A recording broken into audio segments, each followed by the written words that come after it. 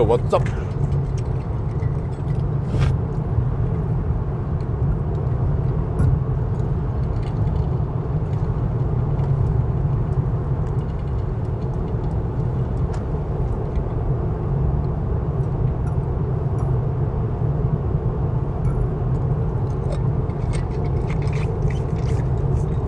Alles gut.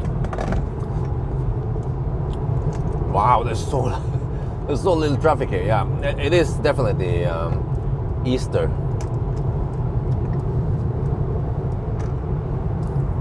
Wifey wanted to go on a trip somewhere, but with that big tummy, she's not allowed to board any airplanes.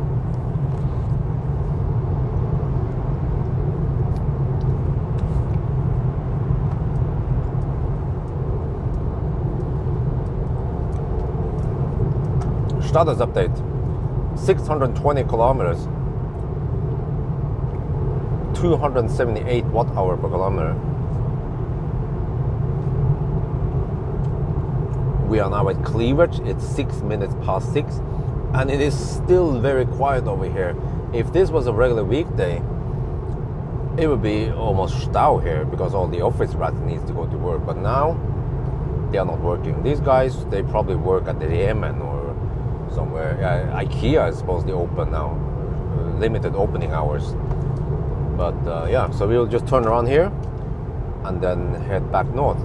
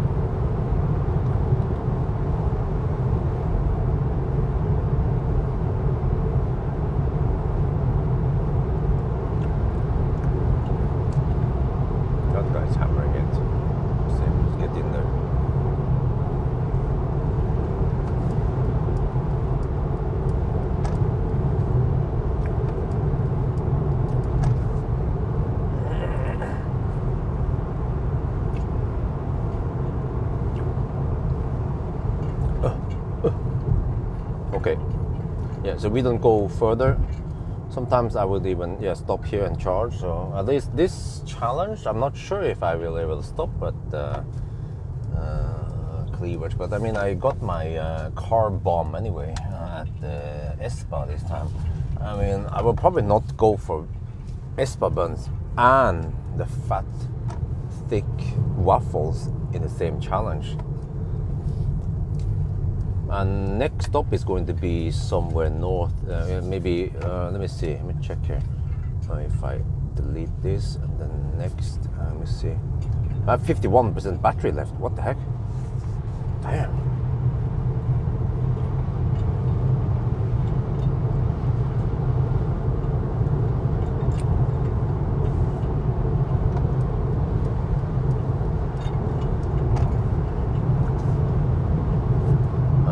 If I navigate to Rudshøgda,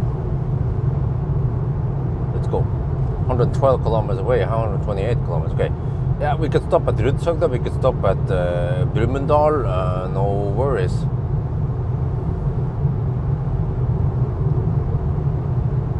Let me check here. 51% left. That's 35 kilowatt hour divided by 111 kilometers. Oh, that's 315 budget, plenty.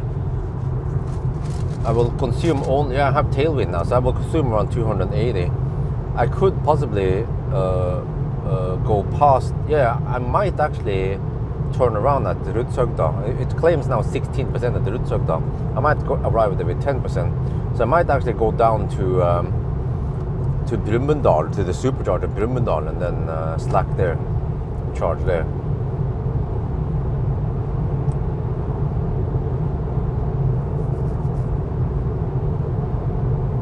Okay, let me see. So we will be over there at around 700 and almost 750. Wow, that means only 250 more. Well, it went fairly fast. Almost no major delays except for the Ionity bugging, but that's one of the tritium chargers, man. Unreliable stuff.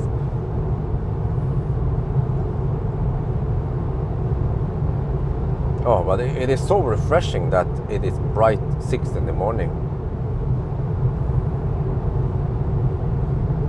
And, fortunately, it's going to stay like this until around September, almost October. So we have basically April, May, June, July, August, September. So 6 months is like this. Yeah, that's at least good.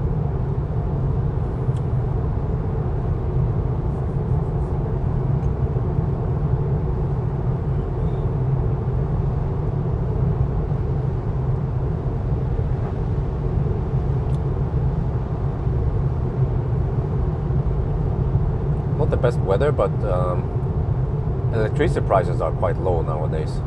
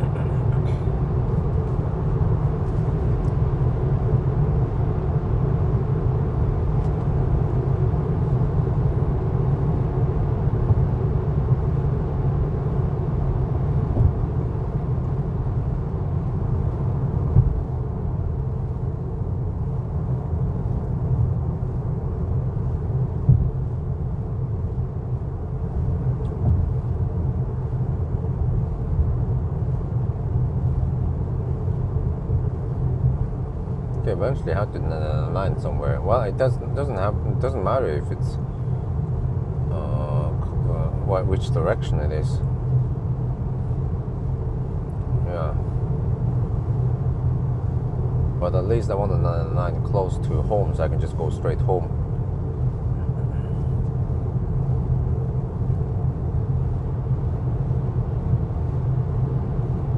Wait, but do I need to drive this car somewhere? Yeah, actually I might. Maybe I might not go there and right away, but maybe it would be great to have enough juice so I can run some errands today.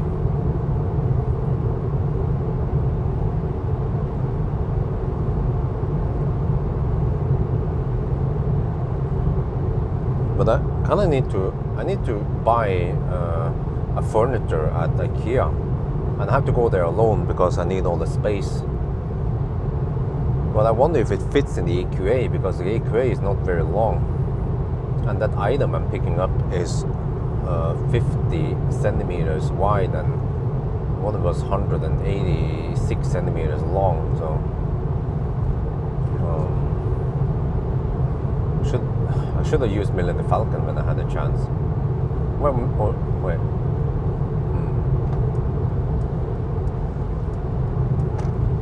Usually these short cars, they have only around 170 centimeter length. Millennium Falcon would have almost 2 meters, 190 something.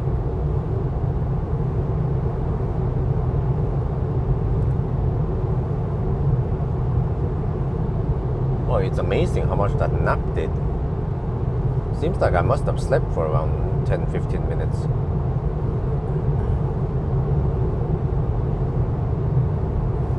Well, let's see if I can nap again at the next charger also.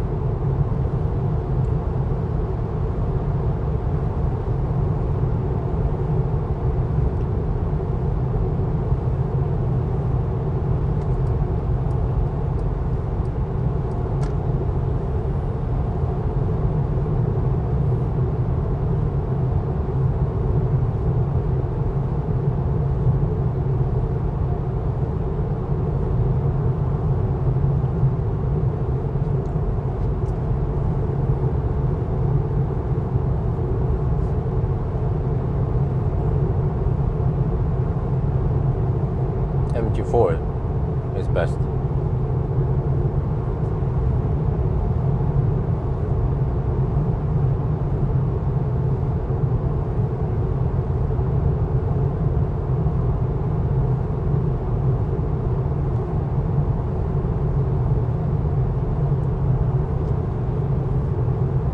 Okay, so I might wanna 999 and then go to Cleavage, or maybe Supercharger, Gardermoen, yeah, one of those places. Maybe top up till around 30-40%. Then I can AC charge at home the rest.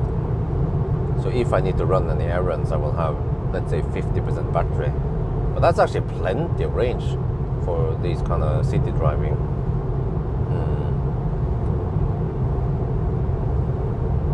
But I feel like I might need to go out and buy stuff before they close. Yeah, I have to check when Bremen closes today.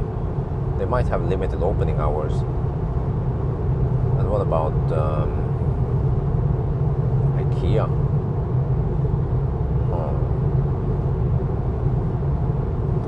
Yeah, there was some furniture, some heavy items I need to carry.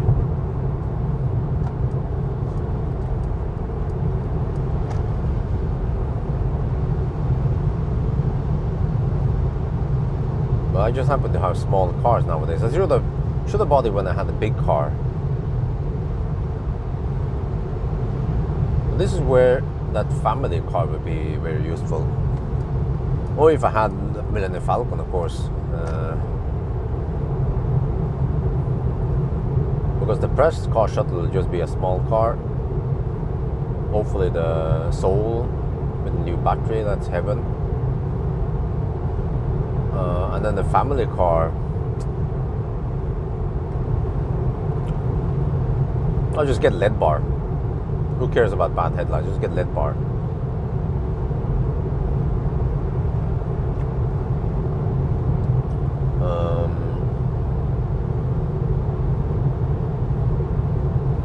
Yeah, but I don't know, I didn't get the answer, but do you guys know why do some people lease the cars? Why don't they buy them? Is leasing a bad deal?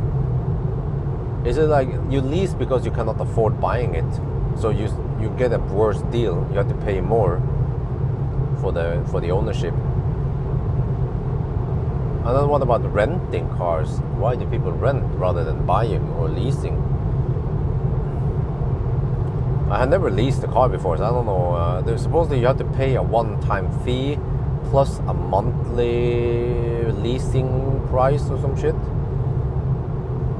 But then you don't own the car or something. Yeah, I don't understand how all that stuff works.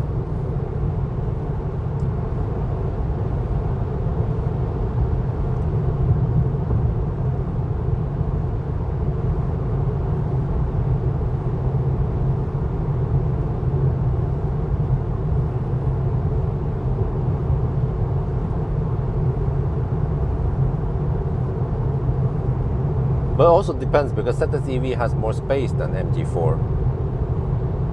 So ZSEV might be better, depending on your needs. So there was no absolute answer.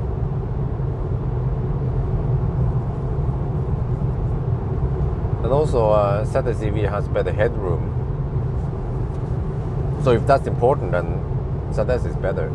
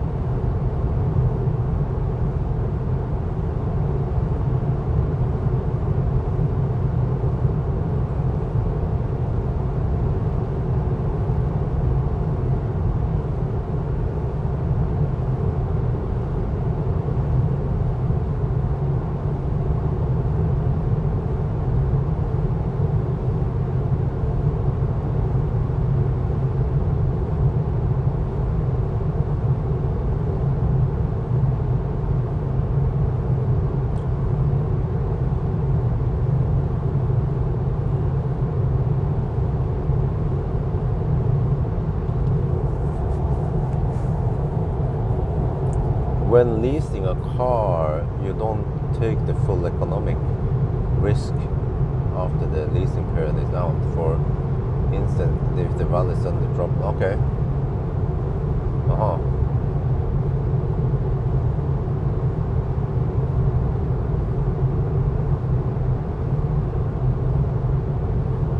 But I just wonder, for me, inevitably I realize that we need that family car. Yeah, plus that I'm trying to borrow some, like, yeah, I don't know, seems like people, I have contacted a bunch of different importers for borrowing various large cars, like 6 vans or 6-7 seaters, you know.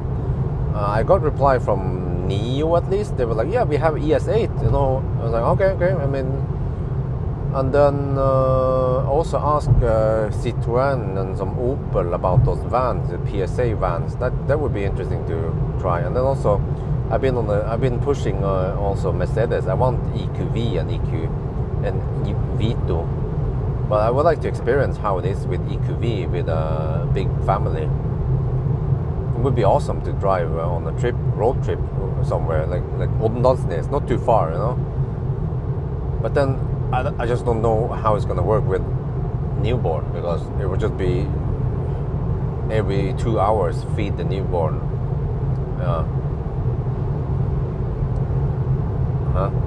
Glasses? What? What about glasses?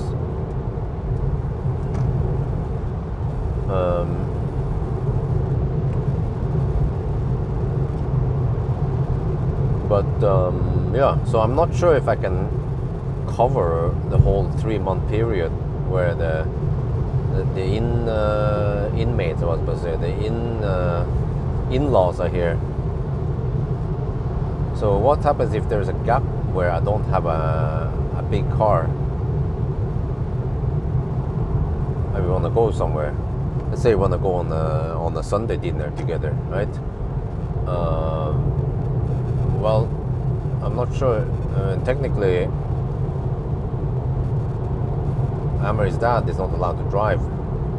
He needs international license. So actually, to be strict, I think even initially Maya had Australian driver's license, but I wonder if that expired at one point, and she was using the Thai license. But I think the Thai license is not. I'm not sure if it's valid to use in EU or EEA or an EOS country like Norway or Schengen. So, and I'm also not sure if Amar's dad is comfortable driving in Norway if he would take international driver's license. From what I understand, Thai people, they cannot drive in Norway, even not in the 3 first months at arrival. They need to have the international driver's license. But fortunately, you can just one day at the driving school in Thailand, and then supposedly you get it.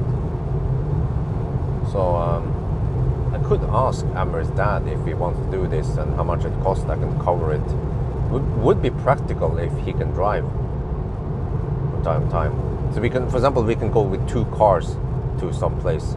Oh, there's a lot of deer on the other side.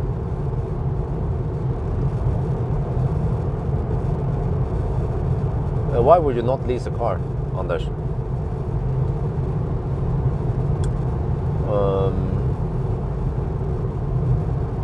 Yeah, but then suddenly around, I'm guessing around July, after the in-laws are gone, then there will be situations where we have to bring both kids with us. Either it's on dinner or EQA or Jessheim Storsenter or somewhere, and then it's more like it's random which press car I'm borrowing. Like now, the EQA is not gonna cut it to bring a newborn plus a toddler with the strollers and shit. So I need to work out something. And time is, I need to figure out this during summer so that it's ready when July comes. I'm renting because I need a car 2 to 4 days, months for travel. Saves time, take care, and choose different cars. Well, that's actually a good idea. You know what? Like, we want to own a car in Thailand, but when I think about this, well, it depends what Amer's parents used the car for, but especially when we had that really expensive grey market Model 3, it was really expensive, and the depreciation and shit. Fortunately, we sold it in time, but it was already quite a big loss. I lost a lot on it, but could have been even worse. But I wonder if it would be better to just rent an EV for a whole period. I can even ask EV.me. I mean, they have rent out stuff, right? So usually I just borrow one car, but I could even once we arrive in Bangkok, Chiang Mai, I fly down over to Bangkok and then I pick up an EV.me, like for long term. Maybe they can arrange a special price for me, a discounted price or something. But I think that pays off rather than owning a car, because most of the time, even Amer's parents don't use the car on daily basis. They need it occasionally. So, but especially when we are there, we need the car more. So, renting a car for, let's say, I might even be able to rent a car from Ceramic Pro. But it needs to be large. Yeah, so Model Y would be perfect. If I can get away with, let's say, 20-30k baht per month, that is quite cheap actually. That's only around 10,000 NOK or 1,000 euros per month for a Model Y, if I can get one from EV.me.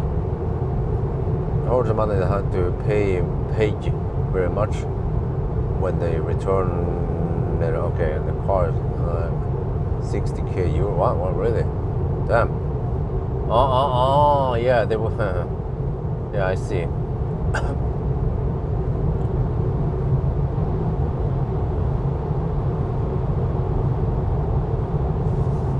Well, maybe those guys who pay a lot, they use the car a lot and abuse them. So then you have to pay the price.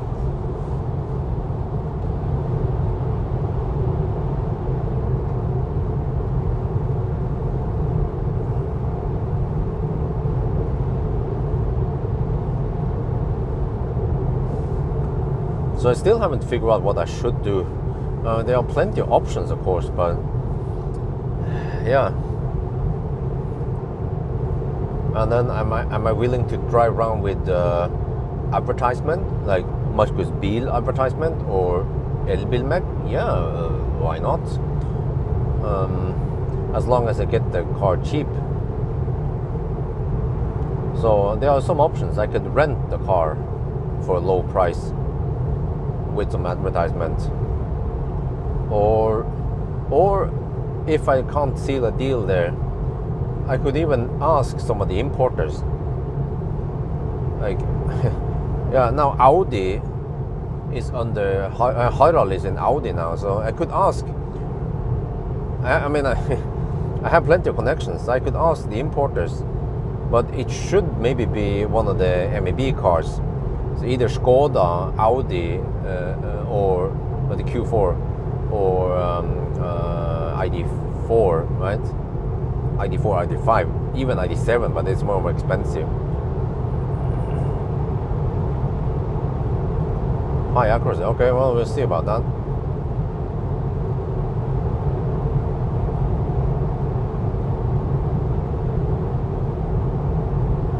But yeah, or maybe if I cannot land a deal with Marcus or Elbilmek, I could, or I will also, of course, ask if iMove or whatever they are, if they are interested, but if they have the right car for me. But if not, then I could also ask importers directly if they want to make a deal with some of the dealerships and stuff. But yeah, because it will possibly be a family car I will at least keep for a couple of years, several years before I, yeah. So it should have some value if for example, if I chose Skoda or Audi. Why did I choose it? Well, because it has nice headlights, or fast charging, good space, good solution for the family, comfortable seat. Who knows? Wife was complaining about the back seat on the ID4. Well, is it better in the Audi, or what about Skoda? So whatever brand I choose, I will be, indirectly or without even trying, I will be an ambassador for that brand. So it would be it would be useful for that brand that I own, or at least use that car for long term.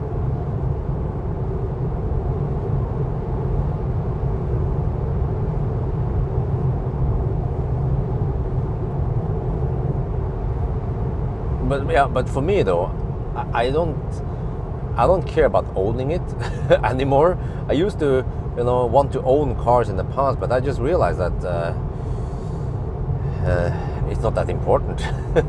A car is just a car for me. Yeah, I mean, if I own the car, I can decide more of how it will look like and stuff, right? But nowadays, I just borrow cars. I've gotten so used to borrowing cars that there's no problem really if I borrow or rent a car. And I don't care too much about modifications like PPF or any add-ons or accessories to it. Well, I'll just use some phone holder pretty much.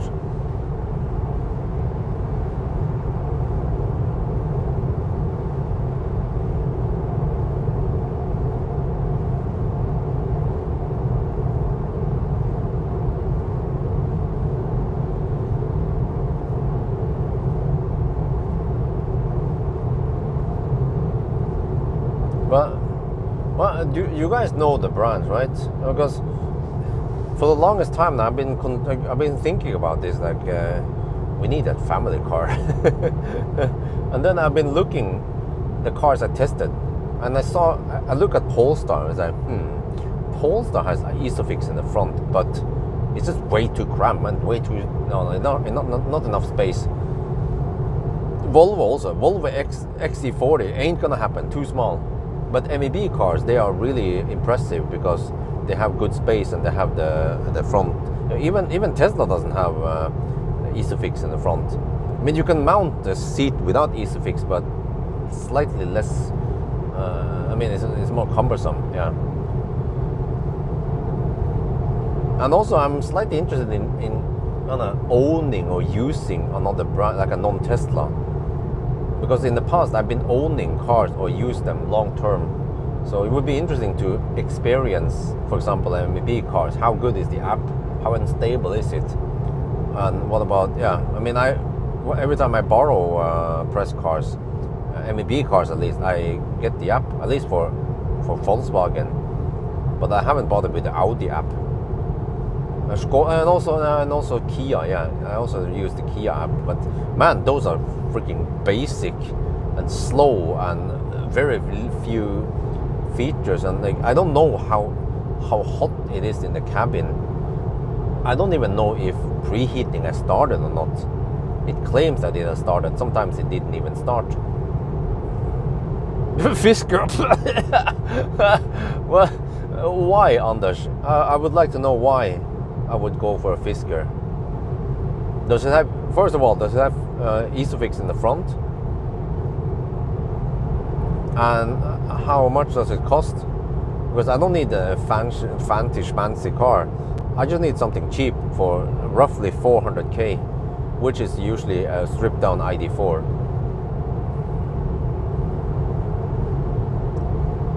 But haven't you heard the news about the Fisker, Anders?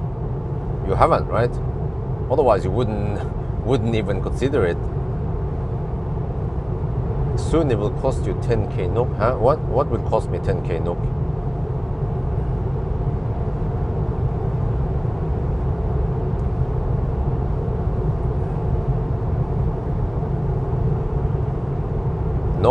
No, what? Fisker.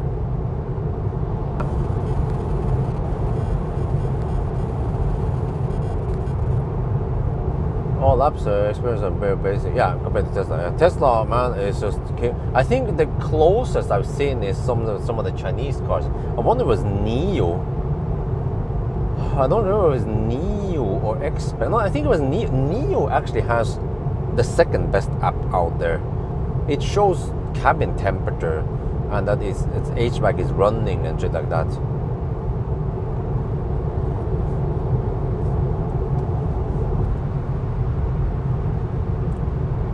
But the problem is that I cannot own a car.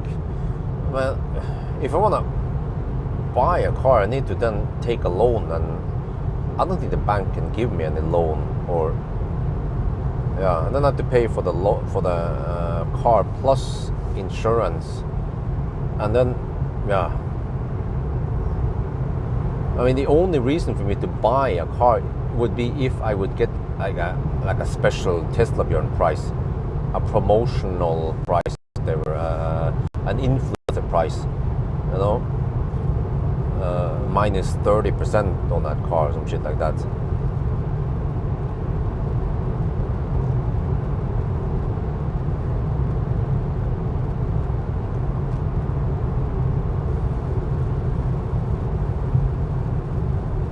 Then I have to somehow try to get a loan on it. But I don't need an expensive car. It can just be a stripped down ID4 without even auto steer. I almost don't care, as long as it has cruise control, adaptive cruise control, then that's good enough. We'll be driving from Jessheim, I mean from our home to Remen and Jessheim Storsenter, and then to downtown Oslo. You know, that's pretty much it. And then sometimes, like occasionally, we might go on a road trip. But on a road trip like that, I might try to borrow some other car just for the sake of it.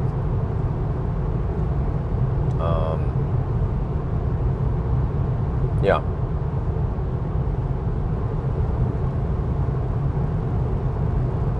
But you guys know the cars, right? So why would I choose ID4 and why would I choose Skoda Enyaq or Q4 e-tron? Those are the ones, the low price, the one that actually works good enough. Anything else, anything more expensive than that would be kind of waste of money.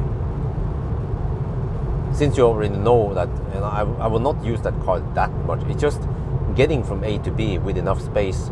No need for any fancy schmancy ventilated seat or massage or shit like that, or Burmester. I don't care. We don't need that. Just need the space.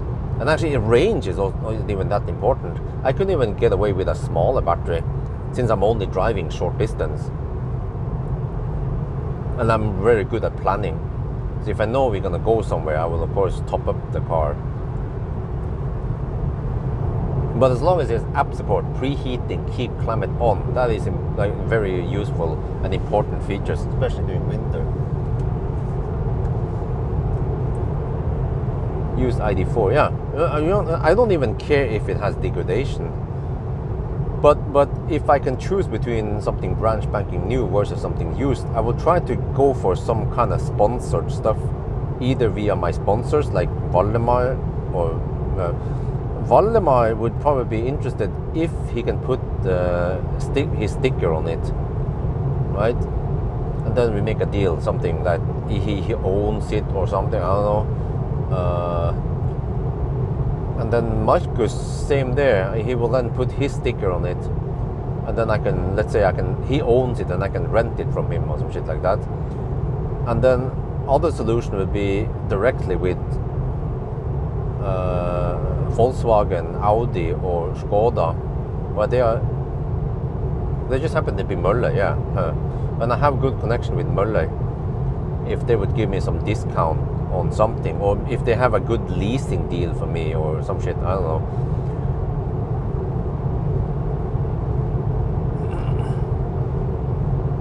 And if all of that fails, then yeah, try to find. But the problem is that getting a loan for I don't know, 300k for some used ID4, yeah, I guess I could stretch that over 5 years or 7 years or some shit.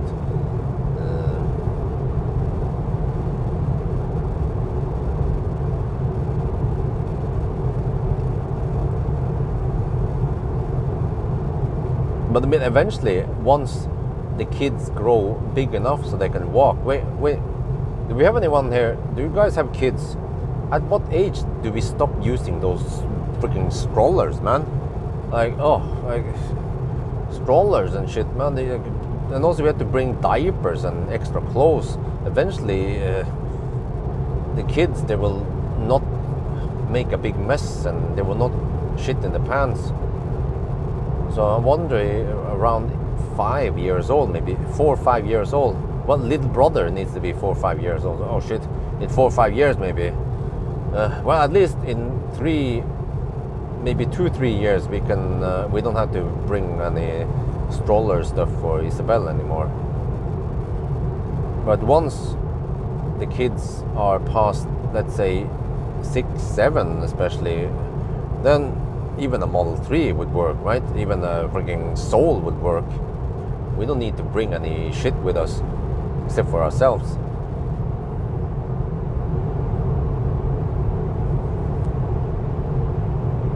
So that's why whatever family car I'm talking about is more or less just temporarily. Eventually, at one point, I can actually go back to using the whatever press car as family car shuttle thing, because as long as it has 4 seats, that's good enough. Tesla for half of that, huh? What? Well, actually, you mean Millennium Falcon, right? Millennium Falcon, Marcus, he bought it for 180k, so I guess I haven't asked him, but I guess I could buy him back for 180k, but it doesn't work. Which Tesla are we talking about, by the way? Because I need to repeat one more time that I need Isofix in the front seat for the next 3-4 years at least. I need Isofix in the front seat. This might not be clear to you guys, but remember that we have a 2-year-old toddler. Well, she's almost 2 years old, and we're getting a newborn. So based on if you ever had kids, you will know the requirements for that setup. We can't just take the newborn and the toddler and the stroller and then toss them into a Model 3 or even a Model S. it doesn't have Isofix in the front.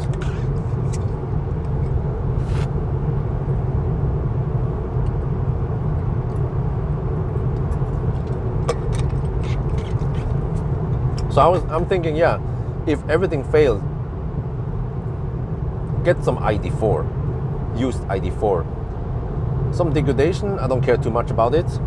Just get it cheap, as long as it looks okay. Even if it has some minor damage, we can always try to get it repaired cheap or for free with some of my friends, like Pit Stop Bilplayer, maybe a Mantas.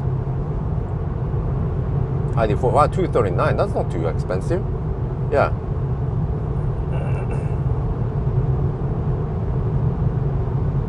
If I can just try to get a loan, yeah.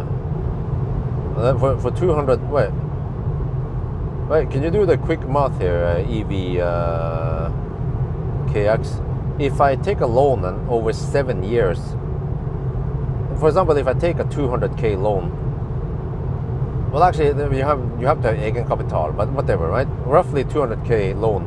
How much do I have to pay per month for it? Insurance shouldn't be that high. Maybe just, I don't know, 2,000 NOK, or 1 to 2k NOK for insurance.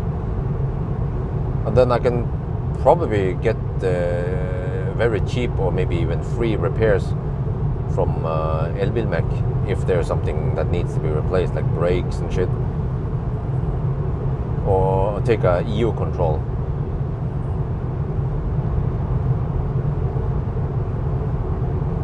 Yeah, you know, Isabel is to the point where, yeah, sometimes she stays in a stroller, but many times she want to walk herself. Well, that's bullet side. So I feel like, especially in 1 year, when she's 3 years old, she wants to walk. Like, she doesn't want to be in a stroller.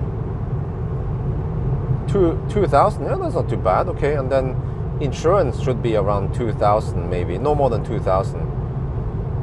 Depends if you go for Casco or whatever. But if the car is not worth that much, maybe just DL Casco is good enough. So maybe around 1,500 NOK. So that means I can get away with around 3.5k per month. That's not too bad. Just depends on if I can get that loan or not. Yeah.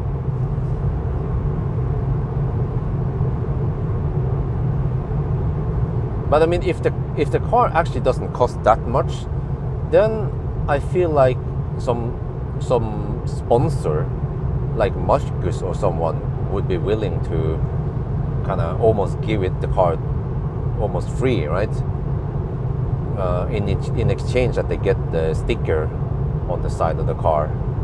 And from time to time, I will of course make some videos when there is something interesting.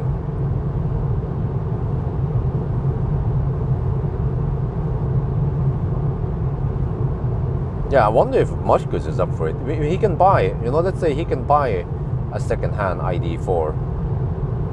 But I will, of course,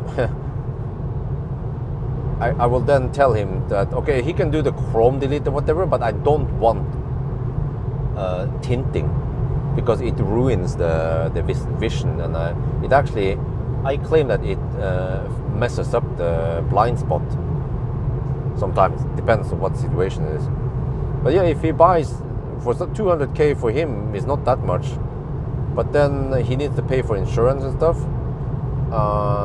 Yeah, I don't know, maybe if I can pay him a small amount per month.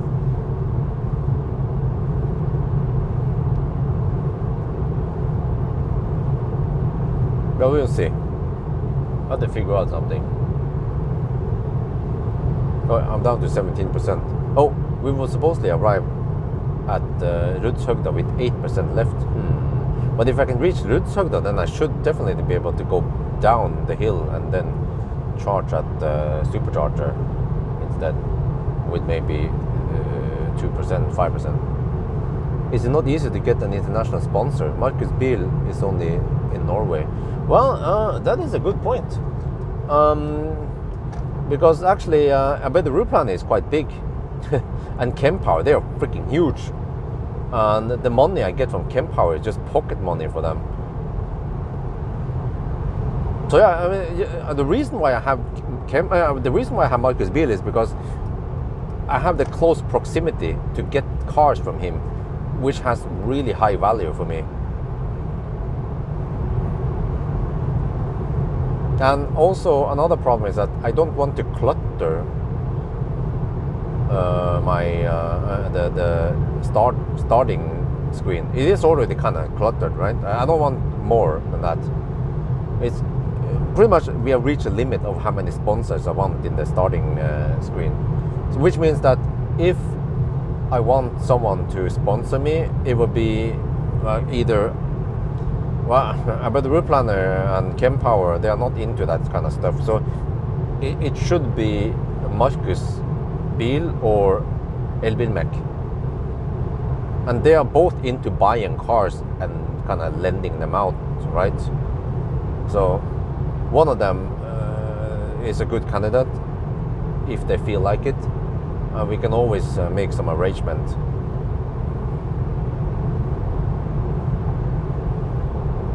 But on the other hand, if not, then even a brand. Actually, yeah, I forgot. It doesn't have to be one of them. I forgot. It can also be another, anything else, you know. Have you considered just sponsor? Huh? That. What is that a question? But I'm not into those things. It's not my type of thing to do it. And also, my idea is that the first 5 seconds is goal. Many people watch that beginning. Oh, okay.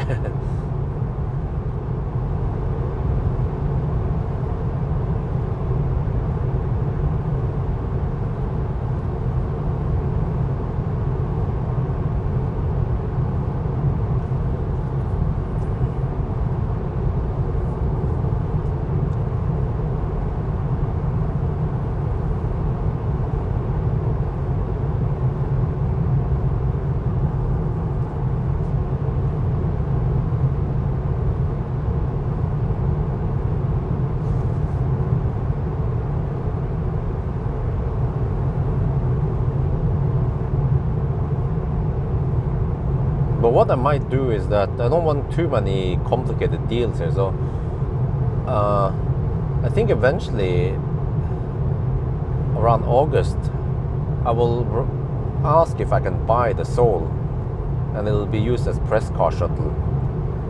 And then I don't want any, well, maybe del casco. So in case the window breaks, I will get it fixed for free. But actually, is it 2,000 NOK egenandel? Don't remember how it was.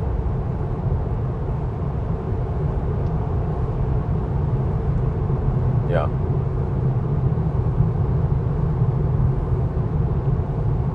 Just wonder how much Valdemar will charge it. But when I think about this,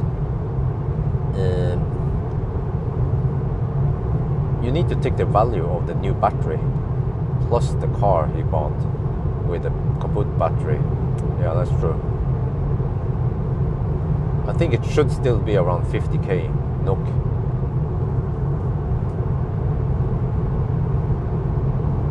Well, I don't know. It's up to him. If he wants to sell it to me for 30k, that would be wonderful. But I think anything between 30 and 50k would be okay price.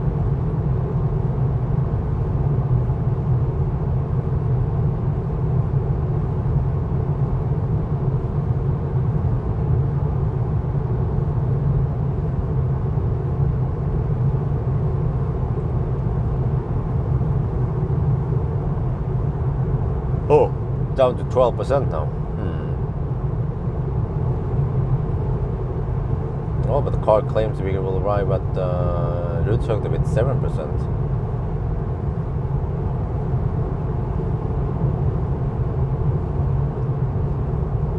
But I'm still wondering, what do you guys think?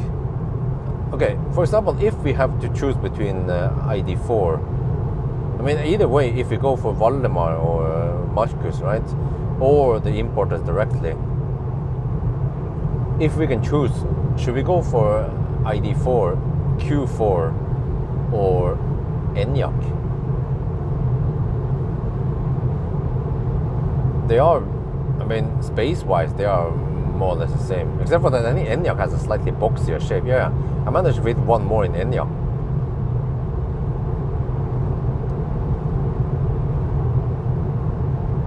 And then I think noise and stuff like that, efficiency. Also, efficiency in ENIAC is better than ID4. It's not looking good for ID4 right now. And then the Audi, what's up with the Audi? Well, the Audi doesn't have the typical ID software. It uses the Audi software. Yeah.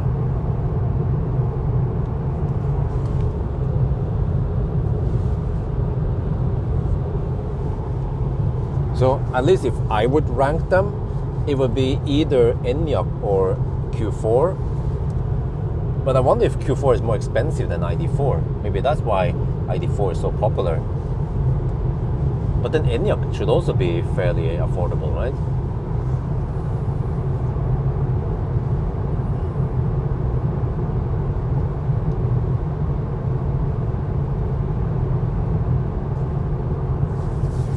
But you know that in Norway, Volkswagen, they are selling an ID4 with around 50 something kilowatt hour battery, and it can only charge at 50 kilowatt. Would be interesting to borrow that car and do a 1,000 kilometer challenge.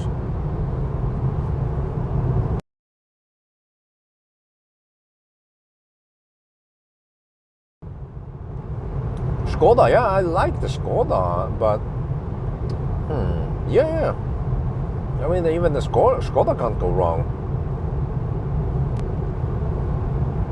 But how much do they cost on Finn then, second-hand Skodas? Speaking of Skoda, there was one over there. Do I need all-wheel drive? I think it's not the must-have. I don't drive on places where it's that hard, and also, yeah. But you know what? I have to take these kindergarten runs, and sometimes if it's snowy, I have to go. I can't just slack. I can't just say I don't want to leave home today because it's snowing. I have to go. No battery preheat. Oh shit, the old one. Okay, but you know what? It doesn't matter. Because I'm good at planning, and I don't. We don't go on any crazy long trips. So, like I mentioned before, we don't drive that far. We just go around Jessheim or sometimes to Oslo and back. 299. Oh, so ENIAC is more expensive than ID4 for some reason. A lot more expensive actually. So Q4 e-tron, same there, right? You get the impression that there are usually more equipment available for e-tron. But that's why people go for ID4. It's just cheaper, more stripped down. Okay, 9%. Well, let me see. Yeah, if I can make it up to Rudshøgda, then I should be able to get back to. Let me see here. Let's check. Okay, Brumunddal supercharger. Supercharger Mjøsen. Let's go. Let's see. What is the car estimating? 5% that supercharger. Yeah, we can go there. No problem. You're 9% now, but this is a big battery, so no problem. Q4 cheapest. Wow, shit. Yeah, so that's it, man. It's gonna be ID4 then. Yeah, the cheapest option. Wife is not gonna like it, but I mean, how long does he have to sit in there anyway? Normally around town it's just 5-10 minutes, and then to Oslo it might be half an hour one way. Small battery. Oh, okay, 8% now. Have 60% power. Oh, that's still plenty to maintain speed uphill. 7% now. Yeah, we basically have lots of downhill down to yeah. Brumunddal.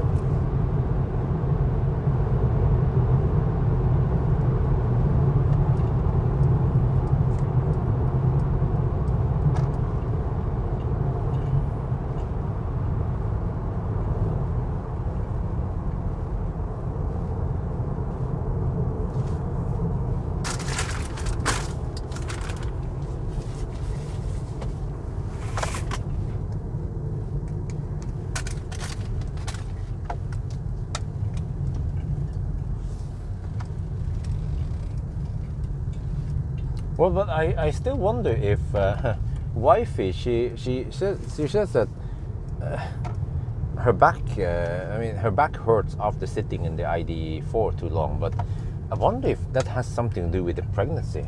So once she once the baby popped out, then she gets more normal body weight, right? And I mean, it's just for short trips anyway. Okay, 7% now.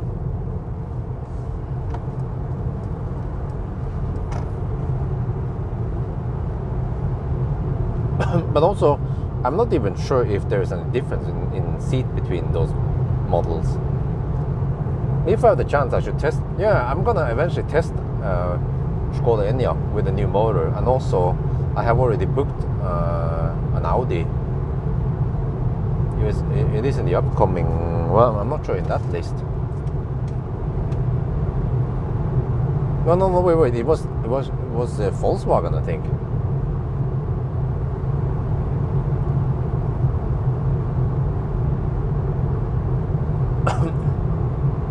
No, it was Volkswagen ID4 Pro. Yeah, with the new 4Motion, it's called, huh? So new drivetrain.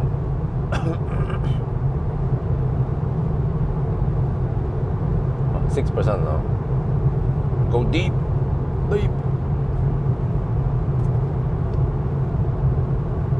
Yeah, I tested the ID4. No, I tested Q4. This time it's going to be the ID4. So, I mean, since it's a popular car, then it actually it pays off for me to review it, to make videos about it, even though it's more or less the same car. But it's because people who want to buy ID4, they don't search for Q4, they will search for ID4.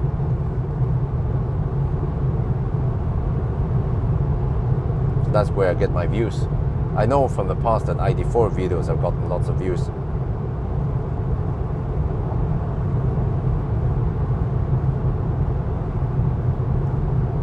Wow, 3.35 NOK per kilowatt hour at Brumunddal. Tesla, again, they are back to being dirt cheap. They are roughly half the price of Recharge, Mer and the other ones. So okay.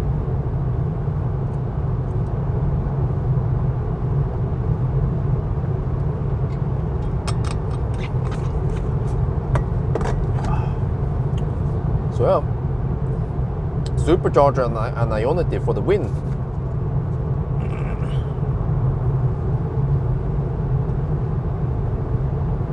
%5 now. Almost there.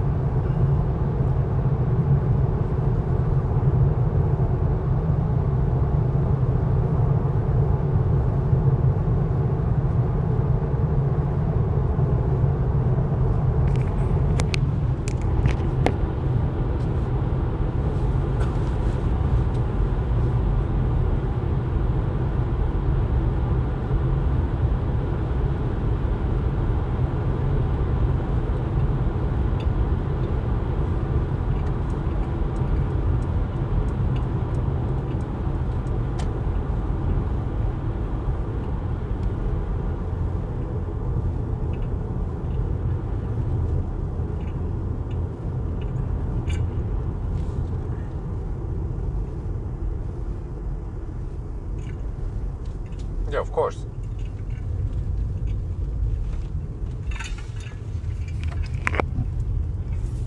But I haven't even been here in a while. Let me see, there is a short area we can just go left here, I think, instead of driving around. Where the house? Yeah, here.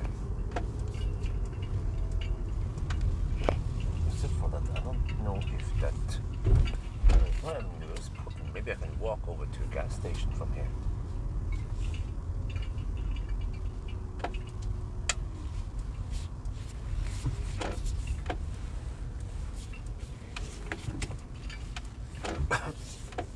Oh yeah, the chalkboard is on the right side with the wrong side. I forgot. Oh man. German cars. These cables are short, so I have to park really close.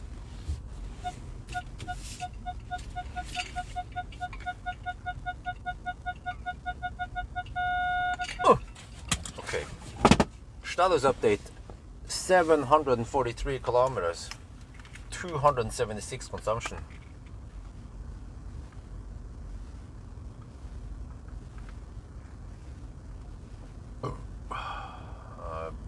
Mjøsen.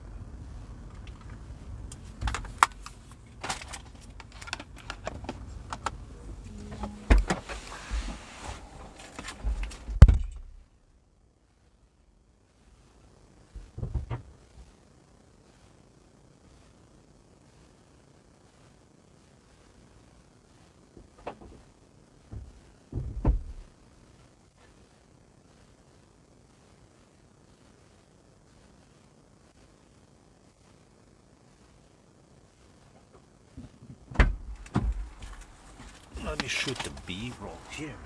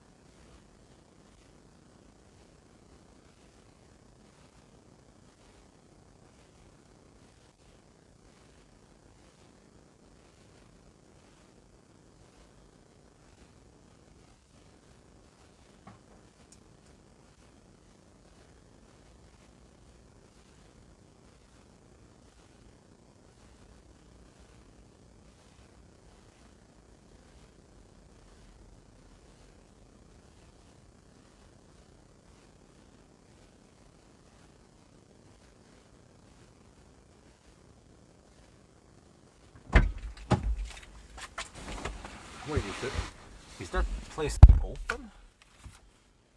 Whatever it's called, Wood Hotel or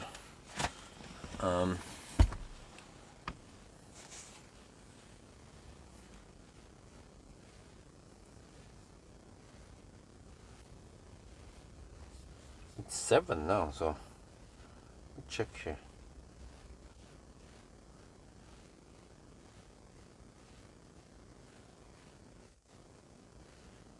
It's probably open, this hotel. It should be open, right? Wait, let me see. Where the heck do I go now? Well, I have to. Okay, wait. Just check that we are charging. Okay, I'll be back.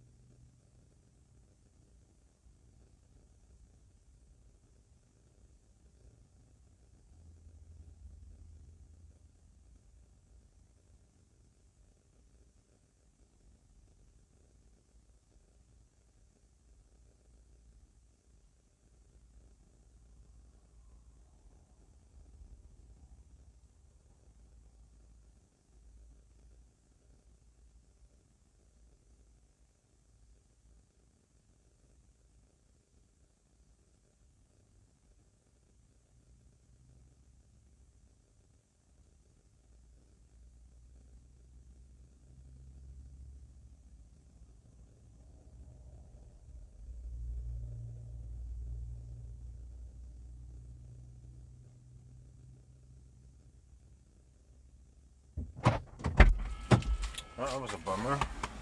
The Wood Hotel thing was closed. I could walk over to Esso here.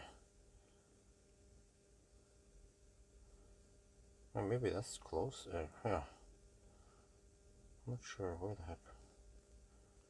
I can walk under there. Wait, huh? Okay.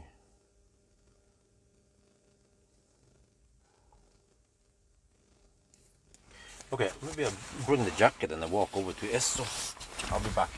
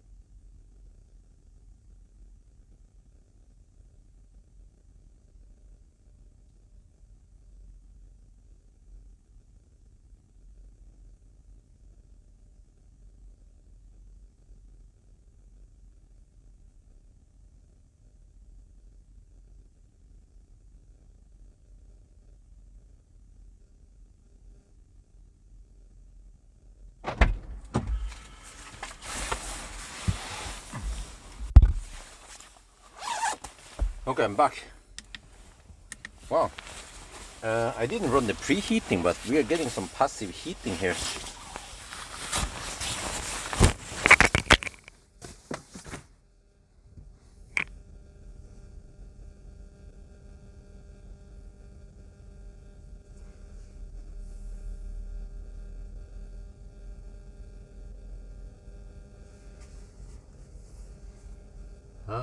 Title of the video.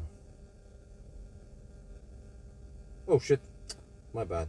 Edit, yeah, my bad. I meant EQA, of course. Save. I just a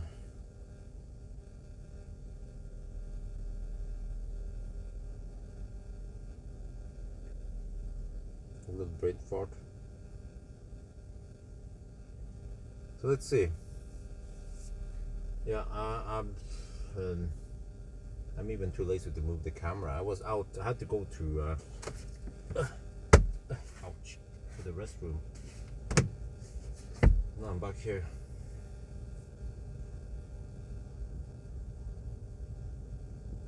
And I need 60% supposedly. And I don't have car scanner hooked on. The plan now is to go to Cleavage, turn around, and then stop at Ionity. That would be the last stop. And then from Ionity, I will just calculate from there. Yeah, I have to drive 2 times 128 kilometers. Let me see. So Ionity to somewhere, and then back, and then 9. Before, wait. So I'll be home around 10 maybe. I'm not sure when we're supposed to go out. We will probably go out after Isabel has woken up, which is, well, I have to check when Remen closes. Så I can just search and see Rema 1000 åpningstider påske.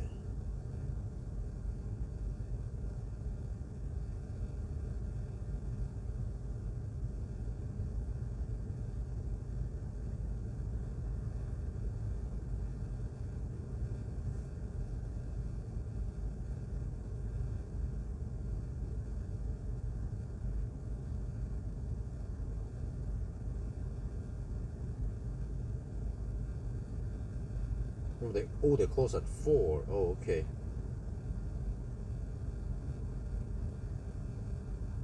Oh.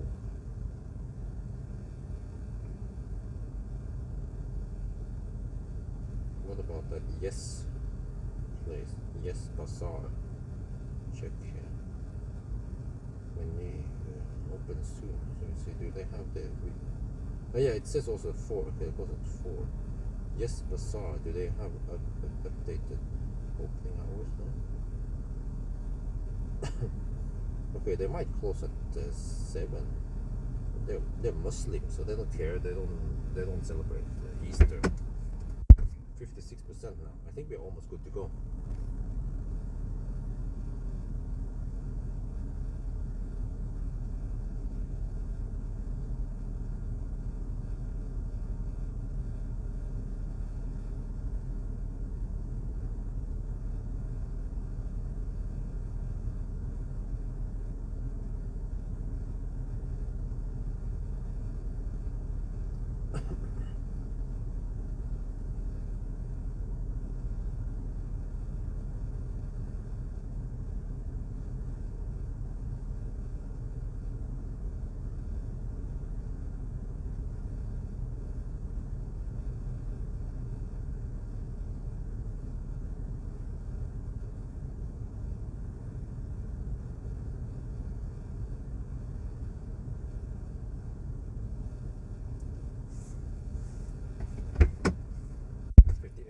Wow, do I even need 10?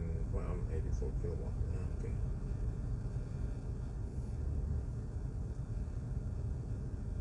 Well, or if I could go deeper, I should go to Nebbenes.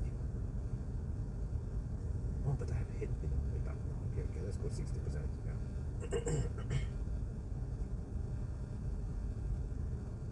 58% now, almost done.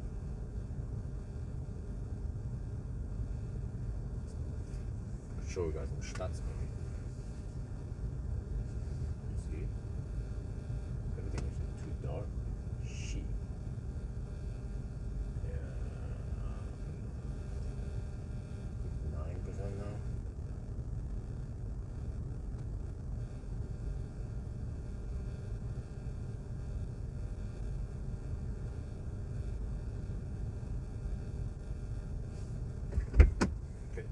60. All right, let's go.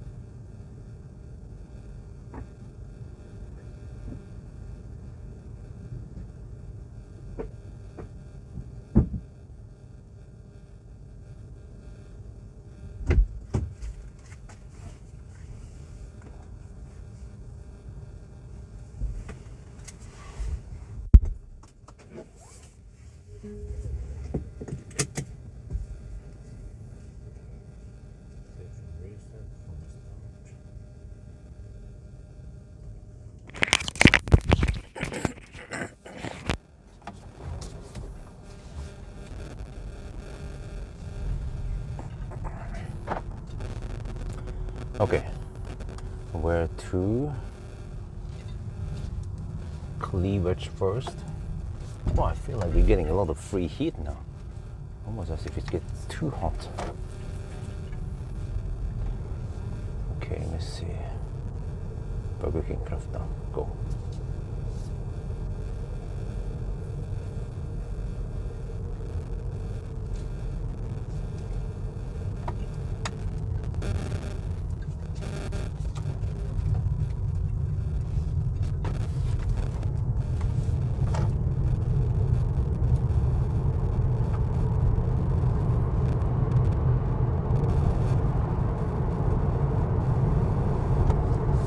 So, since it's so empty here, where are all the people?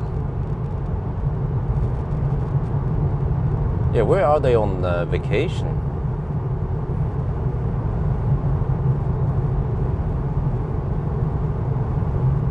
In the mountains, or Spain, or Dubai?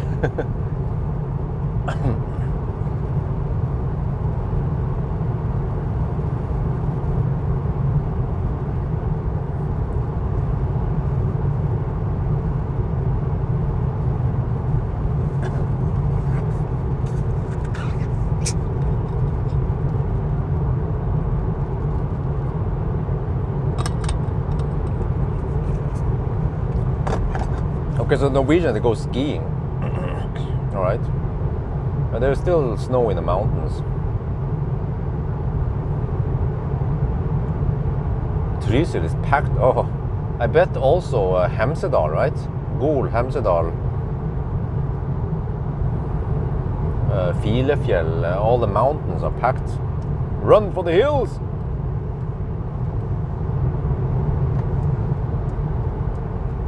So if I would go there, I should go there at night. But I'm still debating. Will I get enough views for it to be worth it? Because when you look at the Mercedes EQA to Hemsedal, I got less views on that video than the house tour. But I mean, I can't make a house tour every day. So the house tour was done in just half an hour plus a little bit of editing, but then the Hemsedal trip took all day plus a lot more editing.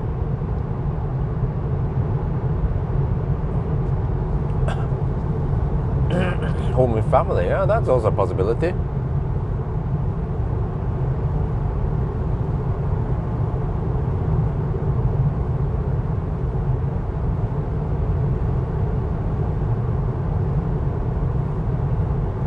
Okay, so usually after a night run like this, especially a 1,000 kilometer challenge, I need to take a rest. So today is my resting day, and then also tonight, Saturday night, I will just sleep and not do much.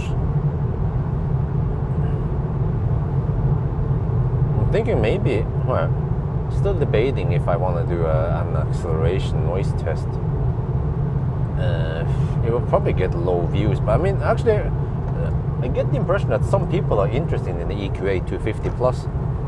So maybe an acceleration noise test here would be okay views. Like, if I can get 5K views, that should be okay, since I'm not spending too much time on it. And I'm also interested in noise levels with the EV5, the Hakkapeliitta R5 EV tires. It seems to reduce the noise slightly.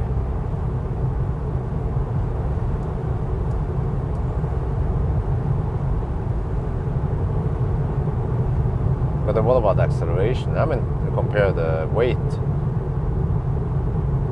of this versus the old. I don't think they have done anything with the weight anyway.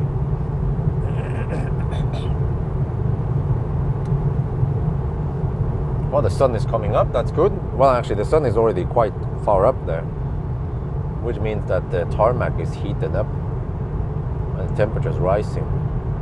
And the consumption should drop.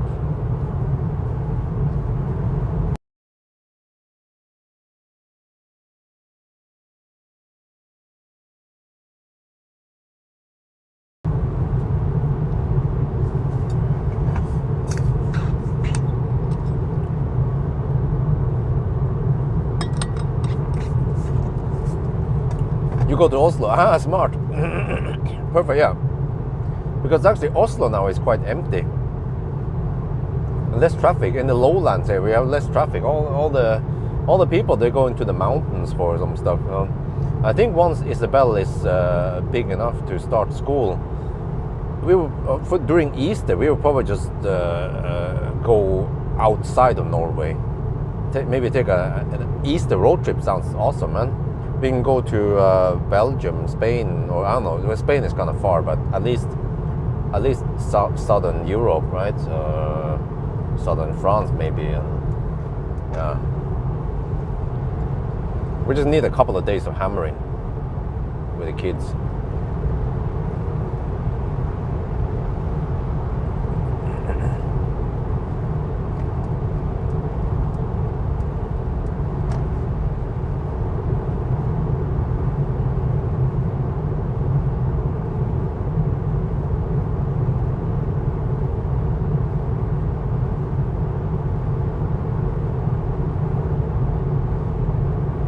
It should be fairly fast. I know with a fast car and some charging discipline, we should be able to go. I mean, 1,000 kilometers will take around about 10 hours. So if we start right, yes, Tim, yeah, but we could be in Neumünster after 10 hours of hammering. And then the second day will be somewhere in the middle of. Well, actually, it actually takes the whole day just to cross. Germany.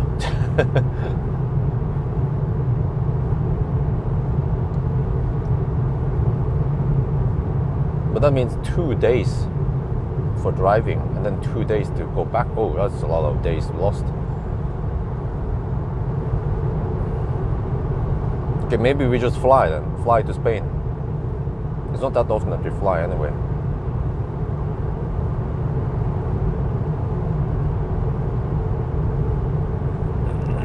10 minutes of pleasure. What are you talking about? It took me only 2 minutes.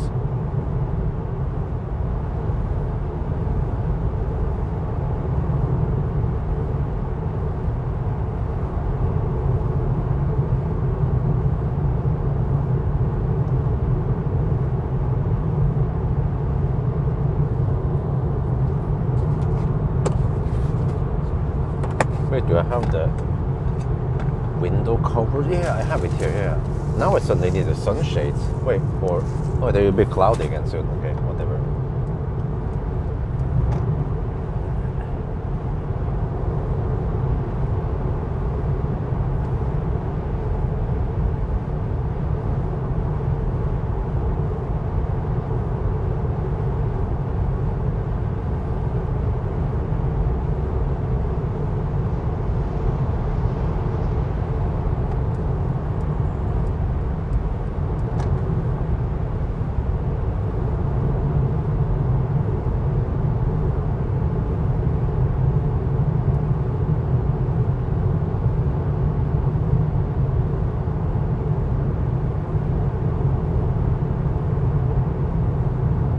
Yeah, well, yeah, more touch buttons.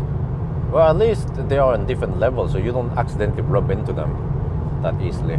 I don't remember how it was with EQS, but did the EQS have this steering wheel from the start? Because I remember the exact same steering wheel in the EQE at least.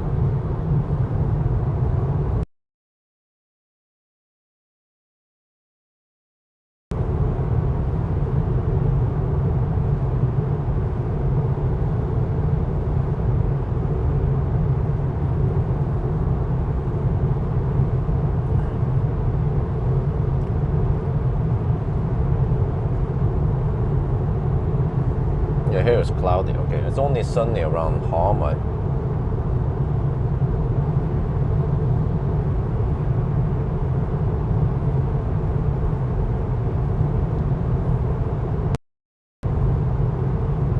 Okay, well, it's almost 8 now. Well, it will be at Cleavage at 8:30. Ooh, I wonder how busy it will be there.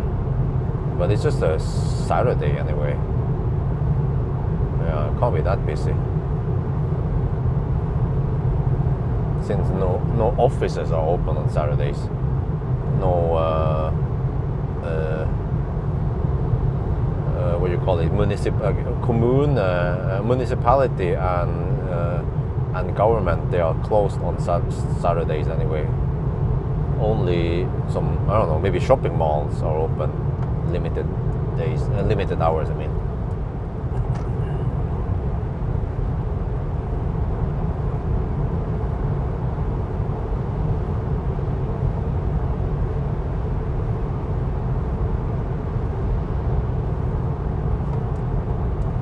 Well, to figure out when wifey wants to go to go shopping, and also if she wants me to go to IKEA that early at 10.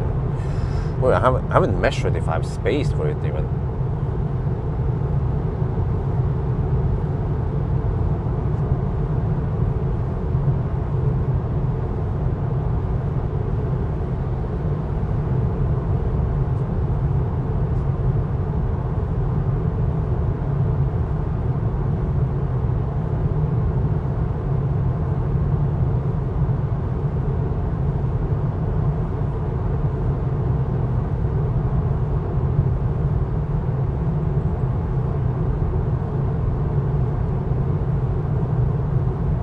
No, wait, one package is 161 centimeters times 50.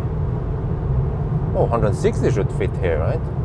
Yeah, I remember even Kona, which is not that big, had around 165 length. So 161 times 50, that should fit, times 80. Oh, wait, huh? No, that's the whole product. Okay, wait, package. Okay, package. 7 times 83 times 49, that's fine. Second package. 5 times 166, oh, times 51, okay. That should fit. Third package is 9 times 82 times 51, okay, that's fine. And then the last is 9.82. Okay, so the biggest item here is 166 times 51. And it's only 5 centimeters thick. Okay, 166 should work. What did I ever measure the EQA length in the interior view? I think I did, right? Hopefully.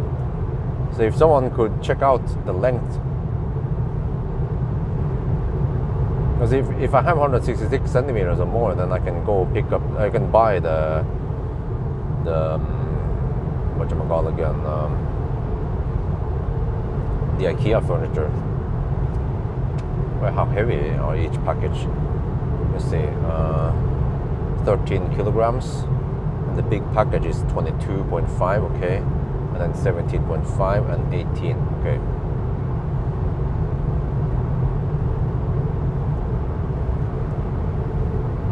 Right, so that's, wow, that's a heavy furniture here. Let's see. 12 plus 21, 33 for 50. Wow, 67 kilograms for that furniture. That's heavy, man.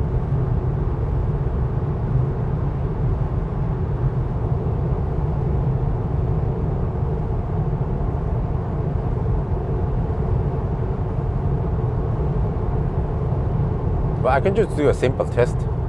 I could fold the seats and lay down. If I can fit, then it's 173 centimeters or more. Yeah.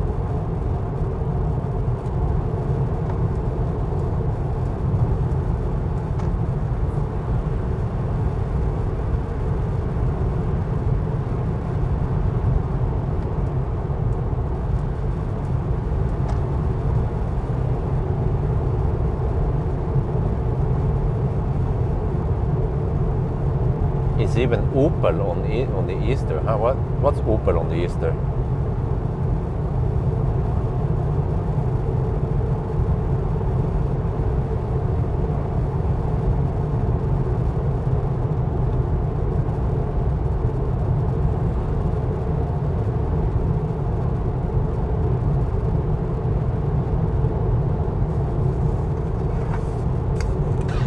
EQA 165 centimeters to the driver. Oh.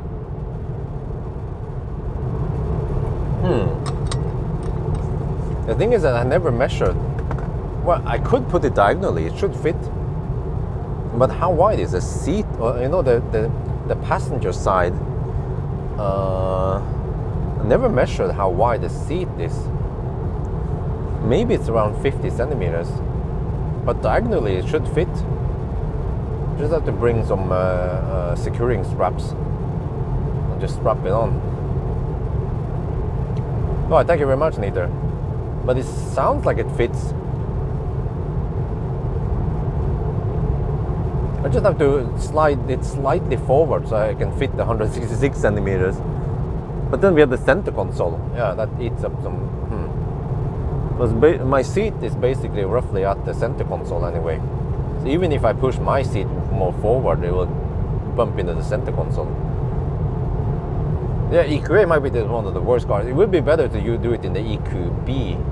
I remember measuring around 180 something centimeters length there. Wait.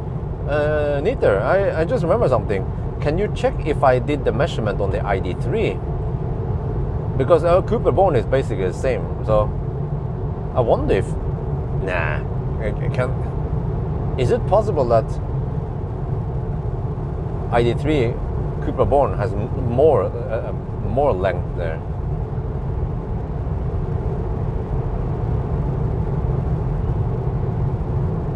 Because I don't think that, you know, this EQA, EQB, do they exist in fossil versions?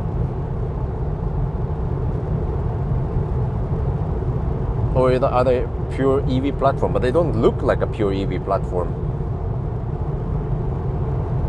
Looks like it's just some fossil variant they modified.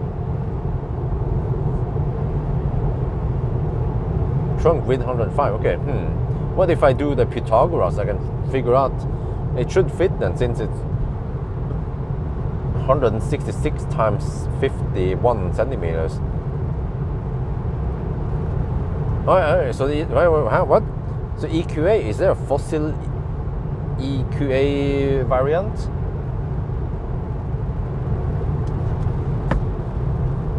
Well, at least in Norway they are not sold, right?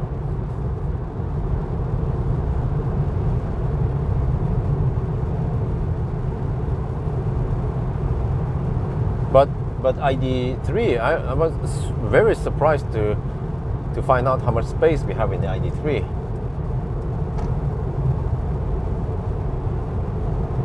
But maybe the trunk space is not, I mean the luggage space or the length might not be the best. GLA and GLB, oh really? I didn't know that.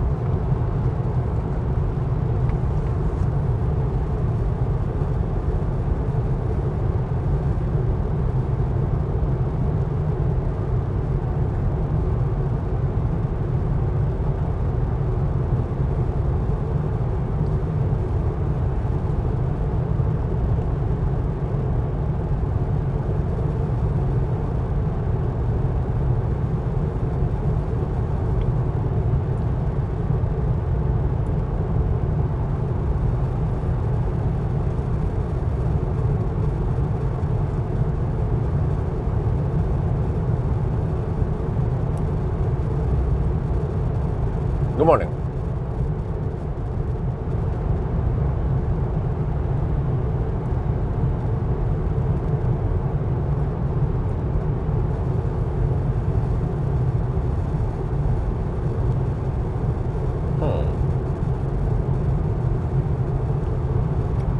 I could 999 close to IKEA.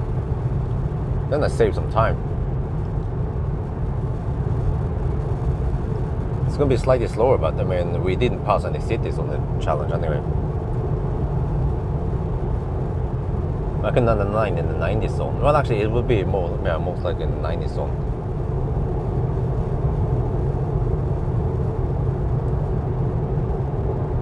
But then I could just go straight to IKEA. Well, actually, except for that, I don't have the strap on. Yeah, that's right.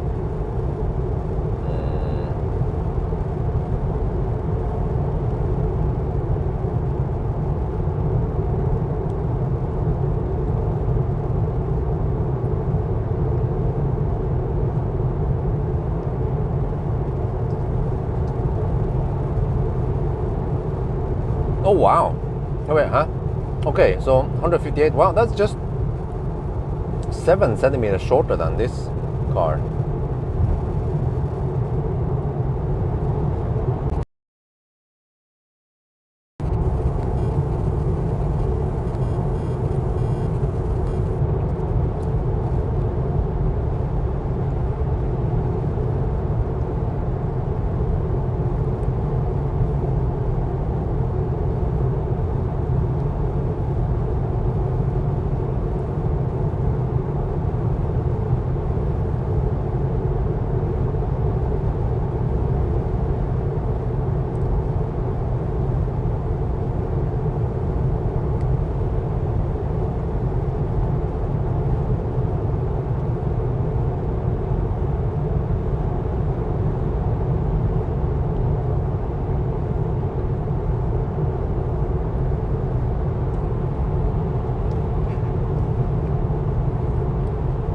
What? There were people out there who tried EV for the first time, really? In 2024?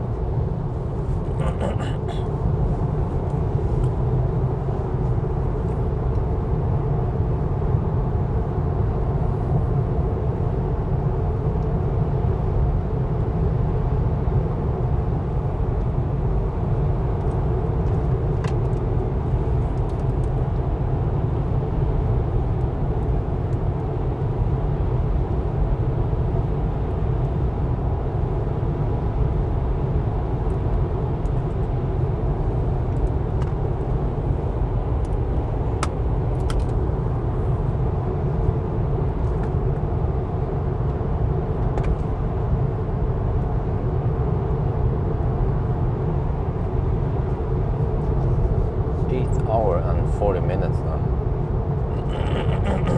Let me shoot the video.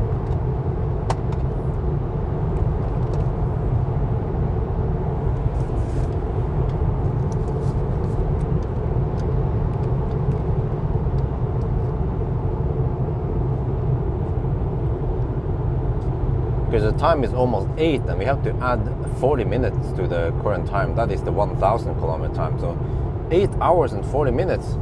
And we have done almost 800 kilometers. It's looking pretty good so far, at least. Yeah, and the consumption is not that crazy high.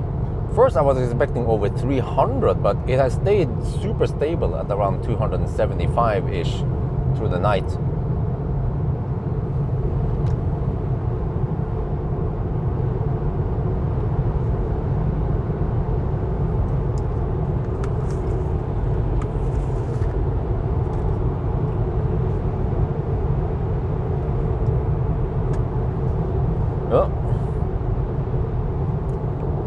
ID3. Oh, okay. So slightly bigger trunk in the EQA. But I get the impression that the reason why UK and Australia is so far behind is because of the government. The government seems to not encourage people to buy EVs. But then, for example, in Norway, well, at least Norway, Netherlands, or yeah, maybe Germany also. Government is trying to encourage people. There's some incentives and maybe some, I don't know, some EV associations and such to help convince people to buy EVs. But I feel like the Australian government is working against EVs. I don't know what's up with that. I mean, why would any government be against EV?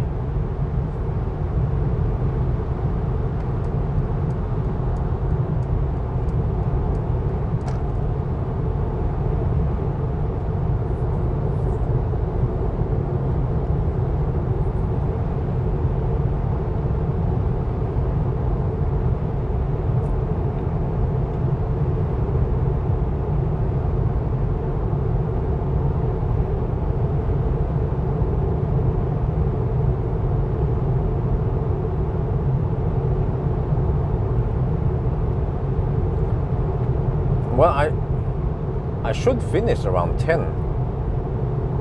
So I could 9 close to 10 around IKEA.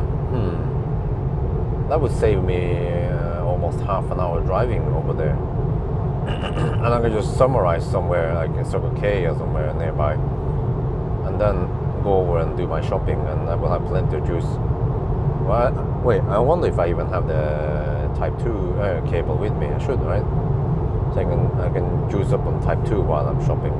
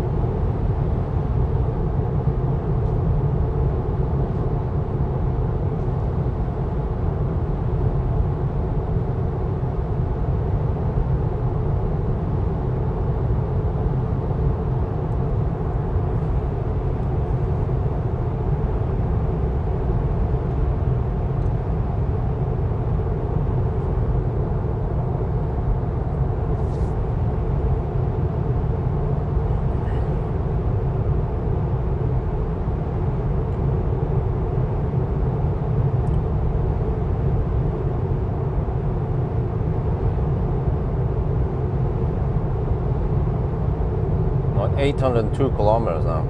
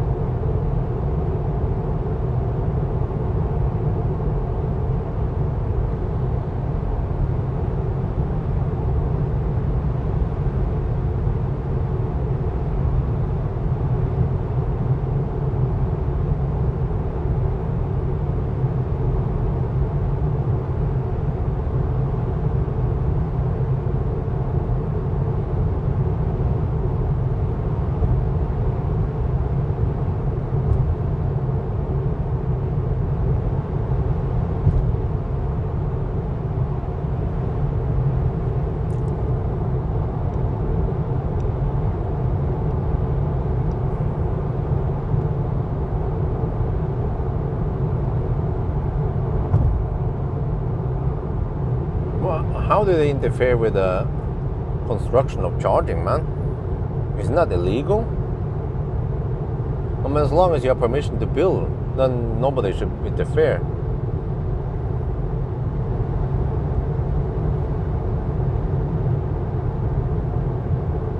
What the heck would the government be against EVs? They should be promoting EVs because it makes the air cleaner, less pollution. And also, I mean, EVs are better for people in general. More convenient, less gas station, just mostly drive locally. Oh, okay. Just like France, right? Maybe we need anywhere or something, or some charging container.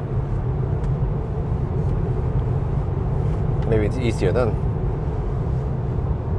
I have to find a loophole in the system.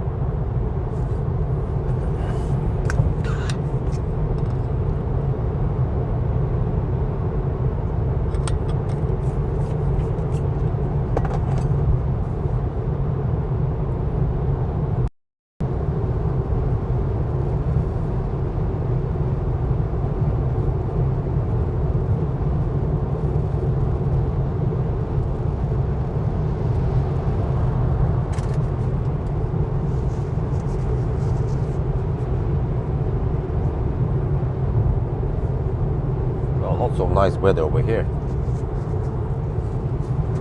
It was sunny at Hamar. So much difference between just 1 hour driving.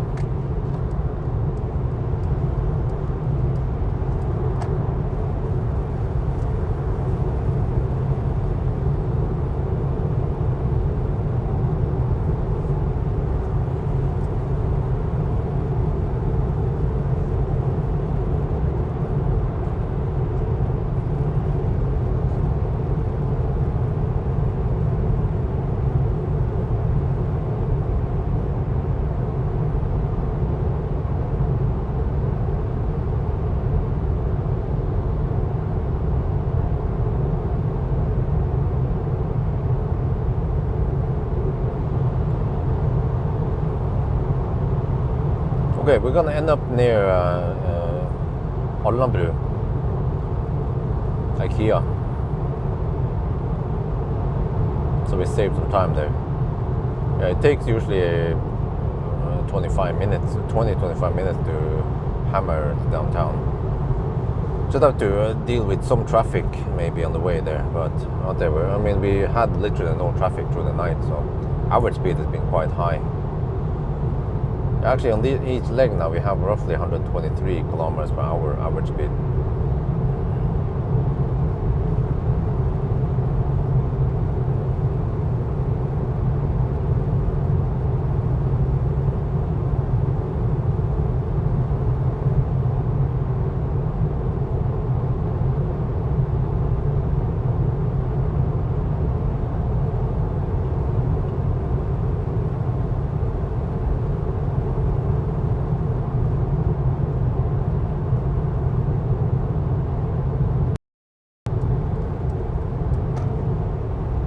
Here is foggy.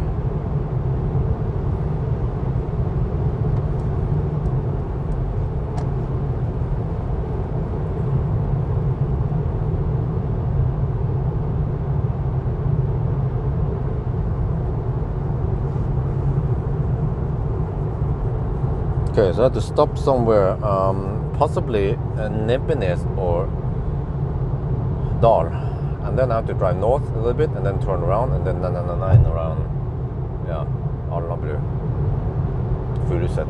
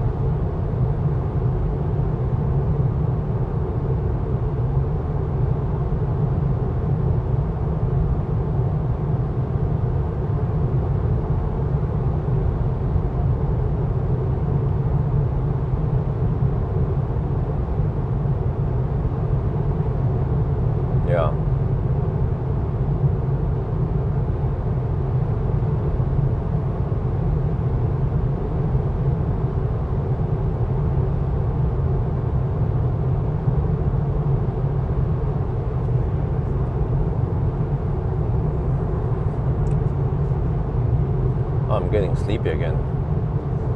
Might need to take a second nap somewhere. Dal or Nebenes.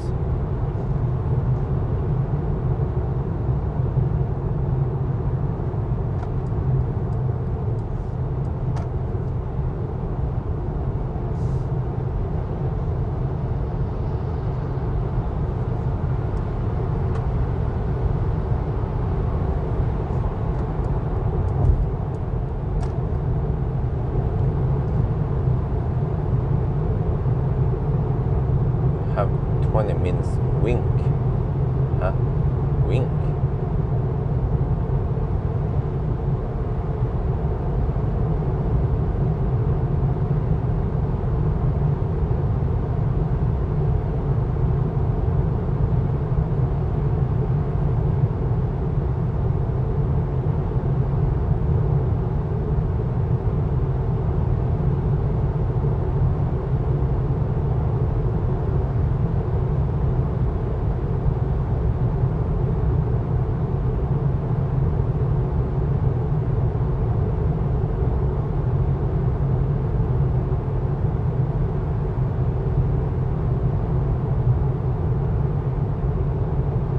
Wings, huh? What? Oh, okay, I never heard of that before.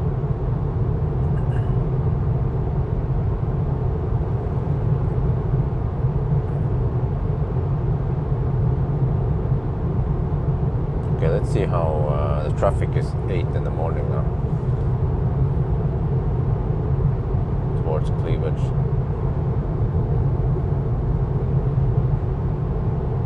I think this is one of the few times when we are actually in, we are in Norway during Easter. Normally we go on a trip or, but last year we also stayed around Oslo because we had to prepare for the new house. We went to Sigdal and went to meet Idehus, look at the land, went to check out some tiles and shit. And yeah, don't remember what we did during that springtime, Easter rather. Wow, fog is thick over here.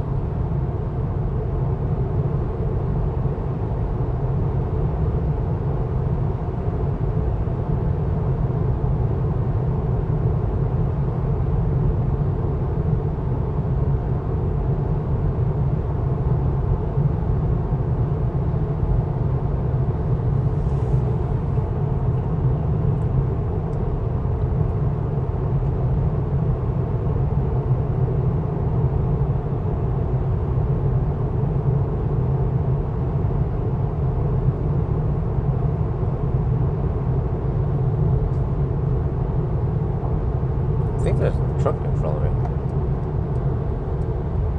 With the radar be able to detect it.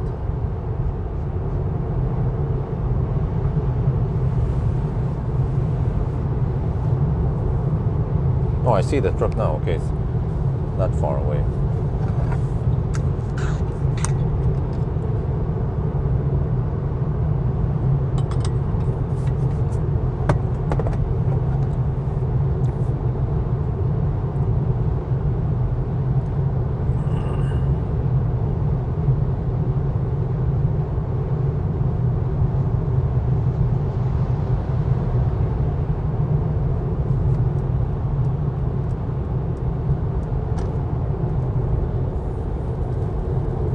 Started raining even? What? Welcome to Jessheim. Completely opposite as Hamar, man. At Hamar I could almost take out my shorts.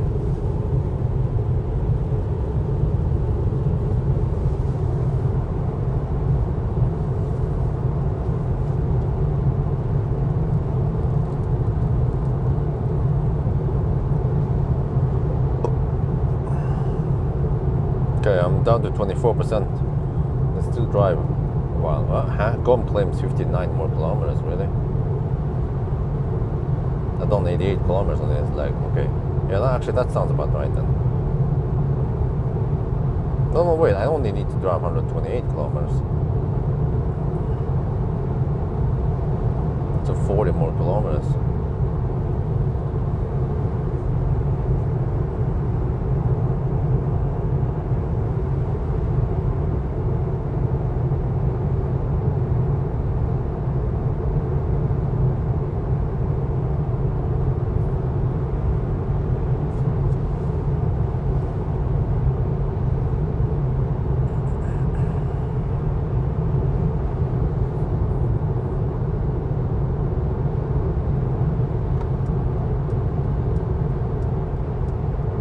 Fog is getting thick.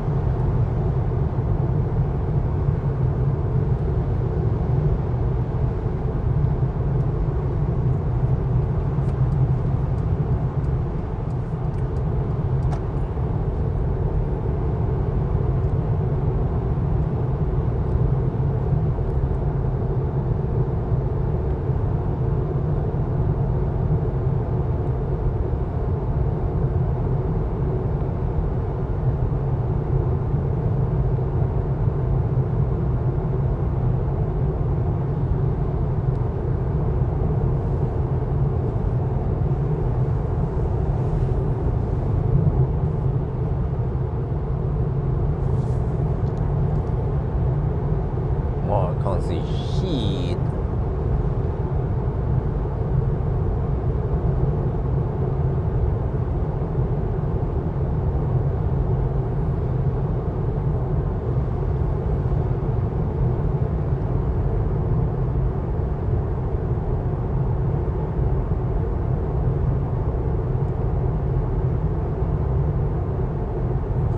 Well, status update, 838 kilometers.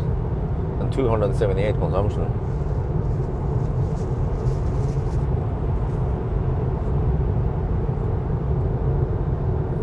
Oh, wow.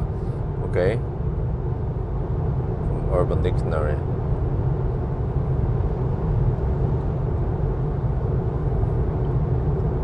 Well, I'm surprised it's not too busy over here. I'm pleasantly surprised.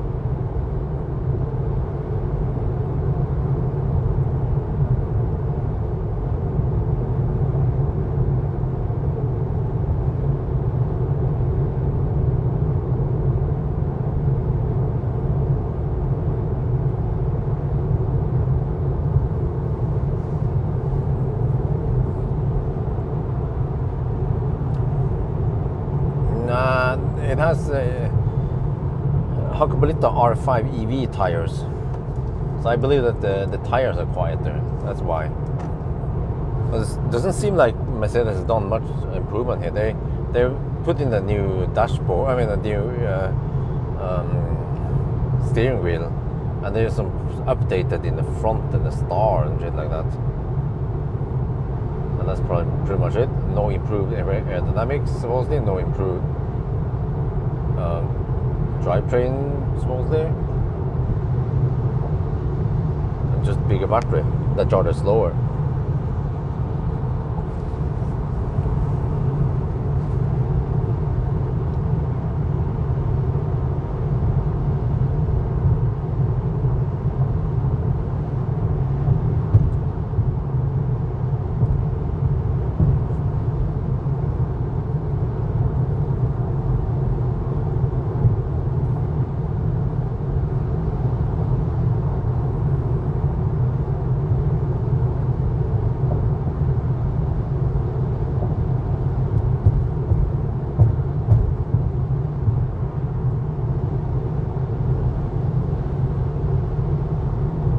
Hopefully the fog goes away in the next next approach.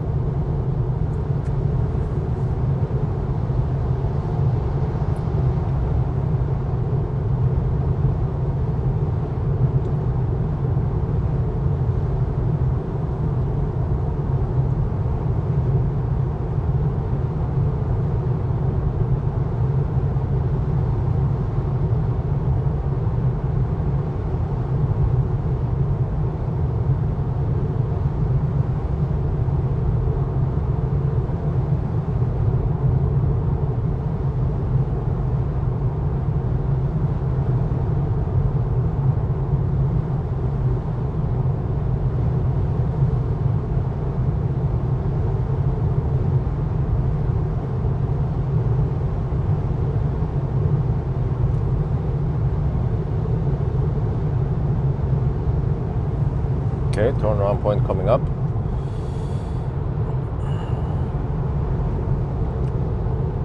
$845 kilometers, we are at 19%. With 9%, that is at least a Jonti Dal. We navigate to Dal now, let's see. Mjøs, Rudshøgdalsskjell, Espa, Minnesund, Nebbenes even. Okay, well, let's go to Dal now.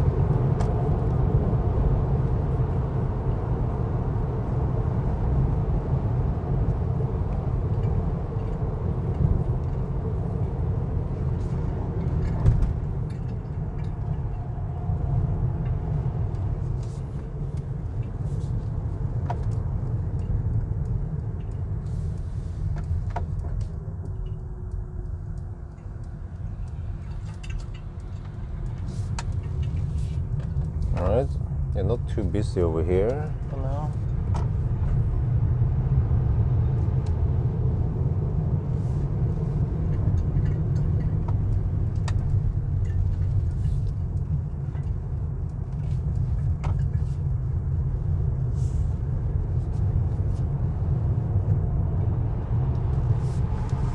The car claims 11% at Nebbenes. Well, maybe we should go for Nebbenes then. The deeper, the better.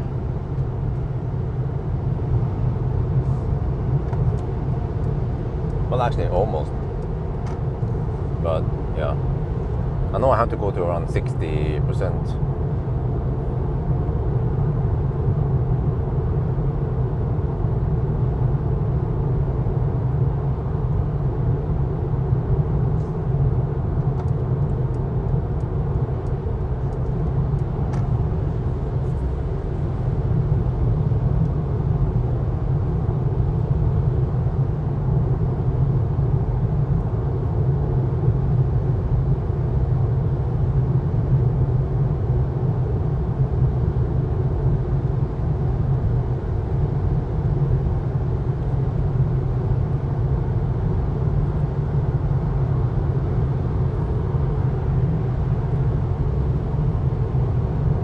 Okay, no, I have to remind myself on the next charging stop to check if I have Type 2 cable with me.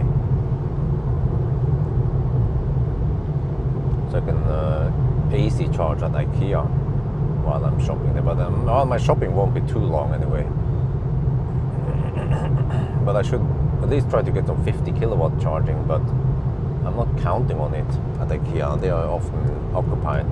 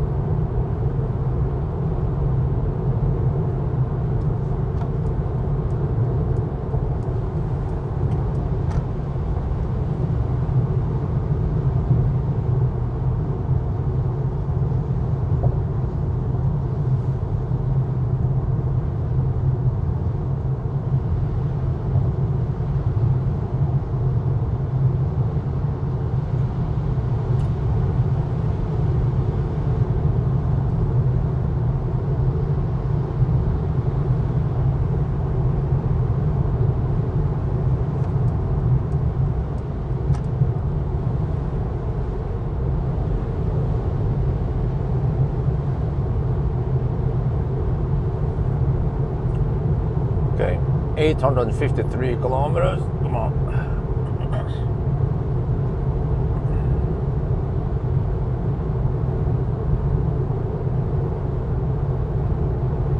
Yeah, we just passed the 9-hour mark.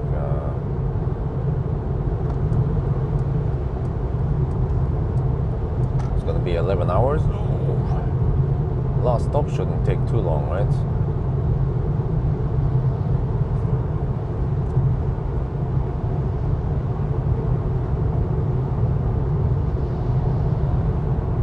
Well, actually, it might be around almost half an hour.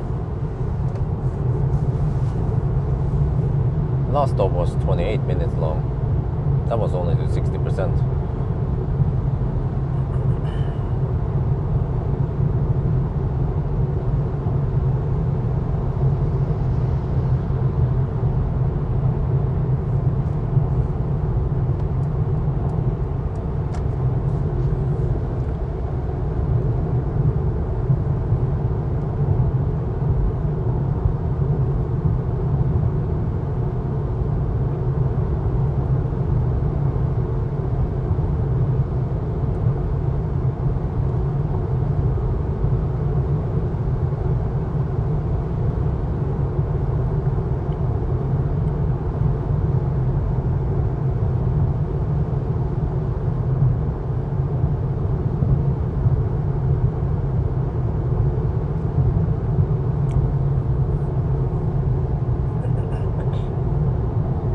But there's no way we're gonna beat the old EQA at 1020.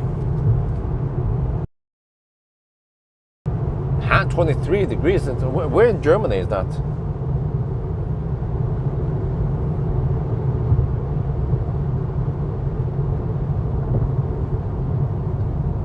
That is very nice and hot.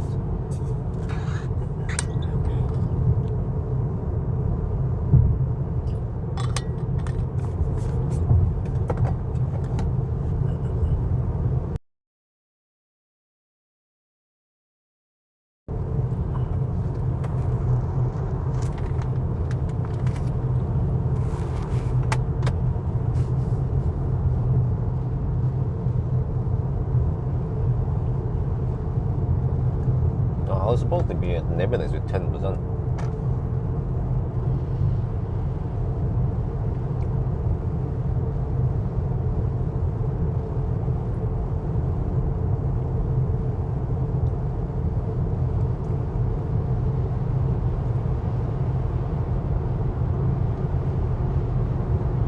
Let's go deeper. But then, yeah. That would be Minnesota. No, Nebbenes is good enough. We actually go further than we needed. Well, actually, no, wait. I know it. 10%. Wait, I navigate. No, I navigate to Dal. Oh, okay. So, okay, where to?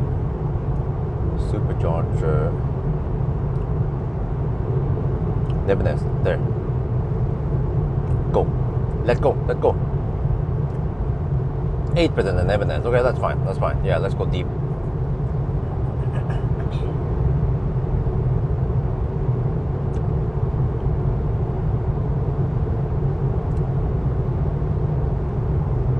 But be careful if you supercharge too much. The car will start developing panel gaps. That will make fart sounds.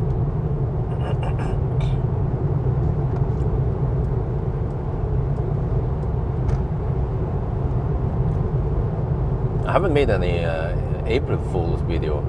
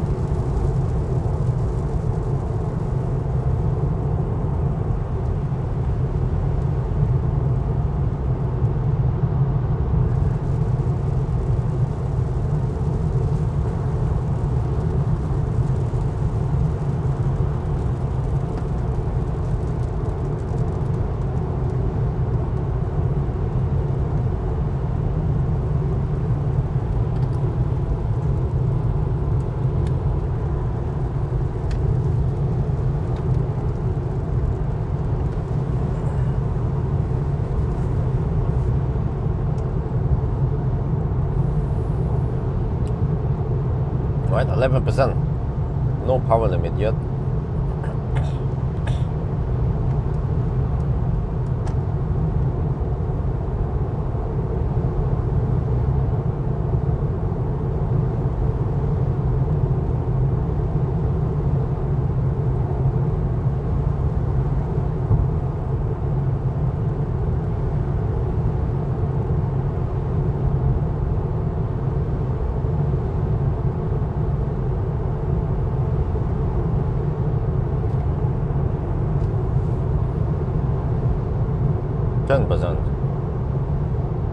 Yeah, let's keep going.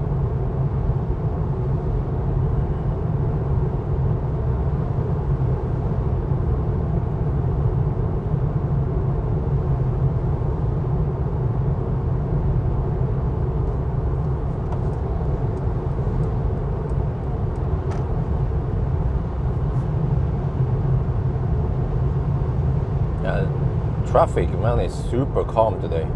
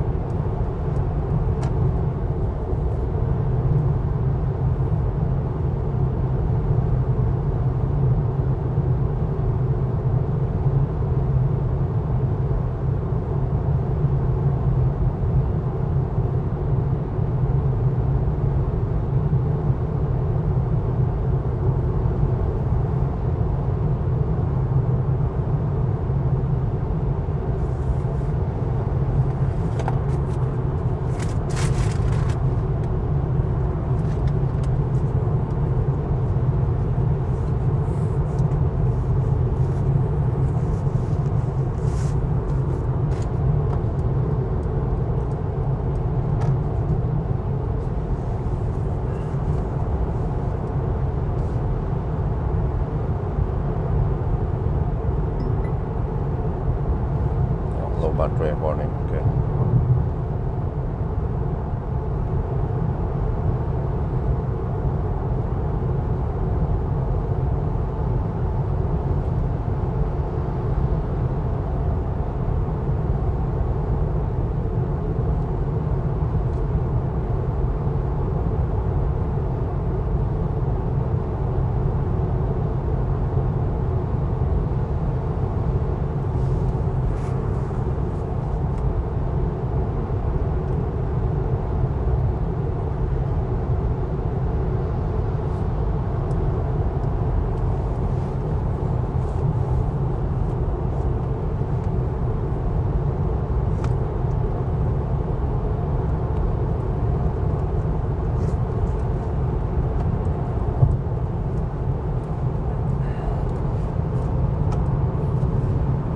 Okay, 8%. Oh, we have power limit now, 80% power.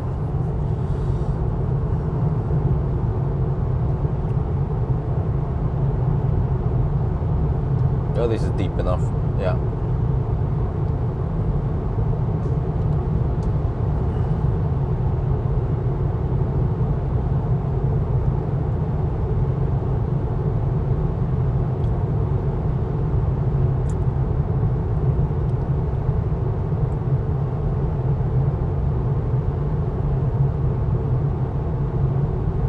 %7 left.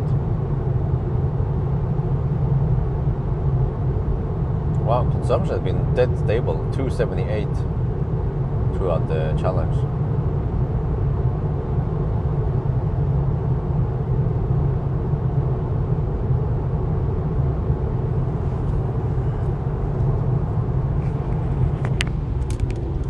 Which that's 875 kilometers and 278 consumption.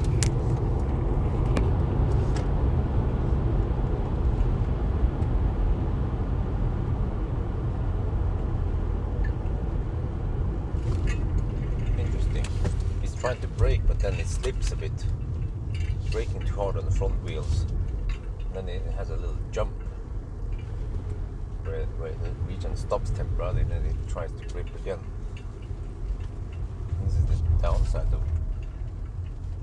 not having all-wheel drive region. I suppose Nebben is cool, it's not open. Okay. just take the same stall I used earlier. Yeah, no one is charging it. Where's the Ladestau? Okay, 11B, just like before. Okay, let's see. ETA.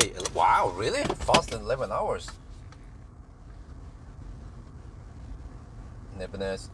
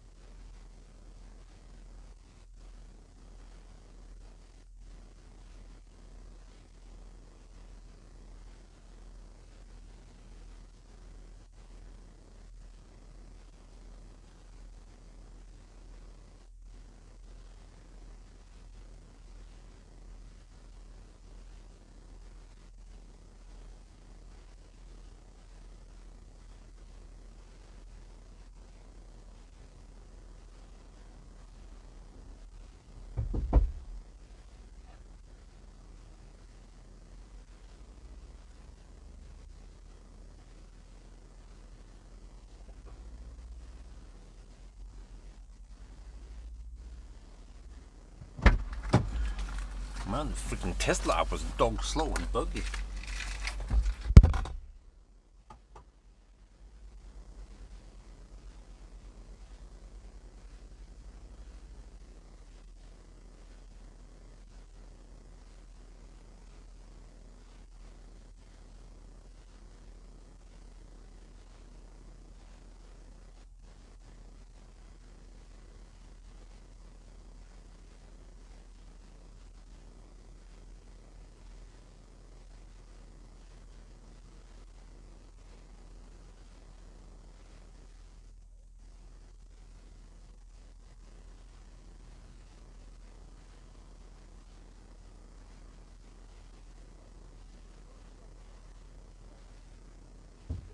Okay, it doesn't have any preheating before fast charging, but also it does not cold gate. We will consistently get, well, 100 kilowatt every time. Okay, so now I just need to charge at 60% again, and then we're good. But a little twist to the challenge. Normally I would end the challenge near Mjøsen, but actually I have to go to EQA. So I'll just figure out, let's say, well, I can just do this, and then EQA. Fullset. What the heck is this shit? No device. I don't care about that shit, man. I don't. This is not good. Like, look at that. That stupid thing was blocking everything. Okay, so we are, and now the charging screen is in the way. So I have to do this. What? Add the charging. Oh, what the heck? Okay. Well, it wanted me to go and charge somewhere 30 minutes away. That. Okay, whatever. But we need to drive 125 more kilometers. I'm gonna do the calculation, and then, as normal, we will drive a little bit north and then head south, and then 9 near EQA, and then I'll pick up some. I will buy some furniture, and then I can drive back. So it will actually be slightly slower, because we were staying in the 110 zone throughout the challenge, but now we have to enter 100 zone here, and then 90 zone, and then there. Yeah.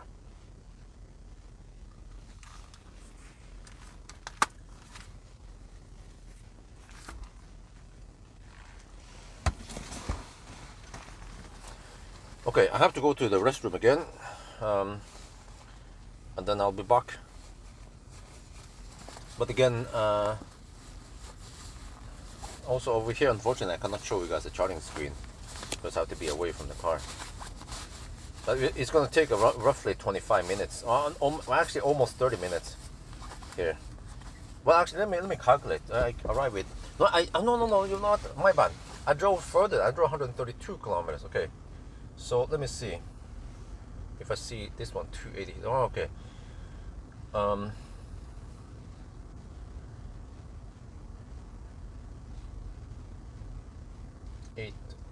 876. I had to drive 124 kilometers times 280. Well, actually, no, it will be lower possibly because we have to go downhill, but yeah, and slower. 275, my best guess. I need to spend 48. Ooh, if I could, I could even go 55%. Yeah. Okay. But then I have to find the. Okay, I'll be back.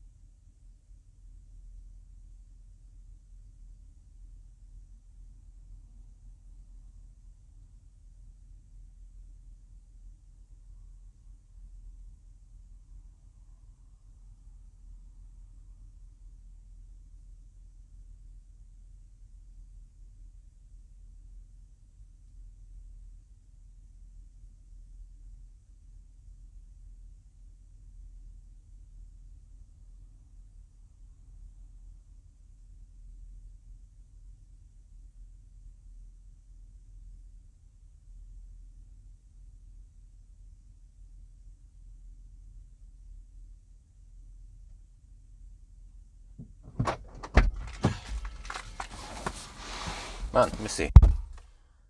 Okay, this time I feel like I can finally fire up the shaft for you guys.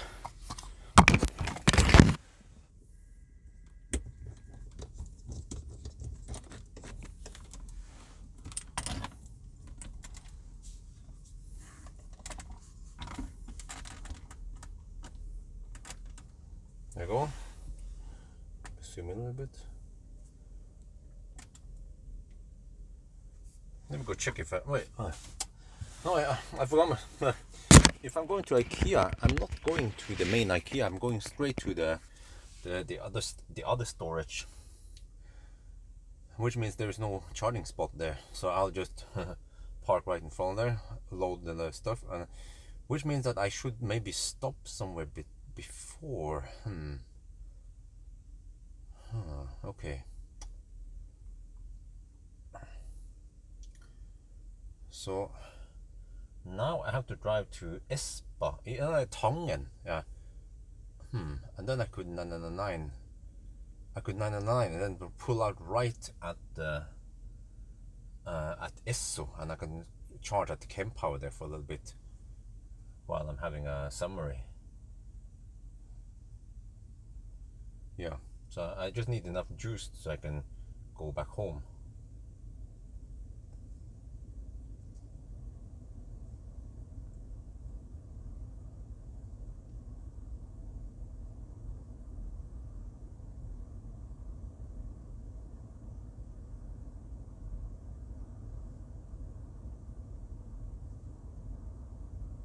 Might even grab some quick food over there also while I top up. Yeah, I don't need that much juice, maybe just 40%. Oh, I need, okay. Alright, so let me see. So then the plan is that I might be home by 11-ish. And then, yeah, then I will be able to charge several hours. Because I think we'll go to the shopping, do some grocery shopping after Isabel wakes up. But we have to wake her up around 3. No, wait. Oh, shit. Maybe around 2 already. We have to wake her up. Yeah, so we have enough time to go to Riem and the other shop before they close around 4. No 200 kilowatt. What do you mean? Well, we are at V2 supercharger anyway, and this is EQA. It supports maximum 100 kilowatt. Did you expect 200 kilowatt here? Maybe if you had EQS, but yeah. That's not the case. So let me see. Yeah, plan then is okay. We just go for it. I'm trying to find out where I should 999 and where I should top up, but I think I think I'll just stop at Esso. It's quite safe there. Esso, right by E6. But then after I charge, I have to drive the back road kind of to get over to IKEA. So it's not ideal. Actually, ideally, what I need to do is just take a convenient charge now. Yeah.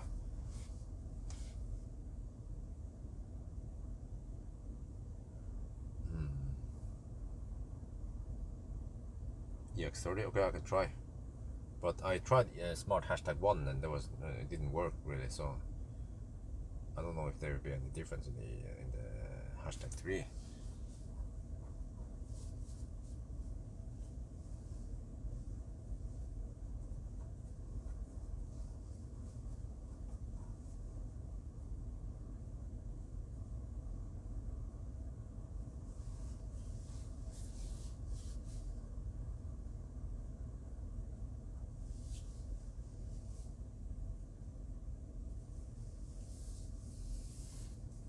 Well, or I could 999 and then go to Furuset. Nah, whatever. It's more or less the same detour anyway.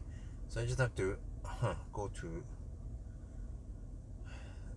the Esso. But then from Esso I have to hammer it and then go via Strømsveien to get over to IKEA. Okay, yeah. Well, actually, ideally I need to 999 then go straight to IKEA. And then I should try to maybe I probably want to grab some food at IKEA, and if I get 50 kilowatt over there, that would be great. But at least AC. So I have to check if I have Type 2 cable with me.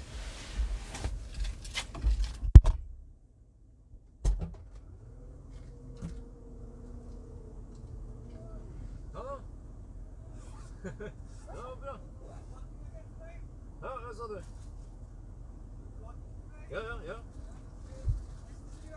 Yeah, nice to see you.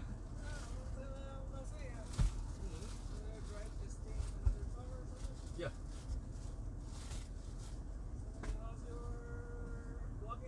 Yeah, it's great. Yeah. Cool. What car do you have now? This car here. Oh yeah, this car. Yeah, I can check. But you don't have Tesla anymore? No. Just waiting for our first one. It's not on holidays, right?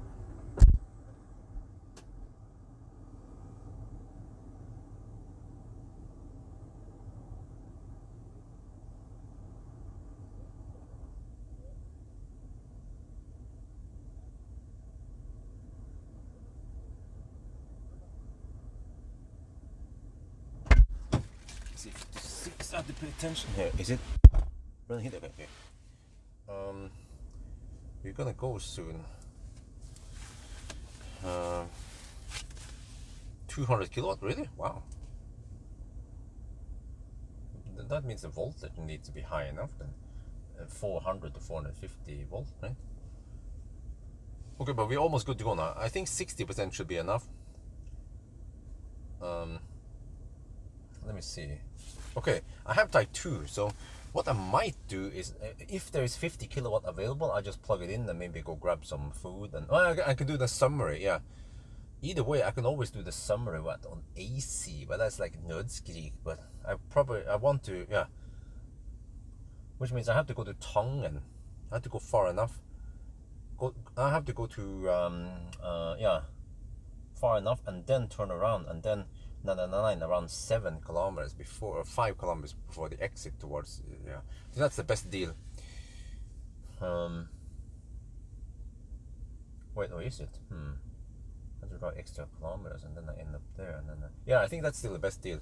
Otherwise I have to drive some extra distance via Strømsvei and Alnabru, yeah, all the way there until I'm at EQA. Okay, 59%, almost good to go now.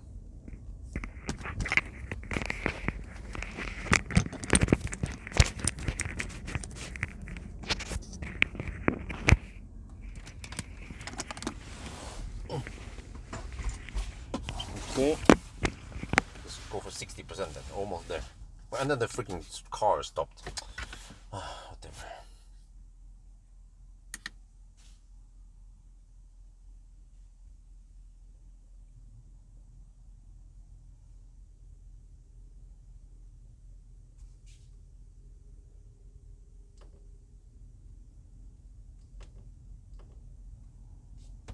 There, 60%. Let's go.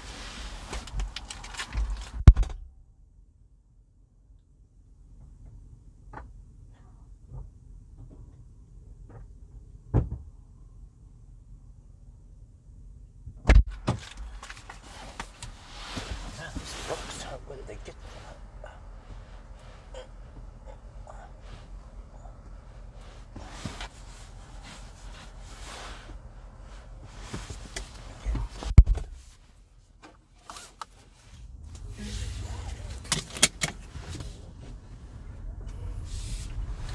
Alright, let's see.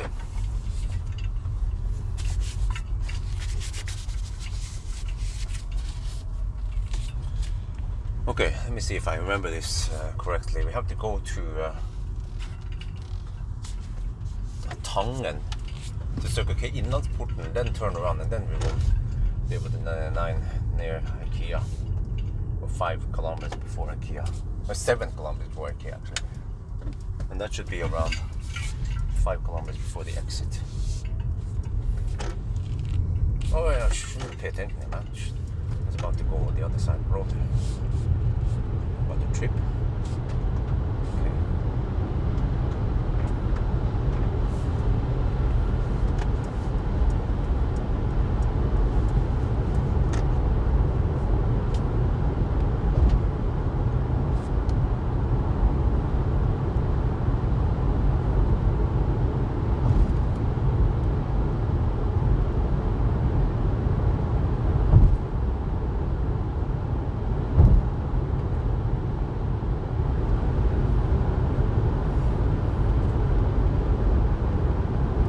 Alright, let me see.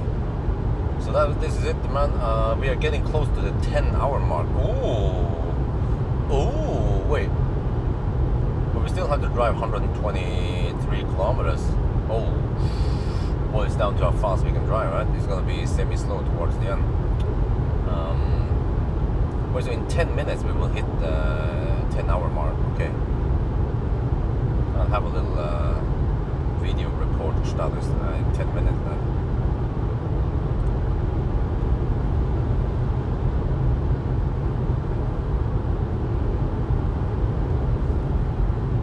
But I wonder if it's going to be close to 11 hours, maybe 10:50, 10:45, or yeah.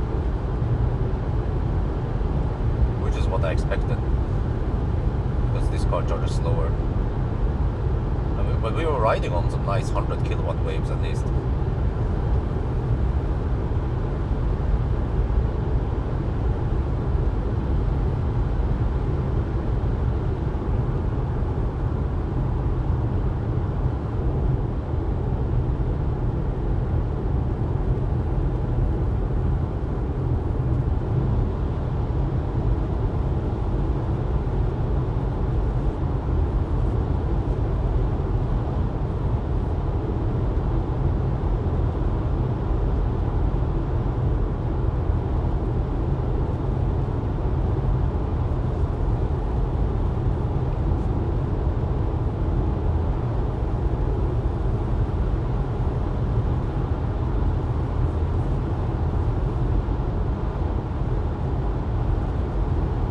Unfortunately, even now at 9 in the morning, there's almost no traffic here.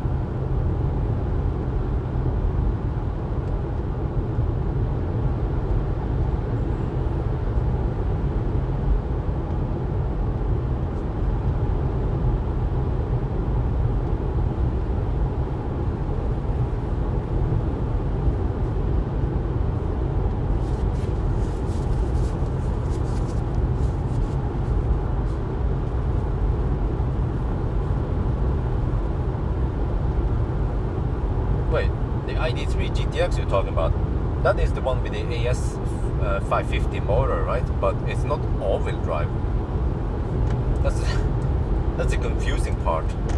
Now they start using the 4Motion name. At least the ID4 I'm testing, that one has the 4Motion name suddenly.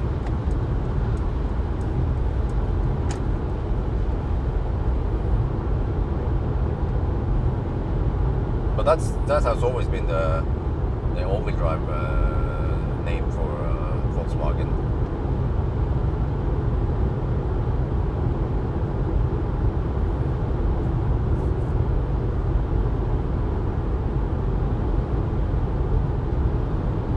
But then, if that's the case, then what is the meaning of GTX?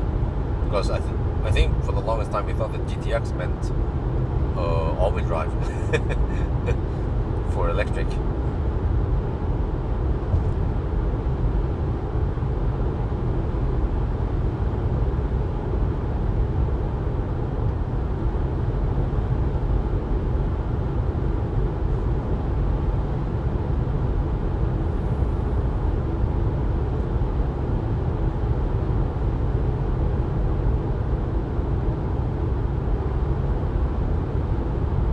So we got away with 4 charging stops, right? Let me see. First was at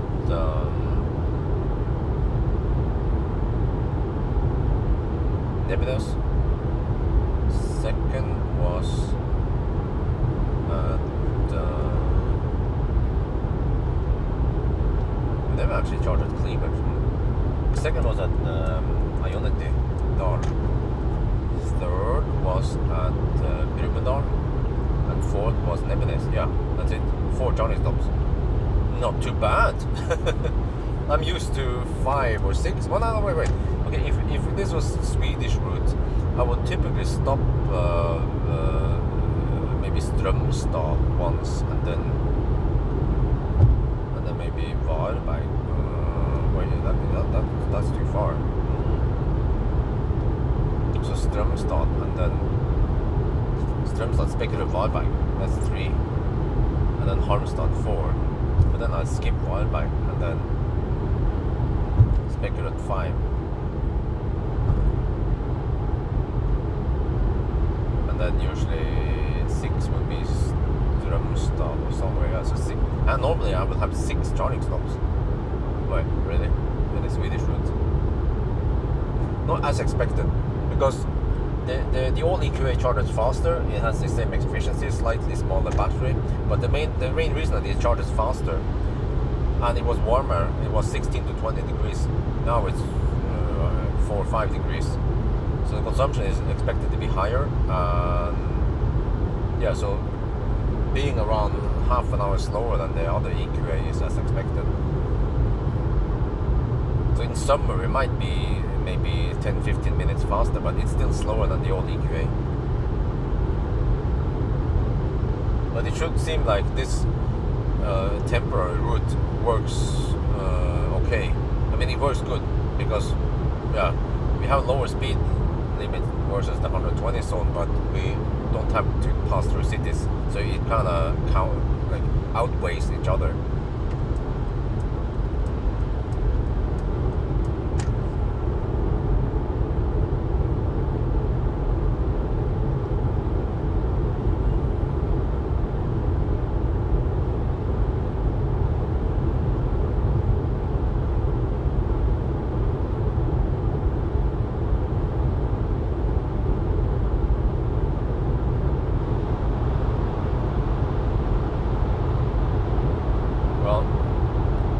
Left lane hookers out already.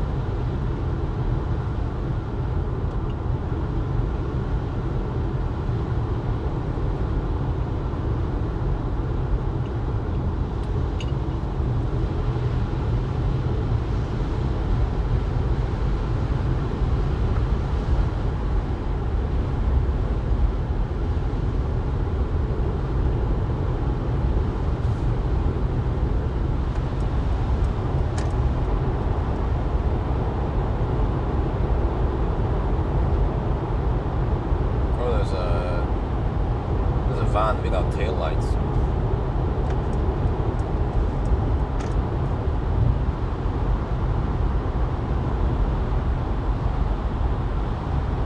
What's up with that?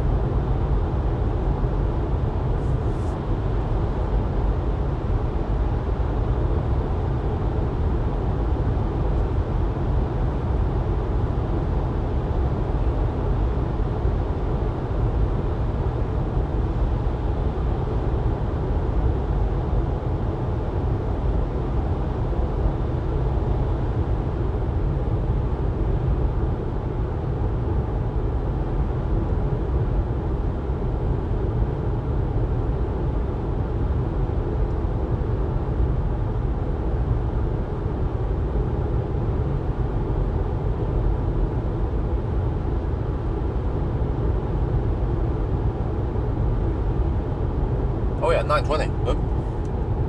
It's time.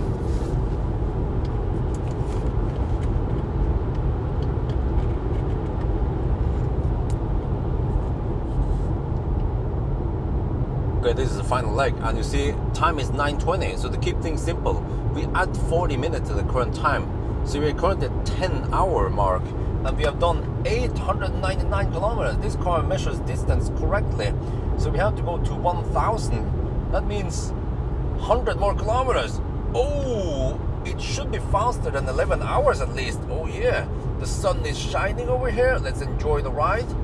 Go a little bit more north, and then we turn around and head to Oslo.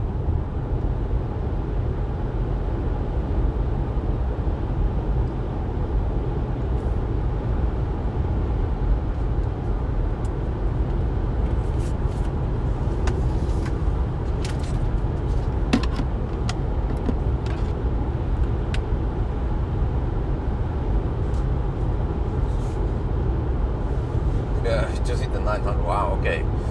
Well, it boils down to how fast we can drive. We can hammer down the last 100 kilometers. And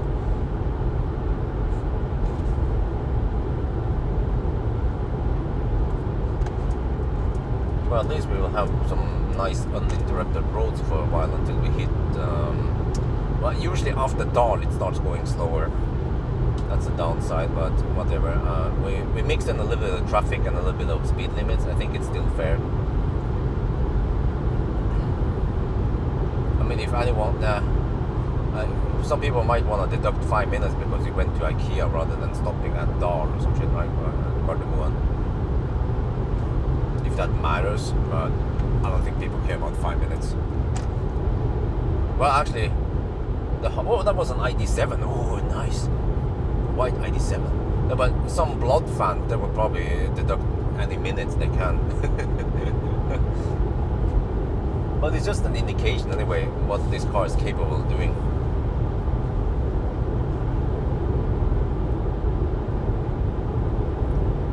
ETA 11 hours. Oh, okay, but it's not. How does it estimate ETA then?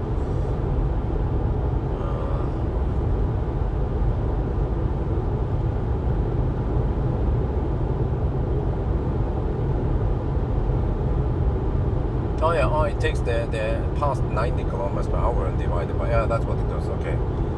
Oh, I see. Oh yeah, but the average speed is going to go up.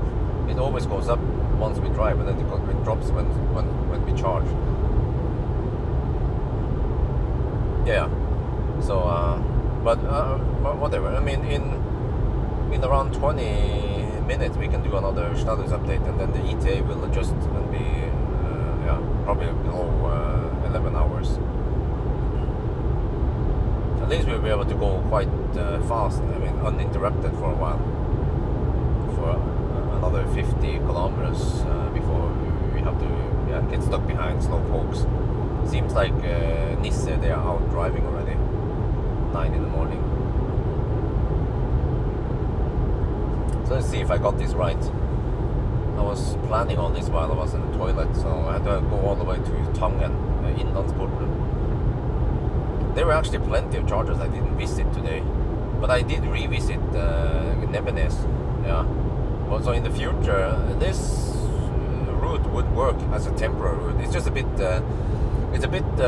repetitive, but it does the job. It gets the job done until wifey gives birth. Then I can go back to Swedish route again. Hopefully, if I get enough sleep with a newborn.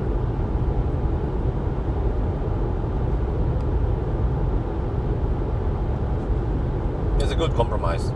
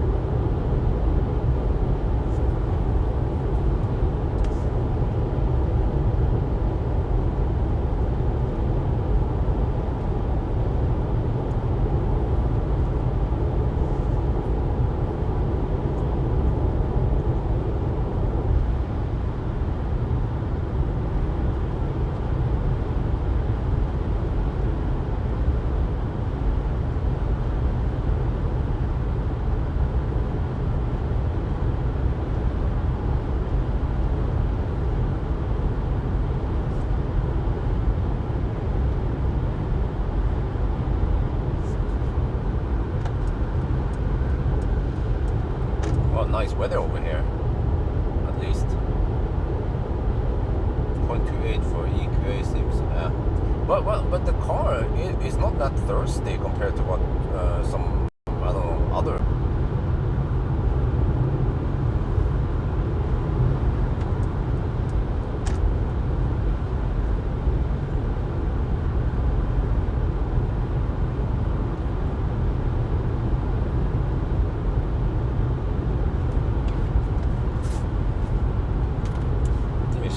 Shoot the video here, so it's so nice here.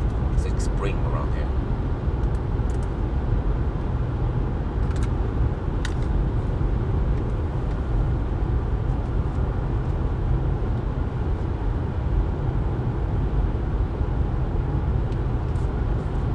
We're now in Tongan, and this is the turnaround point. And wow, over here it's nice and sunny. 6.5 degrees Celsius, dry road. Are we back? Are we back?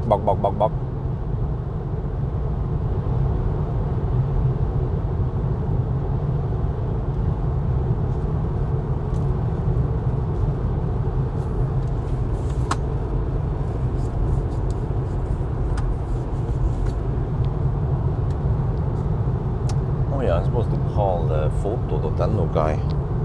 He would check the status on the Rode Wireless Pro mic. Not sure when I can borrow it. I think it was after Easter I can borrow it. He needs to reserve it or some shit.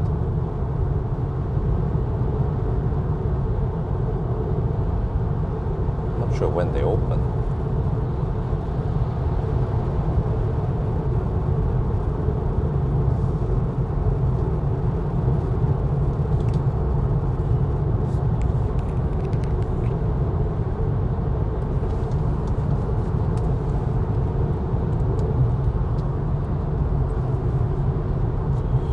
Yeah, I forgot to clip on the microphone. That's why the sound was not so great for the past half an hour. But we are now at 919 kilometers. 10 hours and 10 minutes in. No, 920 kilometers. 10 hours and 10. Yeah. And consumption is 277. We'll do a little status update. See if we get better predicted time now. So right now the car estimate I will arrive at EQA with 18%. Wow. Yeah, you have to go downhill and it goes kind of slow. So, but okay. So I will, if the 50 kilowatt is available, I will stay there and do my summary there. If not, then I will just take AC then, and I'll probably go inside EQA and maybe buy some hot dogs and eat a bit. Then I move over to the other spot, and then I can always top up on DC on the way back somewhere. Yeah. Well, actually, where then? Berger?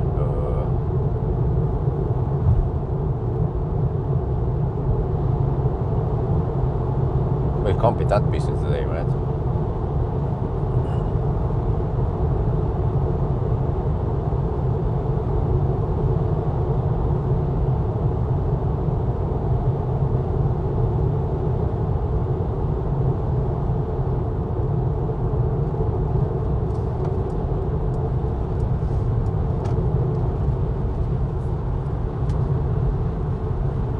I could even go to Furuset. Yeah, not a too long detour. Drive to Furuset, Circle K, or Chem Power, top up there, and then I can go home. They predicted. Wow, really? 10:45? What the heck? How the heck did it suddenly change to 10:45 like that? Huh? Average speed is still 90. What? That doesn't make any sense.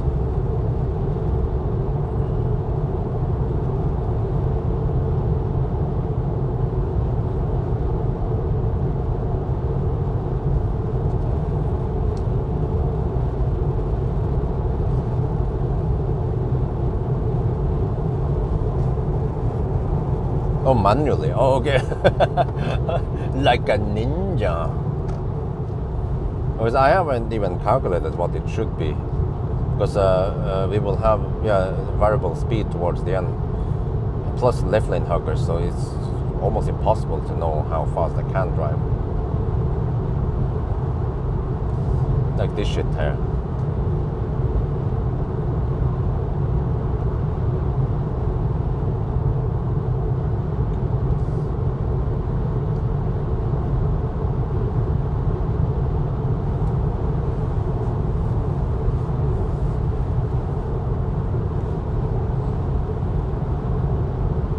But yeah, okay, I mean, as long as we are roughly half an hour slower than the other route, the other car, I mean, it makes sense. It's winter-ish now versus summer run.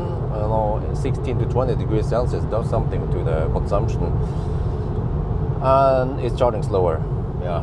It had a slight advantage that we had 4 kilowatt hour more, but I'm not sure where that matters now.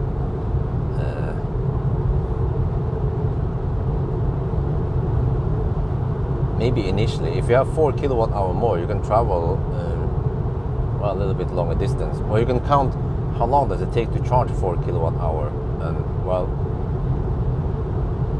not much. Or you can count it the other way around.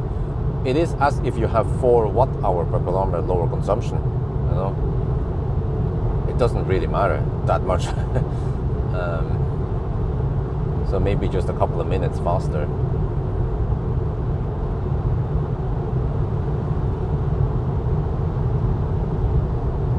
Wait, let me do the math here. If you charge at 60 kilowatt, that is 6 kilowatt hour per minute. So then 100 kilowatt is almost double that. Then we charge at 1.4 kilowatt hour per minute. So we charge at 4 kilowatt hour is only 2-3 minutes. Save time there. Drop in the ocean.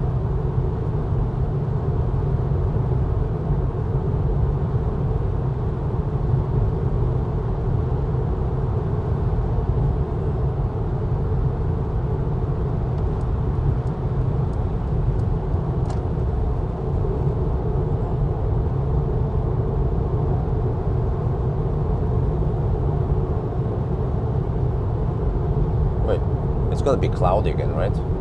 I think it's cloudy around Nippenes already, or maybe even Mjøsen. But hopefully the fog is gone, because if there's still foggy around Gardermoen, then people are gonna drive dog slow. We have to start deducting time.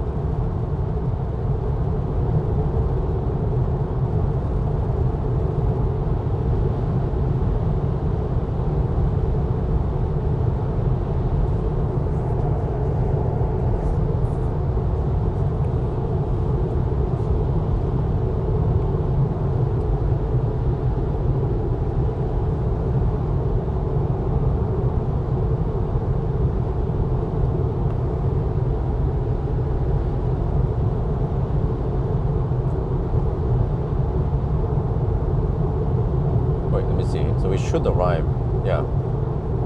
They're a little bit past 10, okay, and then I do my shits. Shouldn't take too long, so I should be home by 11-ish. Maybe, well, no, shouldn't be much later than 11:30. Which means I have enough time to walk Isabel.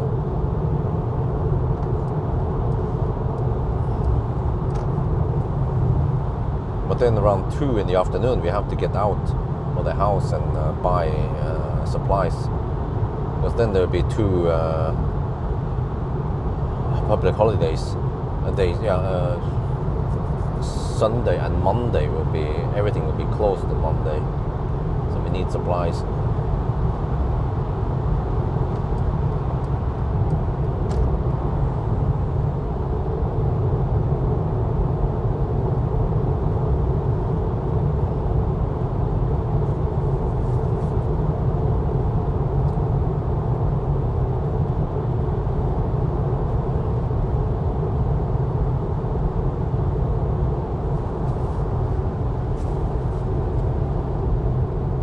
Wait, let me see, what was the consumption on the EQA during summer run? It got away with 231. Oh, we have 277. Wow. Well, it's going to be lower, so it's going to be like 275 minus 231. That's 44 watt-hour per kilowatt-hour lower. Wow.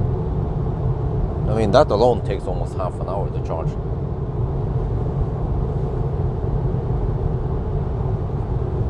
But I wonder if, wait, that EQA run, was it I think it was a Swedish run. Well, how much was the I don't remember, the 300 EQP. Wasn't that 11? That was more than 11 hours, wasn't it? 11:15, I remember. Yeah, 11:15. So this is actually faster than the EQB. Yeah, because EQB is thirstier, but has a smaller battery, and charging curve seems similar.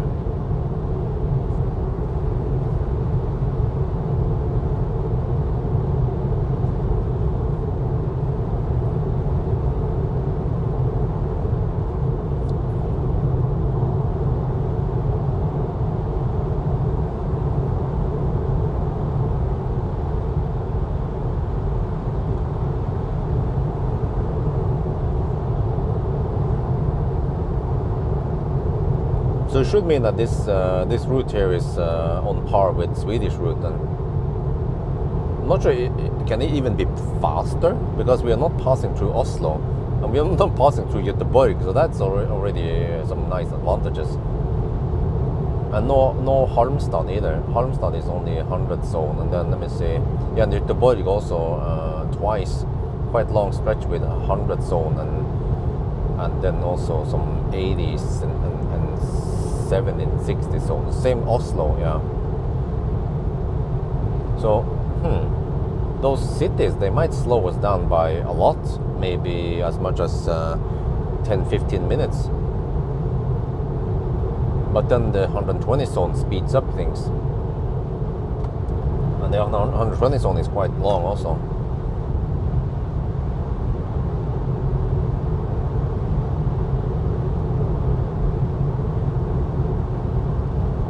The best would be to actually run this test and then run the exact same car in the Swedish route.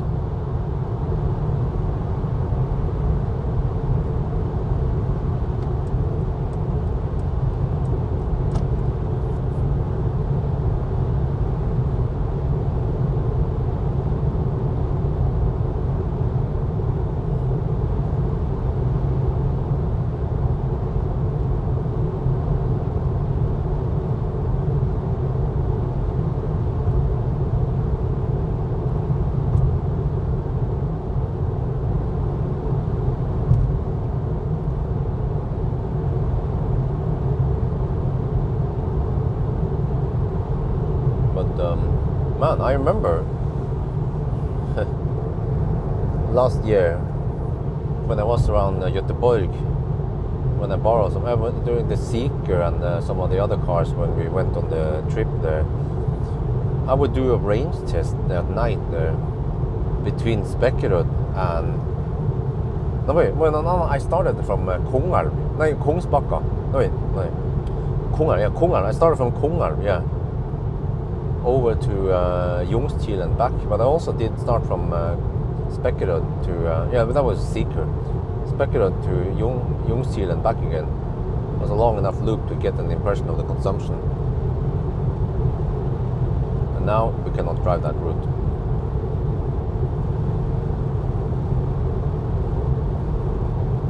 Until they rebuild it. Okay, now it says 16% at arrival.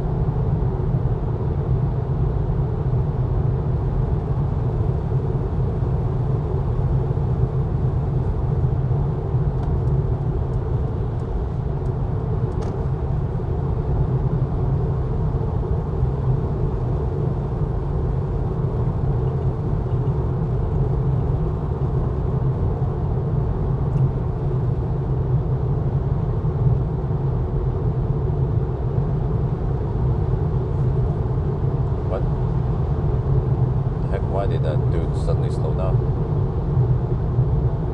What the heck? Why are you slowing down? Dude. I mean, could be because of some animal or something, so then I'm in high alert mode. Oh shit, the fog is here. Uh-oh, uh-oh. People are gonna drive dog slow now because of the fog. Just wonder how thick it'll become. Yeah, the fog still hasn't cleared yet.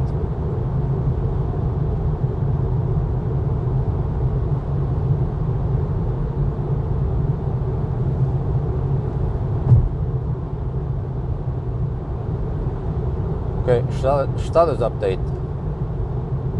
954 kilometers. And yeah, consumption 277.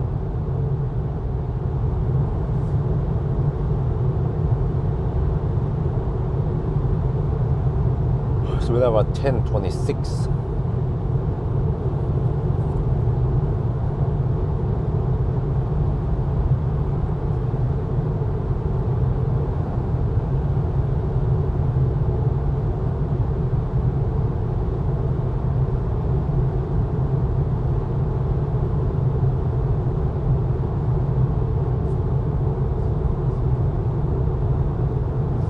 Well, the car predicts 1021, really? Is it going to be 10? Is it going to be 11 hour?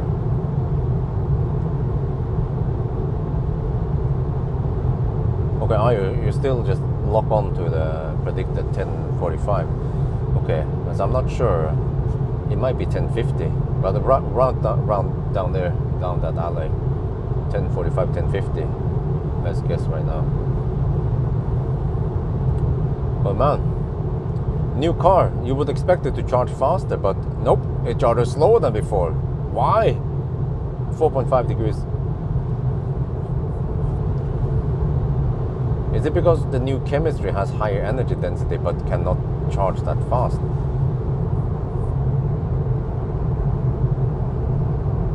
But I mean, this is barely higher, you know? 6% higher only, not that much. If it was, let's say, 20% bigger, then yeah, that would be more significant.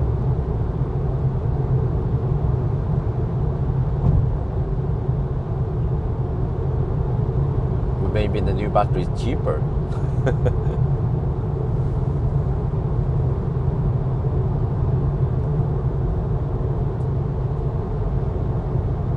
Oh, this is the speed of light. Oh, shit. Oh, did you? Oh, no, it's 110 zone here. Yeah. We don't have 120 zone in Norway.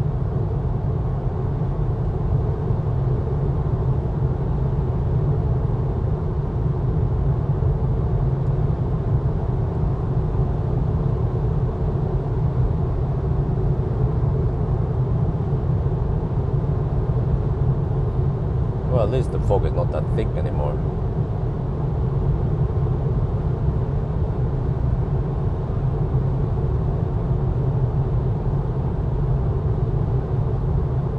$960 kilometers. Yeah, consumption still the same, 277.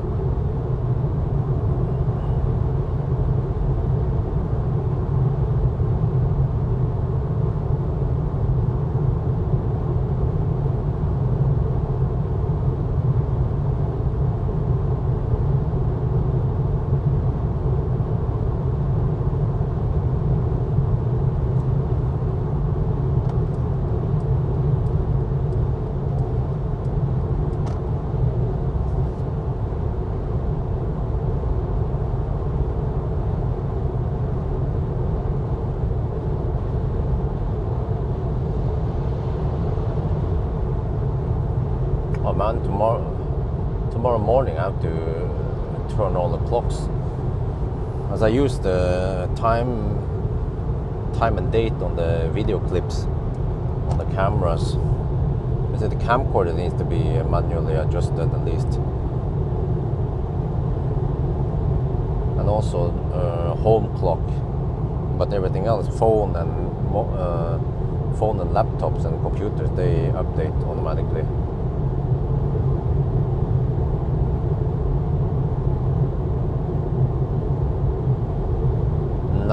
6:03. It's now 10.5 hours. Wow, okay, so far so good. Almost no traffic at this point.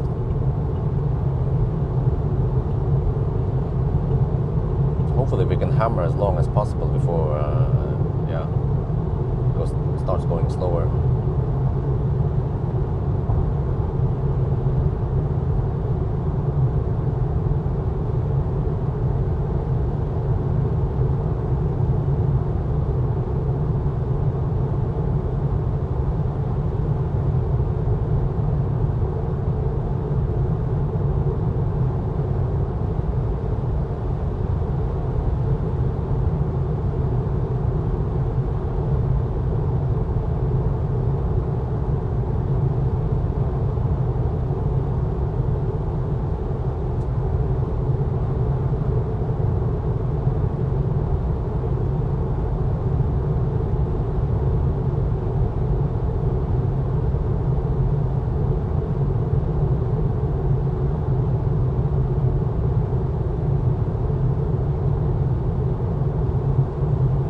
.965.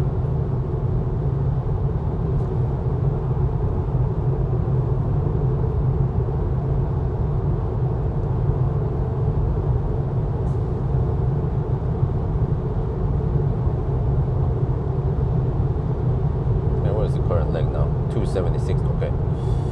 Oh, it's gonna drop once we go downhill.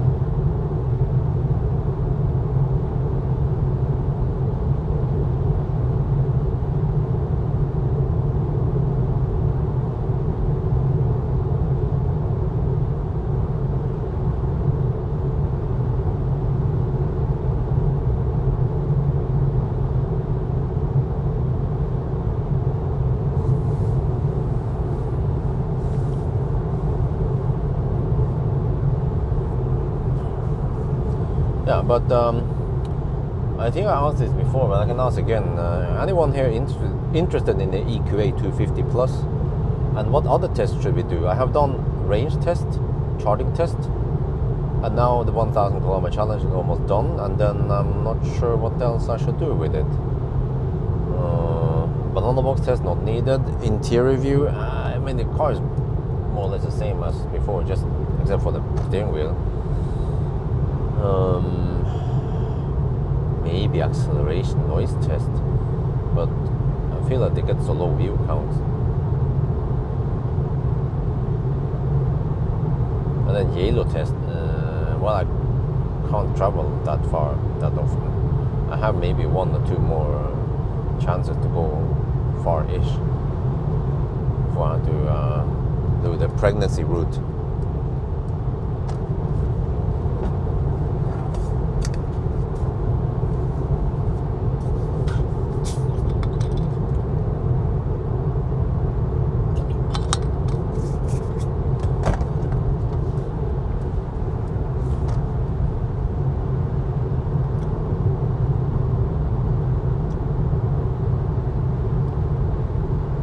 .970 headlight test, same as the other ones. I think I already tested the EQA before. Same. It's Mercedes after all. They almost make no changes. I remember when I tested EQE 3 years after I initially tested it, there was almost no difference there.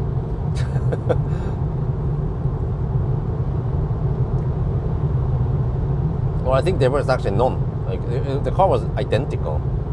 Software, everything was the same bugs and the same kilowatt hour per hour and whatever. And it was, yeah.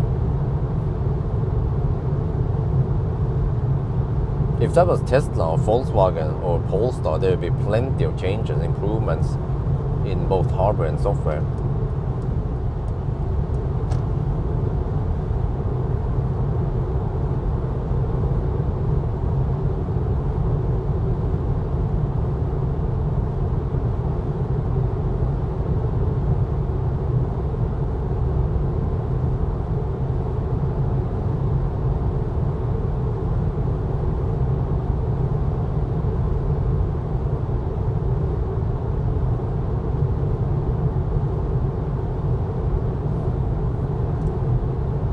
2020 EQA 250 base version is different noise. Nope, it seems to be equally noisy.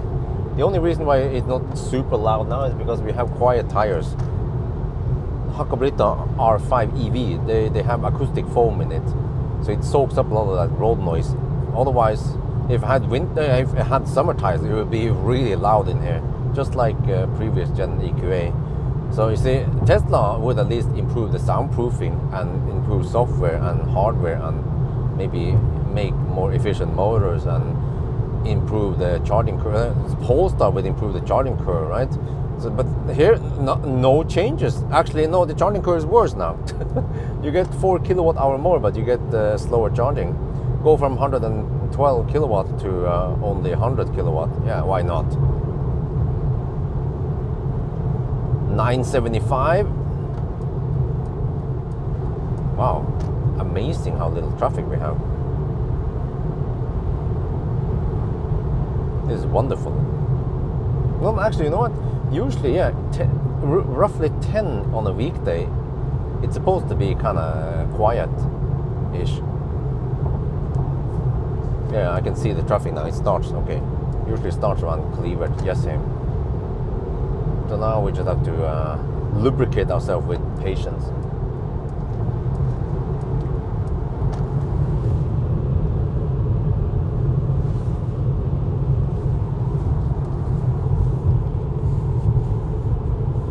So, I mean, is it worth getting the new EQA? Well, you get new steering wheel and some minor changes, and you get the new MBUX. But I wonder, can't you get the new MBUX in the old car?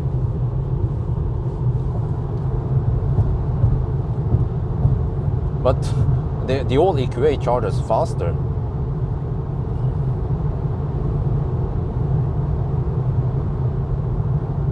Oh, they did that with the other ones. Oh, I see. Okay, I didn't know that. Huh. I haven't actually retested them since 3 years ago. Well, in that case, that means that it's not a disadvantage to get this car at least.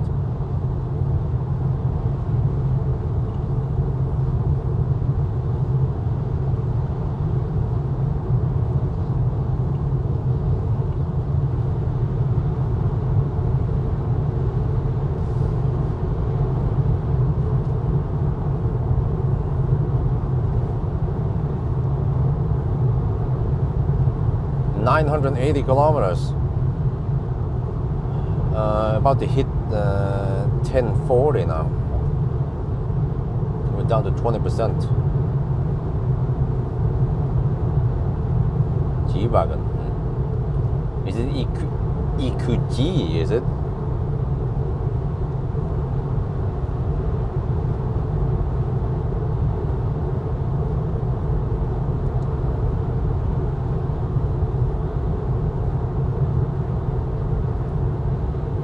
Well, the Geländewagen better be good. Can't be based on some shitty EQA, EQB, or yeah. I mean, at least it should be like EQS, EQE, right? I feel like EQS, EQE, they are a lot better, a lot more premium, a lot. When I'm sitting in the EQE, I really don't feel like, oh, that's like a big difference to the EQS, but the EQS of course seems to have even nicer interior.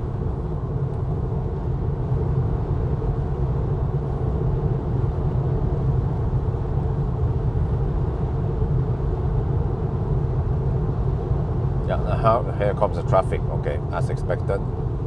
We have to tolerate some traffic. That's the name of the game. But actually on the normal 1,000 kilometer challenge, I would turn around at Dar to avoid this foolishness around here.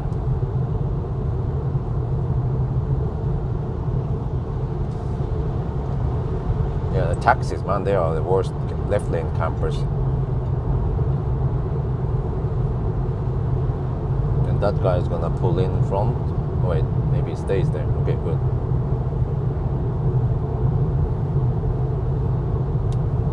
984. So see, we can actually stay in the 110 zone for a while until we have to, yeah. So we actually don't stay in the lower speed limit for too long before we 999.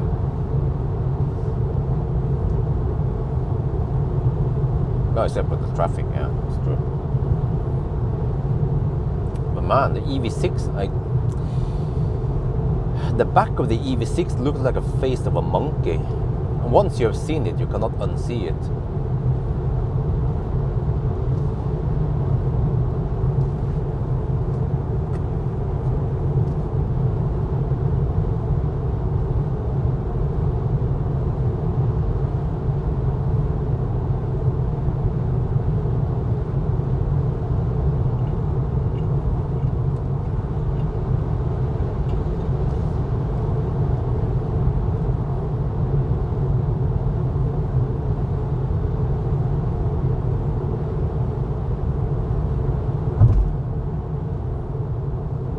.986,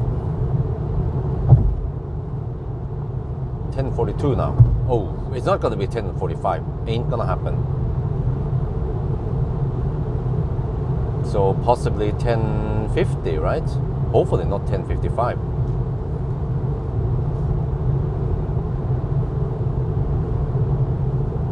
Well, 800 volt makes sense when you have well over 200 kilowatt hour.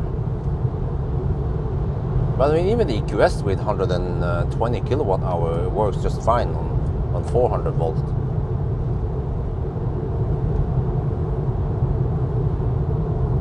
Okay, here we have to slow down. So you see, 12 kilometers into the 100 zone.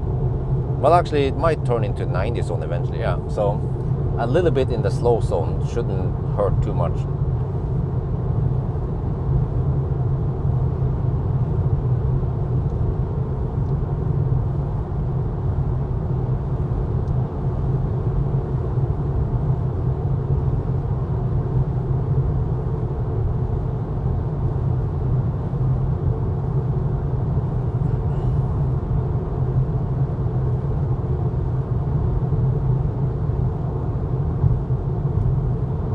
Well, I'm not sure how their status is, but from what I remember, Mercedes, BMW, and maybe Audi, right? Or I mean, VAG, yeah.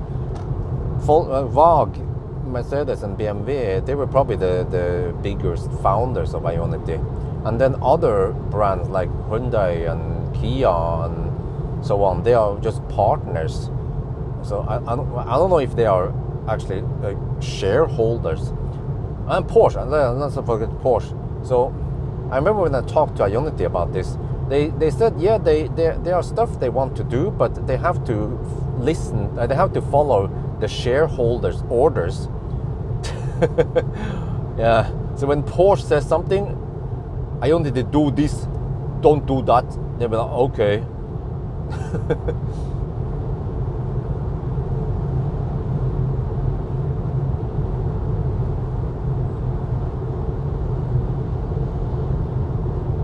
Right, 991. It's getting close now. It is getting close.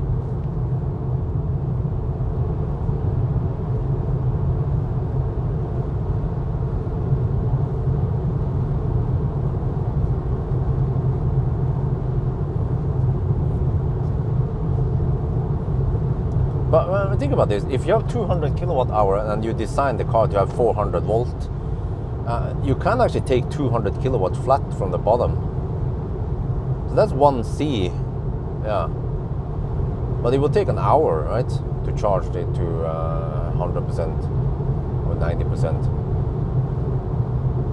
So there it makes sense, yeah, to have 800 volts, so you can pump in, let's say, 400 kilowatt.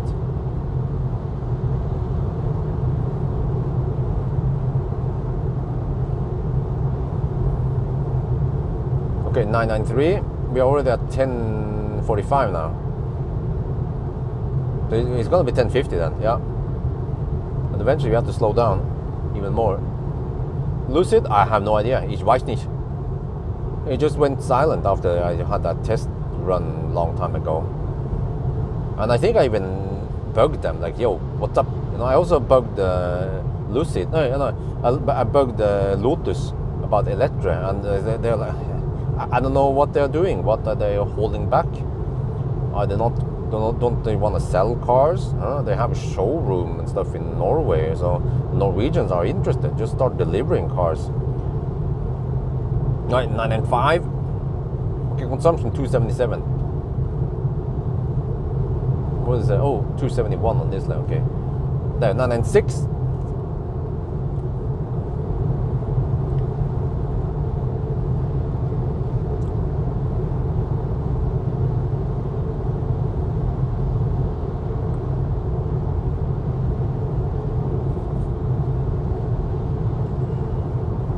So it seems like we just swapped a 12-kilometer stretch of 110 zone with 100 zone, which shouldn't slow us down too much, except for if there's traffic in it. But fortunately, we were not blocked by too much traffic. Normally, it would be really annoying to drive this stretch in the daytime on a weekday. Super annoying. 997.5, 2.5 kilometers left. ID5 GTX with LY as a license plate. He doesn't want people to know that he drives electric. 998. I think you're ready now.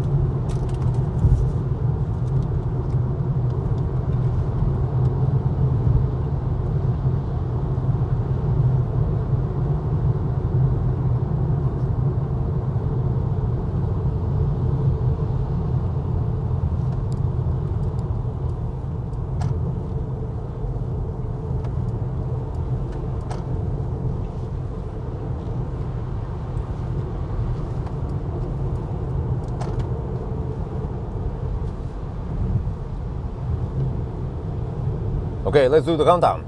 9992, 9993, 9994, 9995, 9996, 997, 998, 9999. 1000 times 10. Okay, so 1048 then. We have to round it down to 1050. Would it be nice to round it down to 1045, right? Oh, so close. Oh, okay. Now we have to drive another 8 kilometers to EQA. Okay, what do you guys say? It was 1048. Is it 1050 or 1045 then?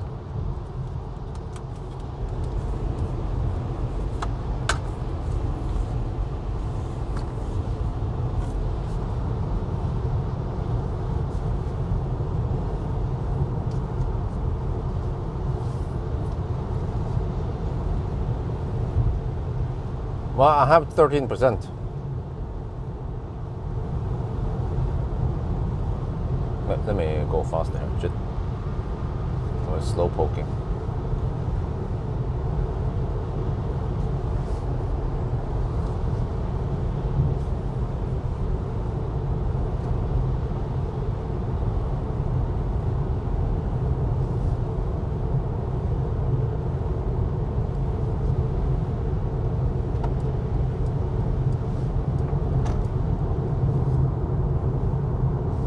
Okay, some people say you should round down. Yeah, I kind of had a little extra just in case for my EQA run. Plus that normally we were 999. Okay, well you can count how long we were in the 12. We were 12 kilometers in the 100 zone, but it would have been 110 zone. So, but how much of a difference does it make? Well, it could be 1 minute, right? If I actually do the calculation. 10 kilometers per hour difference over 12 kilometers. Oh, I want to see. At 120 kilometers per hour, you will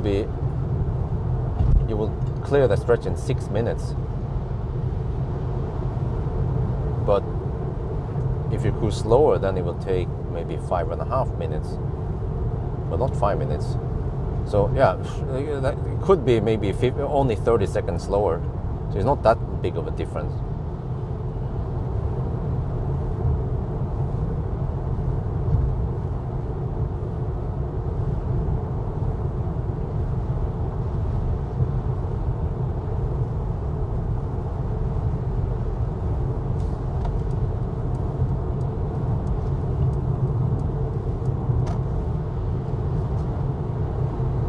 Okay, let me see. So if the 50 kilowatt is available, I'll plug it in there.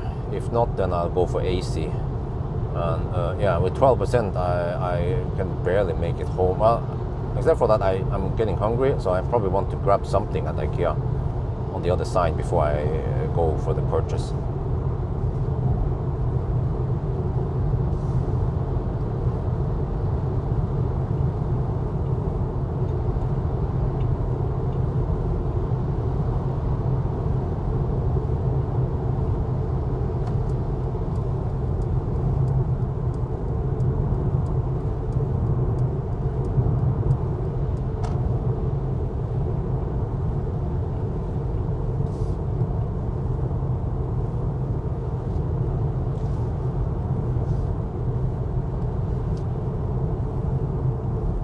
Okay, so, but it sounds like more people claim 1050 than 1045. I think it was only one guy who claimed 1045. The other guys, they claim 1050. So do we make this a democratic decision or a dictator decision?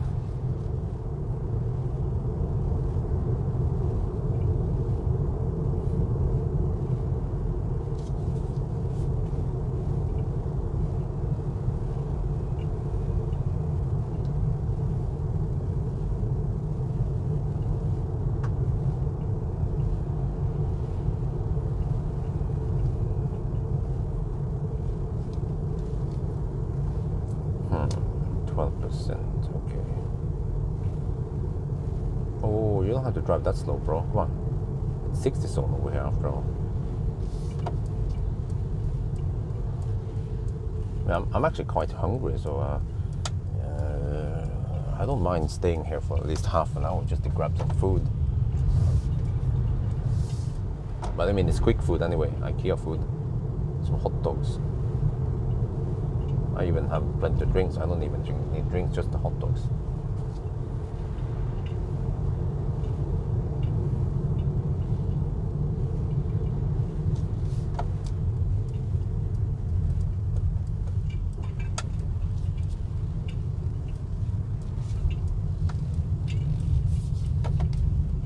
Well, the AC spots are almost full.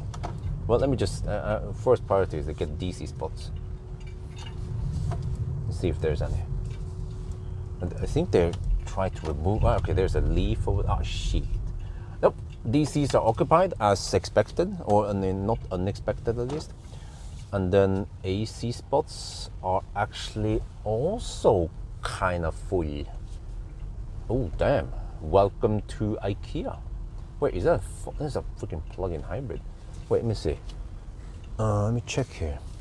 Well, I have 10%. Seems like all the stalls are taken. Wait, there's one. Huh? What? Oh, okay. They have more plugs than they have spots, supposedly. Well, there's one spot there that is not taken, but I kind of need the juice. Do I just park on top of the? No, I can't. Yeah, that's the problem. Okay, whatever. That means we cannot get any juice here. I'll just. Okay. I need that food though. Okay, I have a better idea, or well, do I? I still want to spend time. The summary. I have to go to the pickup stuff. Well, yeah, let's go pick up the stuff first, and then I do the summary while I'm charging somewhere. I'll just grab some hot dogs at Circle K. Yeah, I think that's it. Circle K, hot dogs over there. Camp Power. There should be plenty of spots.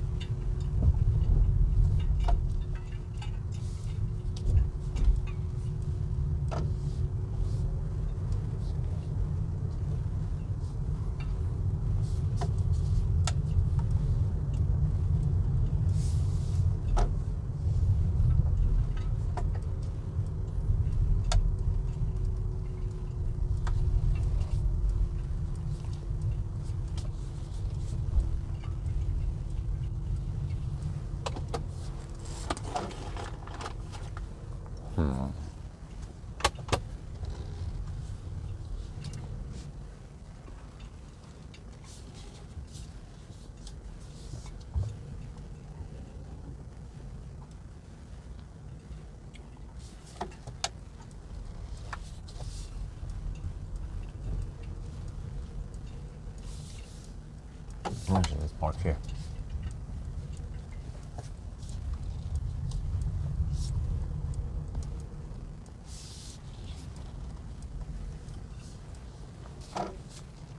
Okay. I'll be back.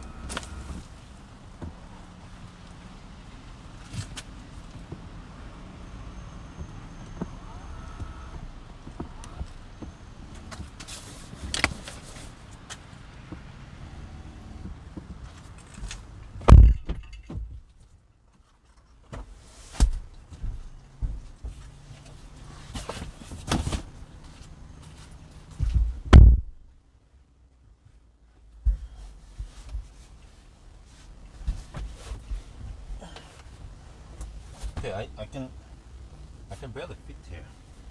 If I test myself, 175 centimeters barely fits. Kind of.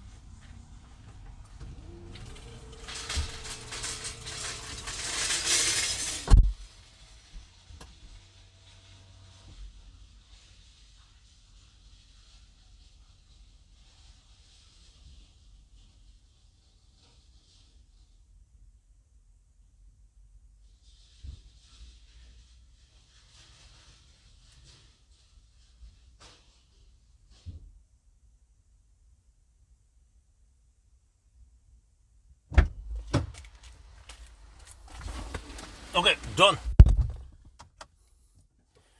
Let's see. Now I can remove that item from my wish list.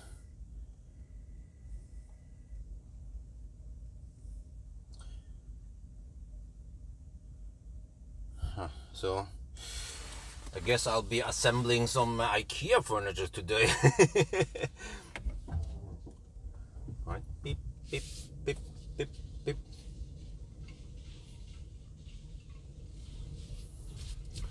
So I have 11% left. So I should try to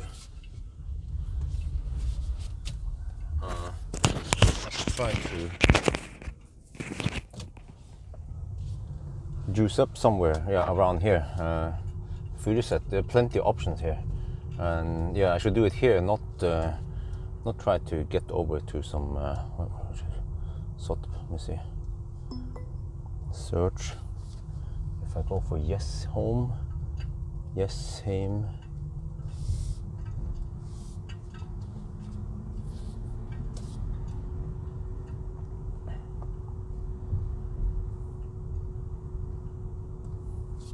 know, there's one place I want to make a video. But I mean, it might be on some private property, but there's a tritium graveyard for Circle K. I think it's still there. I mean, I'm on good term with tritium. I'm on good term. Well, I mean, I'm on good term with Circle K, right? So, but nah, whatever. Maybe they won't be too happy if I film over there. Okay, whatever. Okay, let's get over to. Well, you know what? We can check again. If the 50 kilowatt are available, we can just plug it in there. It's gonna be semi-slow, but then I can poke around and eat something at IKEA. If not, then we go to food set. I mean, whatever. We go to yeah, the high power charger instead as an alternative. And then AC is not going to cut it.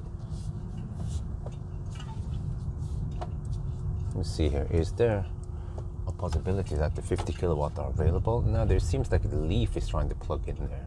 Or did you just leave? Well, I'm not sure. Let me see. Is that available? Seems like it. Well, okay. Seems like we're gonna eat at IKEA. Wait, charge port is on the left side. It's charge port is on the right side with the wrong side. Should have been left side with the right side. Well, actually, maybe it's good enough. I can just stretch the cable and plug it in. Mandag til lørdag. Wait, huh? Really? But it's not the regular day, is it? What? Huh? Well, I mean, technically it's Friday. No, well, it's 14. Oh, no, yeah, it's outside the time. Okay, let's plug in. 50. Oh, yeah.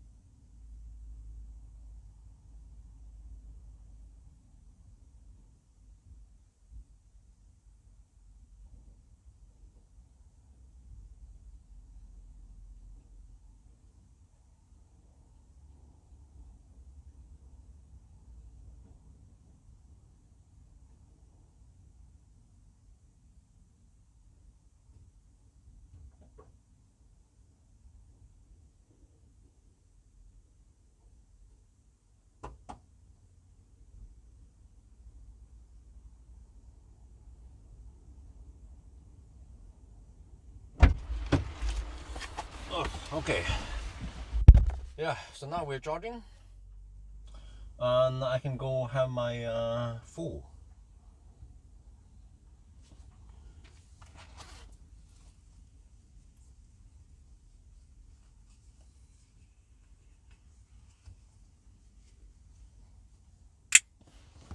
Okay. Alles gut. I think I just need the hot dog. And well, I need to find out how many percent I need. Let's see. I should fire up the car maybe.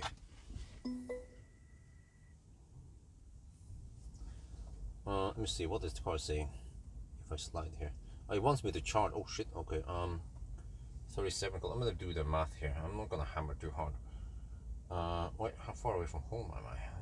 Navigation will give me right. Okay, from here to home. 32 kilometers. Okay, 32 kilometers.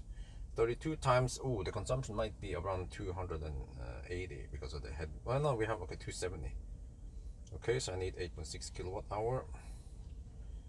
I need to spend 12%. I have 12% right now, which means that by the time I get over to IKEA and grab some hot dogs maybe and come back here, then I should have enough juice.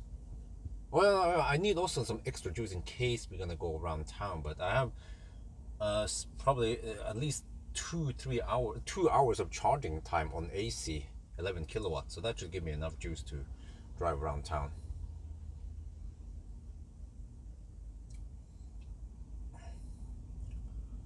So yeah, anyway, I will leave you guys in the car and then I'll be back.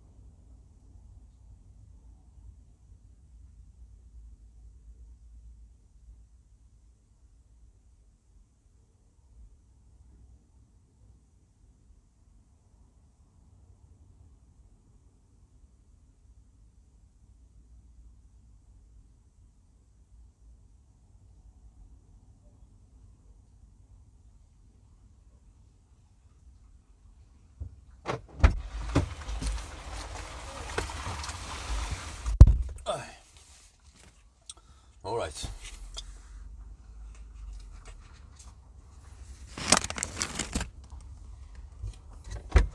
Er du ferdig med å lade, da? Kanskje om 10 minutter. 10 minutter? Ja. Da får du lade.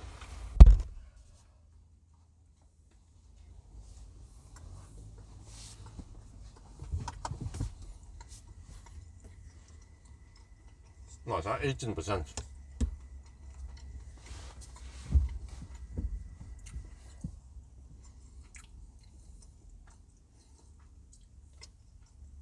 Is it 10 minutes? I might even drive in 5 minutes.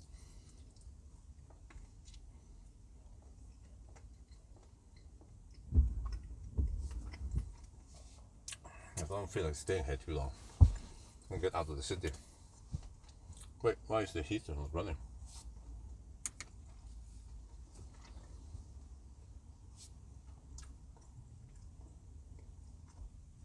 Where's the charging screen? There, 40 kilowatt, okay.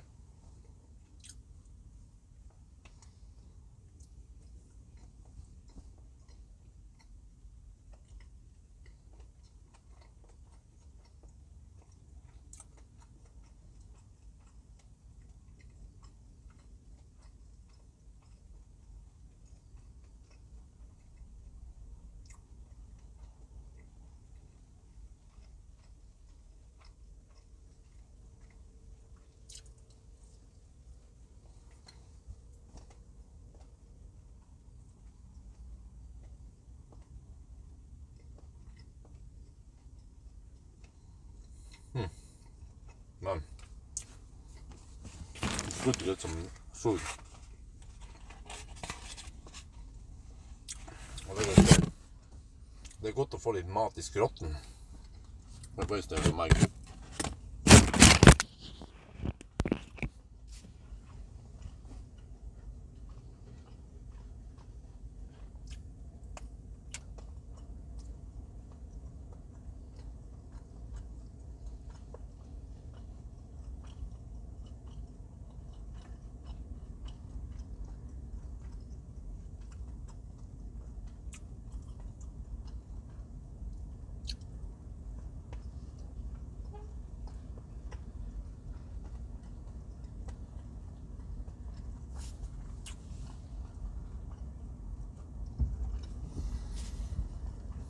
Hold on.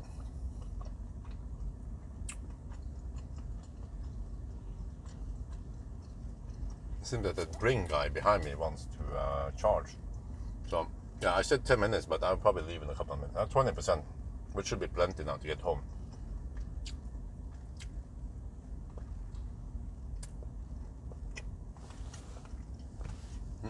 Do they have trash bins here? Oh, there.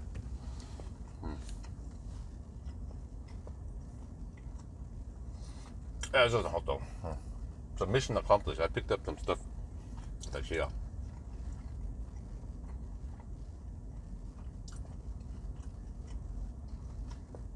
And now next step is to get back home. So I'll be home maybe in around half an hour-ish. Yeah. I think traffic shouldn't be too bad.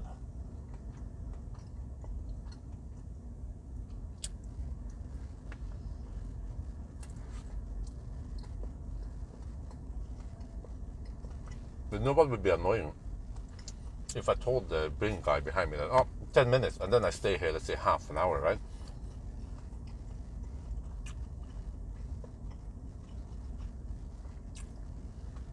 I remember there was one time, long time ago, I was gonna test iPaste at Skøyen, and they had one high power charger, and there was an i3 charging there on the high power charger. And I asked him, like, well, do you have much more left? Because I would like to use this charger for some testing. And did he care? No, he charged 100%. I think I waited around 20 minutes for him to charge 100% on the damn i3. But, yeah.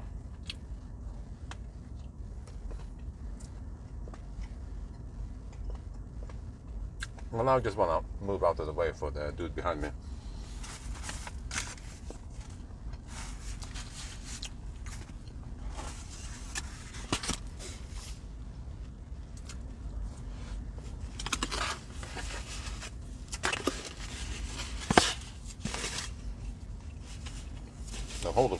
40 kilowatt is so slow compared to at least 100 kilowatt.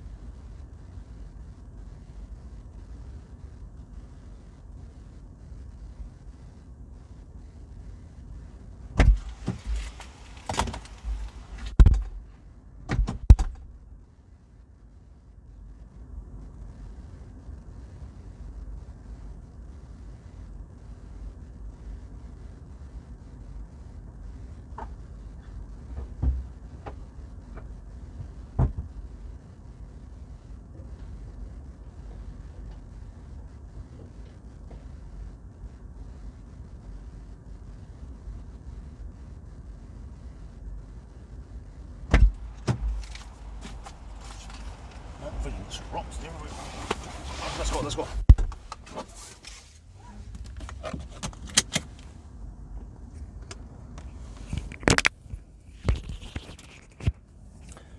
Let me see.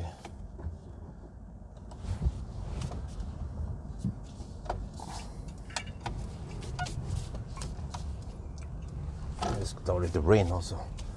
Alright, I don't know what's up with this charger, why he didn't use it. Why the heck is it ET7 parked there? I don't know, but I try to avoid this charging location because it's kind of nasty. I mean, shitty, unreliable and broken charge or some shit. So yeah, no need for me to hog the charger longer than I need it.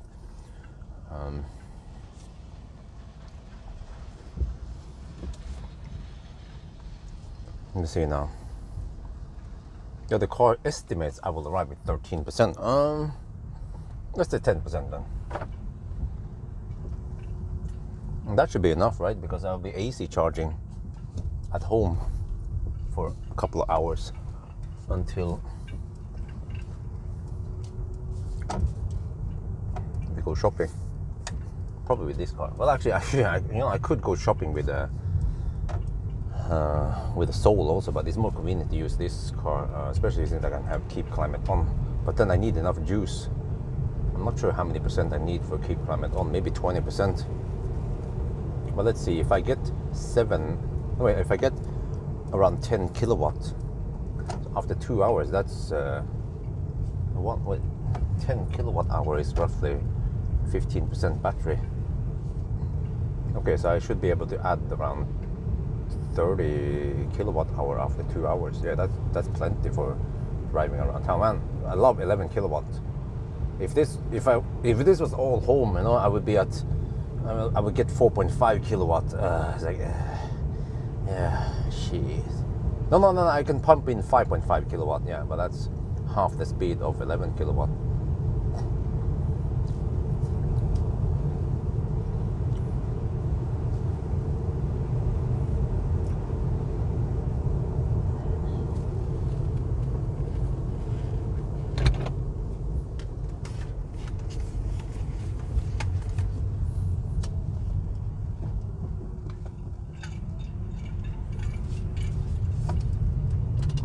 Hammer too hard anyway, on my way back now.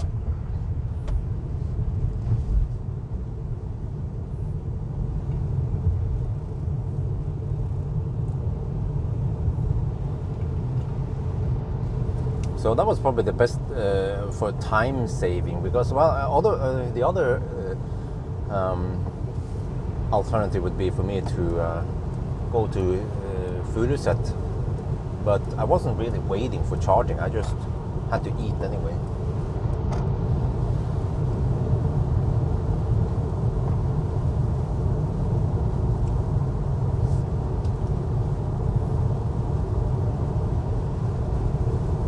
Well, yeah, so I could go to Furuset, but it's actually a slight detour. Yeah, that's why. No, yeah, to go to Circle K. So it's faster to just take the back road and onto the motorway like we did. Why was it limited to your?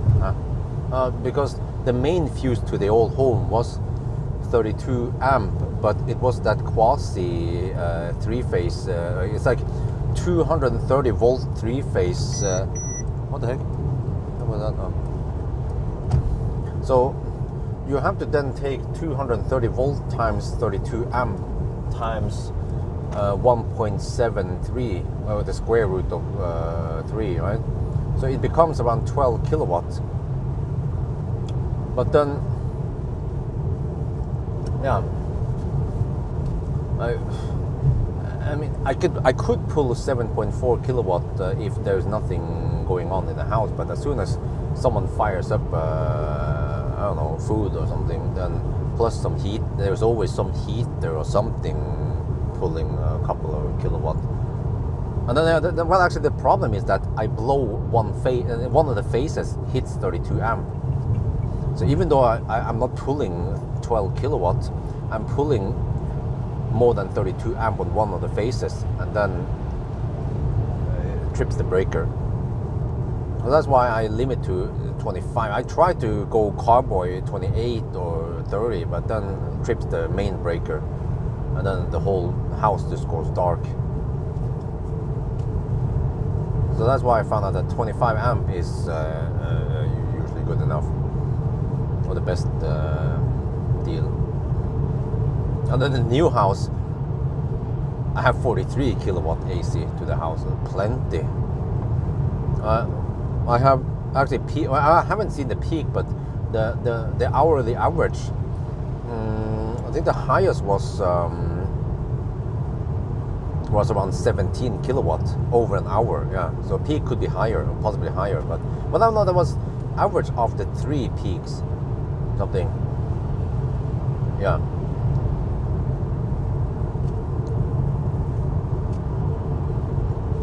So I don't go bananas on the charging.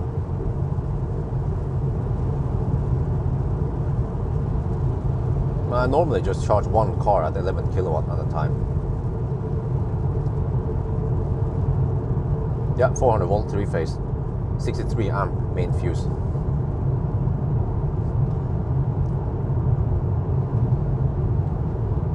Which is heaven compared to before.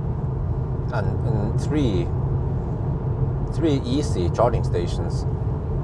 So I could just plug them in and then dial them down to around 5 amp or something each.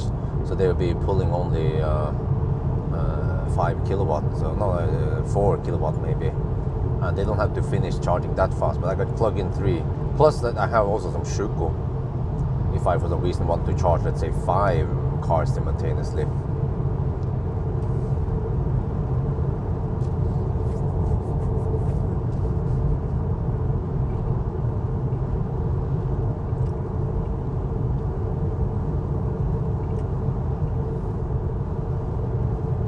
Yeah, exactly. I don't know what the heck that Tesla was doing.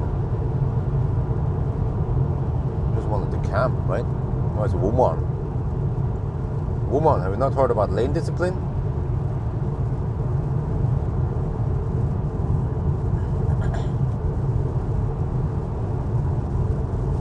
Traffic is actually not that bad. If this was weekday, it would be worse. Well, it's only 11 now. Okay, but still. Yeah, lower traffic than normal.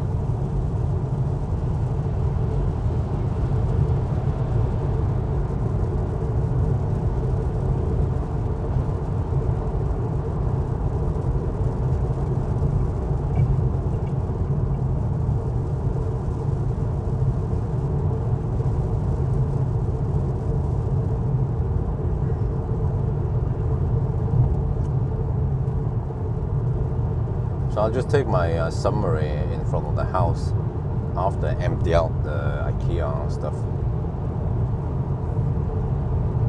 Well, I could actually just do it before. Well, whatever. We'll see how I do it.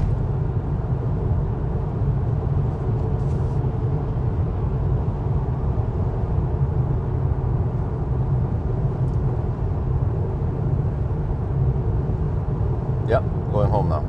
Mission accomplished. At EQA. Car still, I have 19%, car claims 13%. It's so weird that I use just a few percent going home. 6%.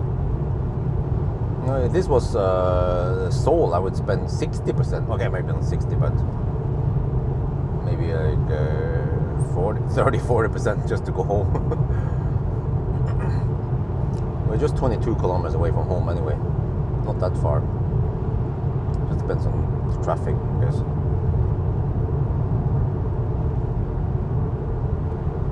Yeah, so wait, I haven't decided yet. Did you guys decide? 10. Well, I mean, I said in the video 10:50, so be it, right? 10:50. Well, unless someone said, nah, it should have been 10:45 because you had 13% battery left. What the heck, man?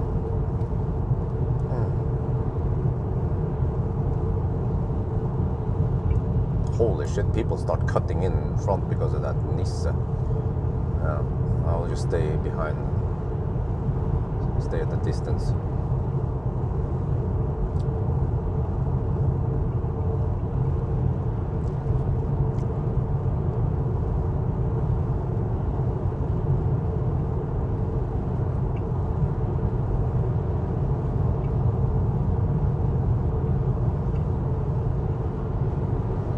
I mean, yeah, maybe we could have rounded it down to 10:45, but I'm not sure.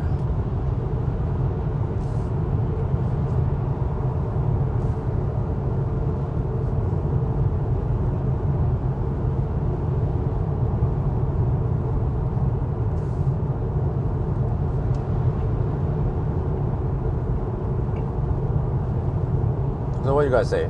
Did we agree on something here? Is it 10:45 or 10:50?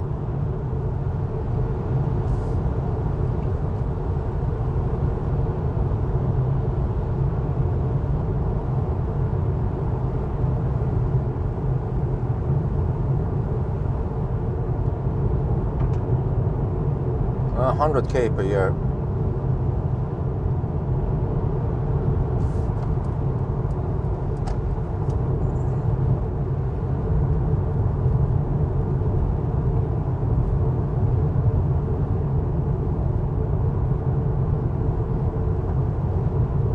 So as long as people can behave now, then it shouldn't take too long for me to get back home. Should be home in less than 10 minutes, right? Maybe.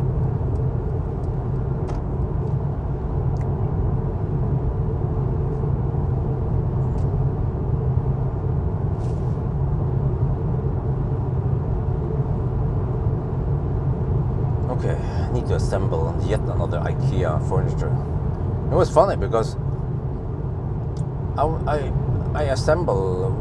reassemble rather. We had a baby bed that I had to. I already disassembled it, or whatever you call it, and then I had to assemble it again. But then first I didn't find the screws for it. I was like, oh shit, where the heck is it?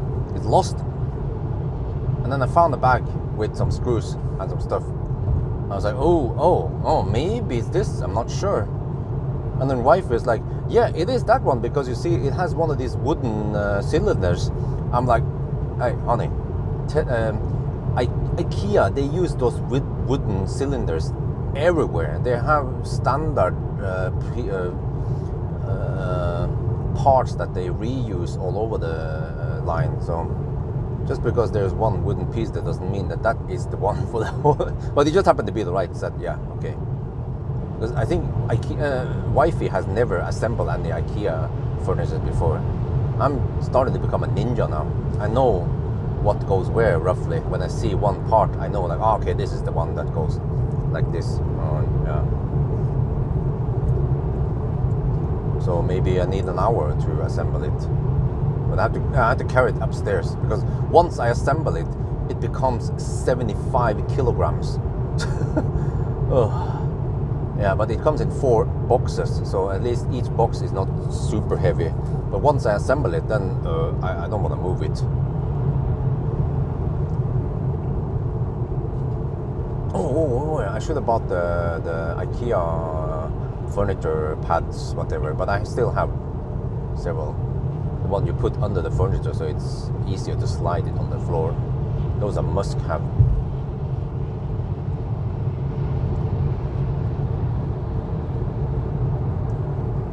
Yeah.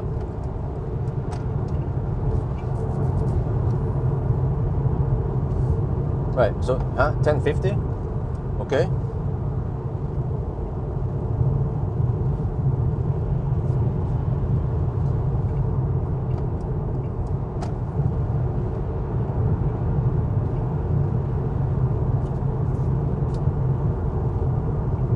Bought the whole kitchen, wow. Oh, you paid for assembly, yeah. That's what you should do when you have massive amounts of furnitures. Yeah, it was plenty parts, but man, those guys, they keep track of everything. They are professional. They do that every day. 1050, okay. So you guys say 1050. Well, okay, I say 1050. It's half an hour slower than the other. But actually, if you retested the EQA today, it would also be slower because the charging has been nerfed. I just learned it now from you guys.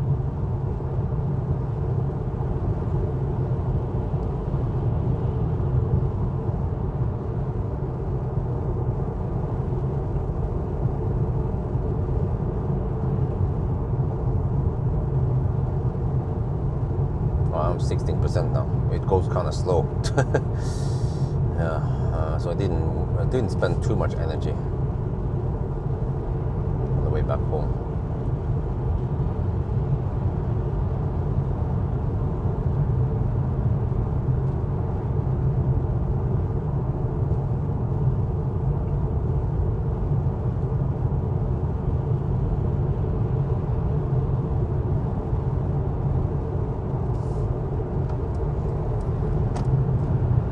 Do you guys see how it goes in Norway? Oh shit. Okay, let me just have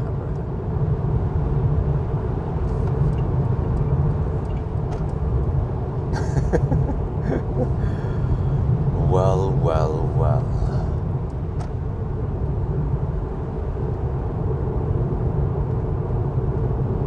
Barely Legal is my middle name. Oh shit.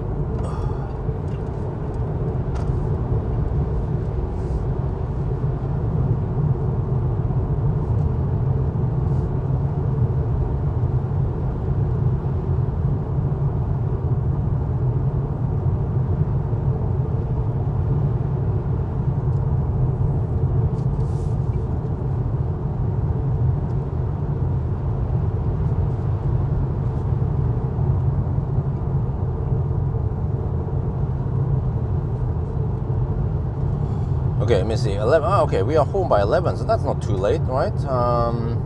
Usual procedure is that Isabel needs to sleep soon. Well, unless we go out before she sleeps. I have to ask wife. Okay, I can always poke around with 14% battery left. Well, actually 12% by the time I'm home.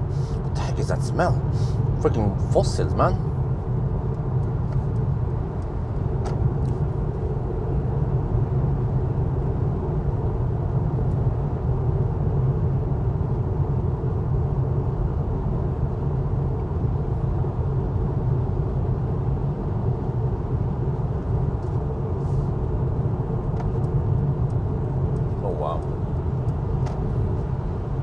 That Volvo got tailgated.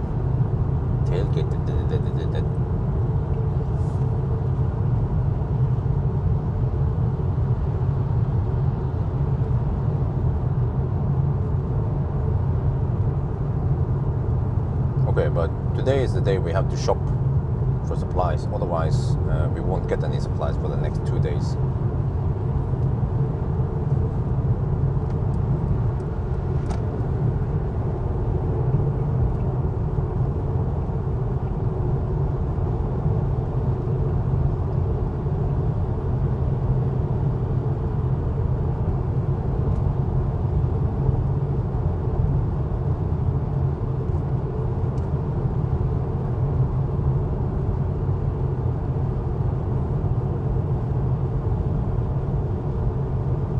Unfortunately, I'm home soon.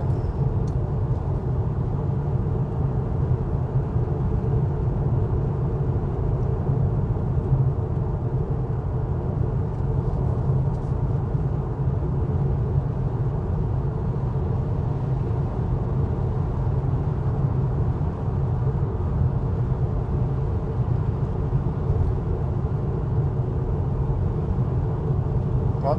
heck are these guys doing, man? Shit. Okay, well, you don't have to. No, dude, you don't have to slow down that much before you exit. Oh, wow. Okay, well, what else can I do, right? Welcome to Norway. Even that van hammer in front of this woman, I think it's a woman, or an old chap. Come on, let's just ensure we have good traffic flow here. Blinkers, anyone? There.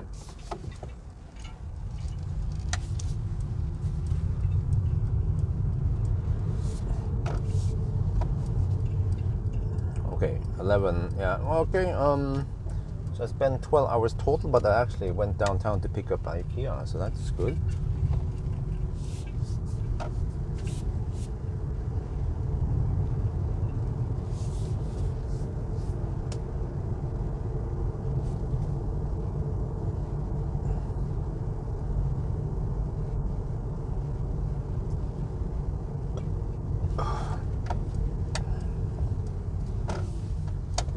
So 10:50, huh? This is faster than 11 hours. Go. You just have to go. Dude, woman. Come on. Dude, why is everyone driving in slow motion here? Everyone just want to go. I would just... Oh, shit.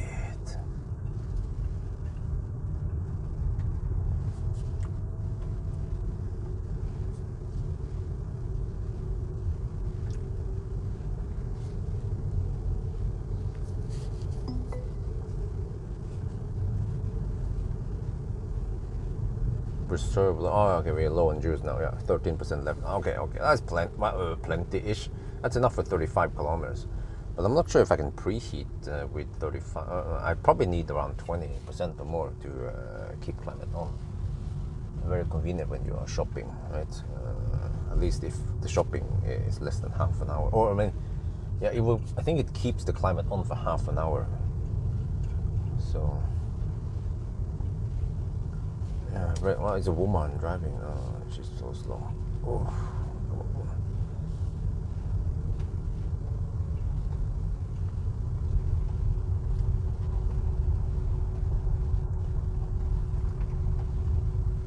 Where does she live, by the way? Red Mustang. There. Okay, I don't want to go the other way because the freaking cat. The cat sand. I think it's my neighbor. Freaking cat sand. Because you're going that way. Well, just go.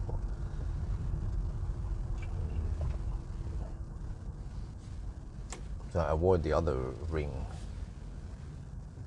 because I believe my neighbor put some tossed. Yeah, my neighbor tossed away some cat sand with some sheet on it.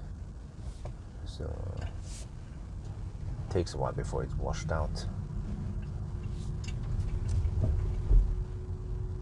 Yeah, very nice houses, indeed. This is the one you're looking at right now is some kind of funkist house, modern style, and then we went for classic. Yeah, I still believe after driving around here, I believe that our property is the best, the nicest, with the most privacy. The other houses, they are kind of close to the neighbor, right? And bam, and we just happen to have the garage as a natural natural cover for privacy. Well, I have to check if Isabel is not in the garage, right? In that case, I need to plug in outside. Let's check quickly. Why would you litter cat sand? Well, because I think my neighbor is not very intelligent, even though they have a nice big house, but they might have a different culture because they are, not sure how to put it. They are not Norwegian. They are of different religion. They are not Christian. And those guys, they might have different mentality on things. Like they have big ass. See, we have. You see the trash bin here. the closest is the paper bin, and the furthest away is the rest. Yeah, Indian, I don't know. Yeah, but we sort the paper and plastic and stuff, so we don't need that big restavfall, which is the black one on the back there.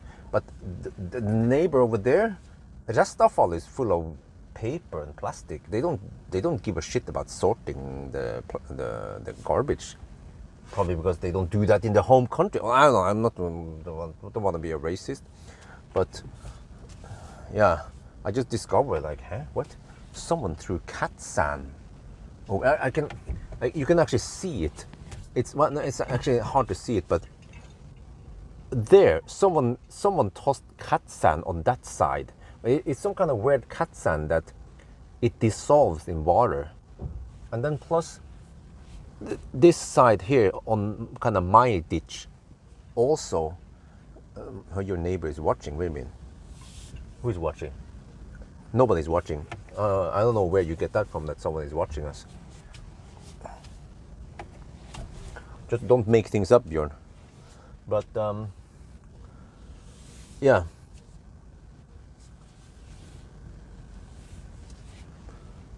Maybe just parking. Wow, it became nice and dry finally in the garage. What is the humidity here? Let me check.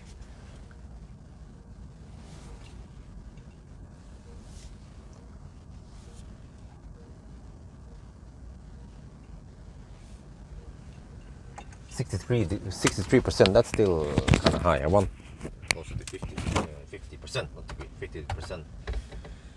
Okay, I need to log how far I've driven, right? 1,041 kilometers, right?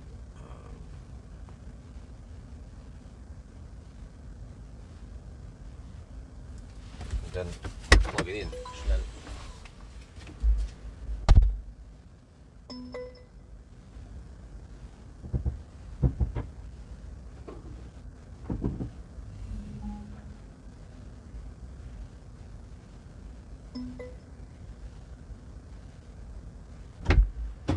Well, actually, I need to carry inside the EQA stuff. Yeah, that's actually more important right now. But anyway, I'm just gonna do a quick end, guys. That's it. Live stream. It was awesome. And hopefully in a couple of days I will live stream in the Kia.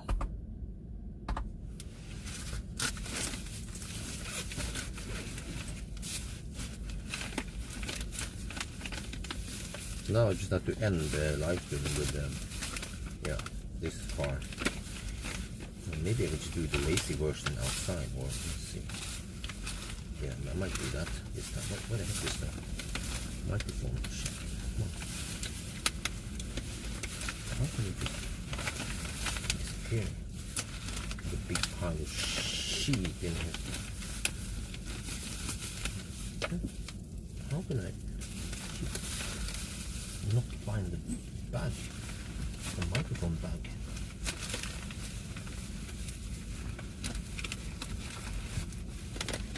What?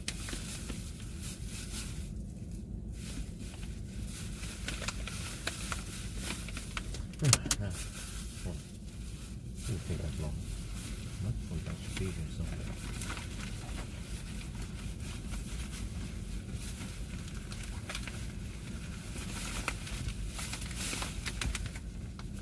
What? Seriously?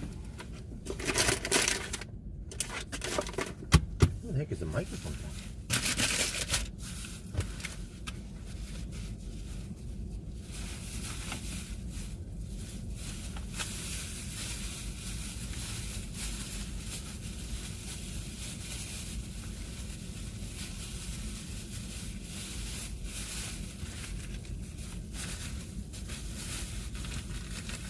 Hmm?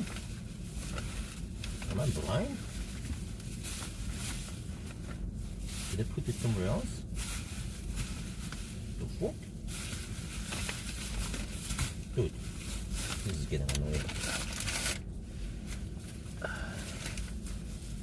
The heck is the bag? Did it drop on the floor or some shit?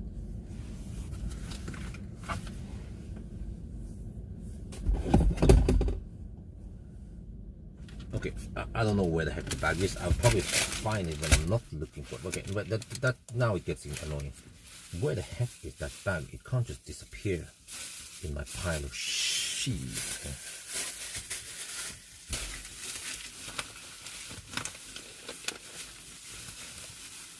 I have a little pouch for the microphone, and then normally I would always find it. So then, how the heck can it just disappear this time?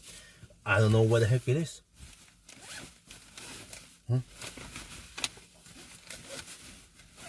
Okay, whatever.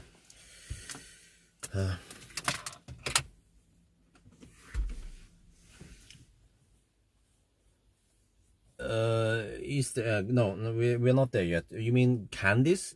I don't want to introduce Candice for Isabel yet.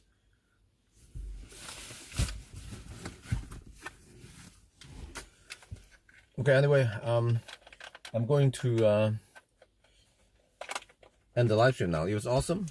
We had tested it, the EQA, and it was okay.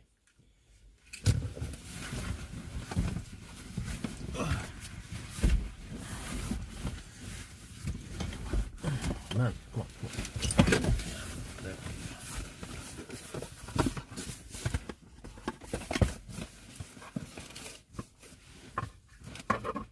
Oh shit, I have some stuff I have to do inside there. Lots of stuff actually. Where's the mic?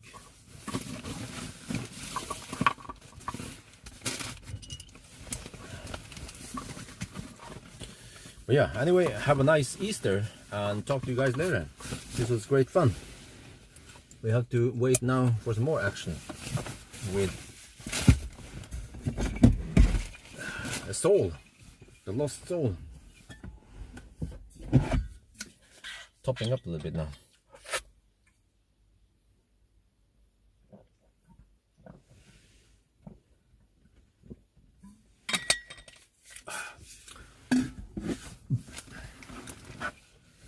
Okay, so that's it, guys.